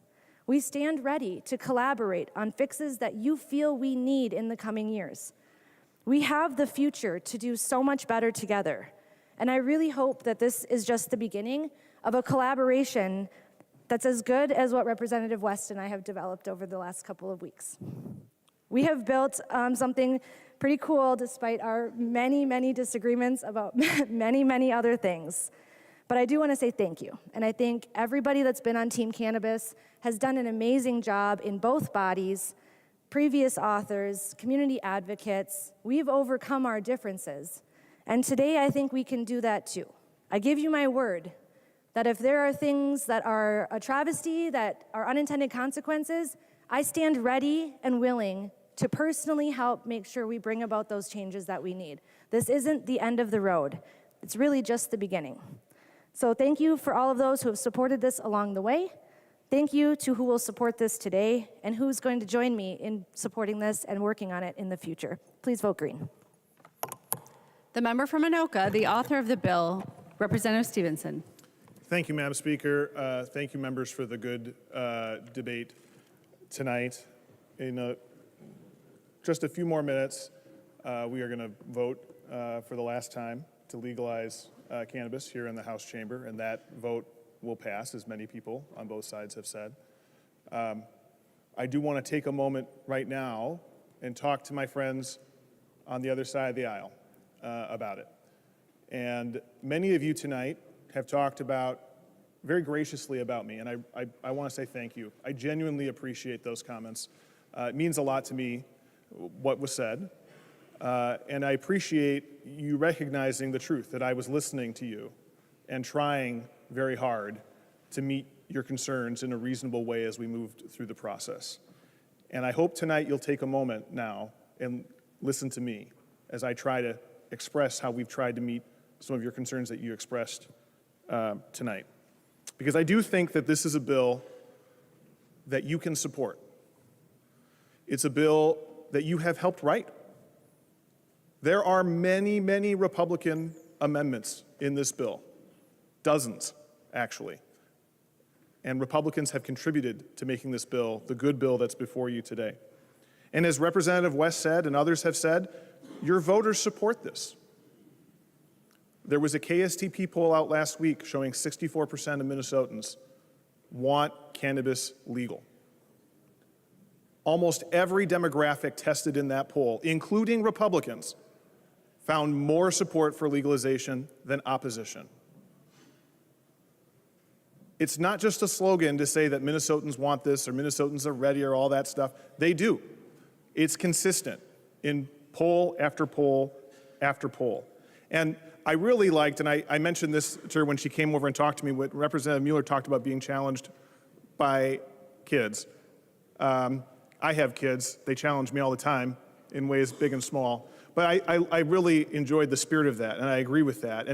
And I think this is a place where we really should be listening to them, because that number is even higher. 70%, according to that KSTP poll, of not kids so much, but the youngest people that they tested, 70% support this, and we should listen. And we should listen to them. But the number one reason that I want to tell you, to this party of small government, to this party that says that government which governs least governs best, is to ask you, what is our current system of laws accomplishing? What good is it doing? Is it achieving any of the goals that they have set out? I work in law enforcement. I'm a prosecutor. I'm here to tell you, if we could solve this problem, the problems that you are concerned about, with a law enforcement solution, we would have done it a long time ago. We've had 50 years of trying really hard. It's not working. It's time to do something different.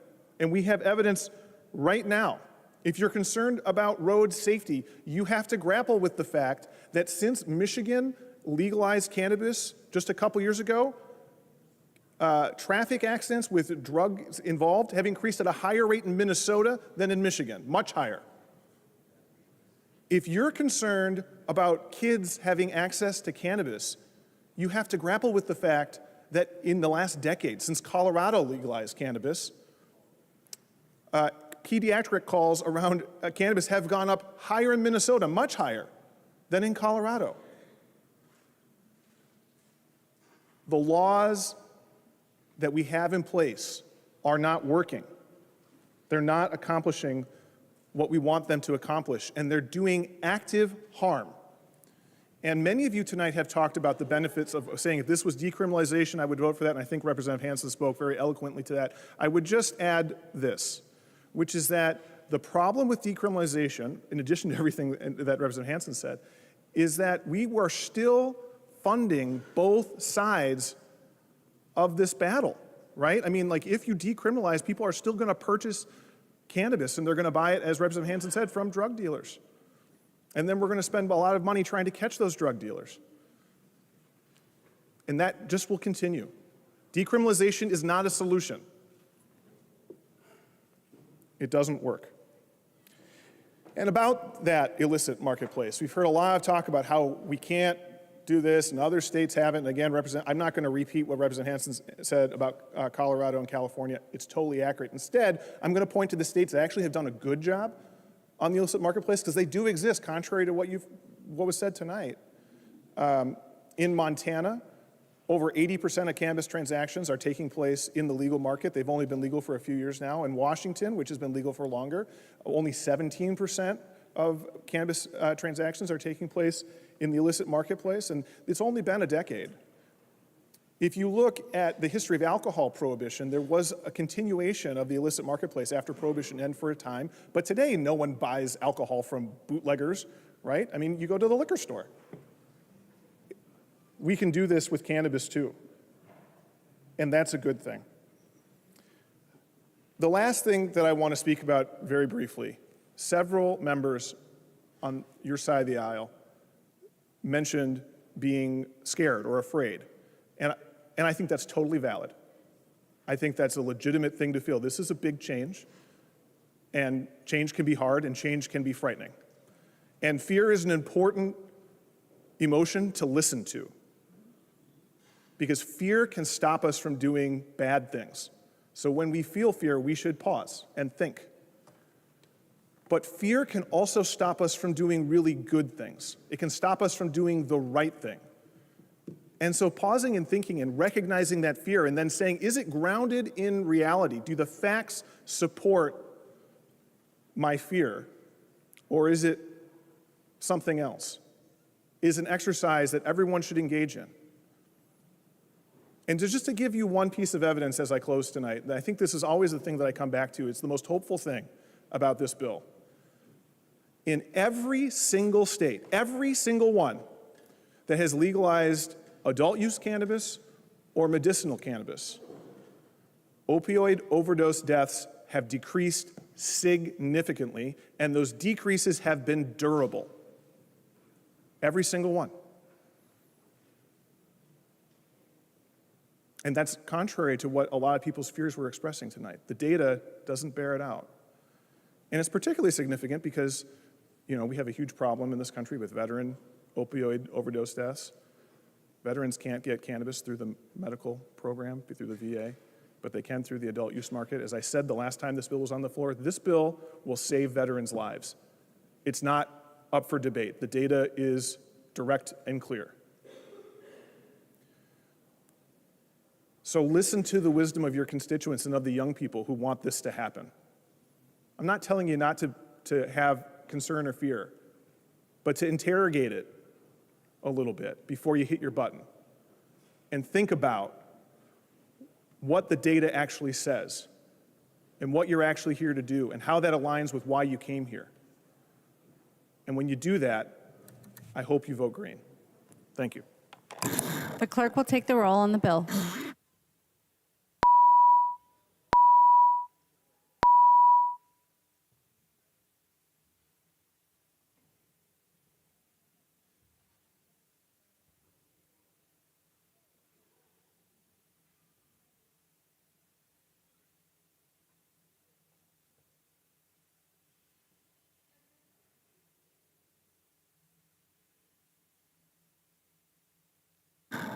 The clerk will close the roll.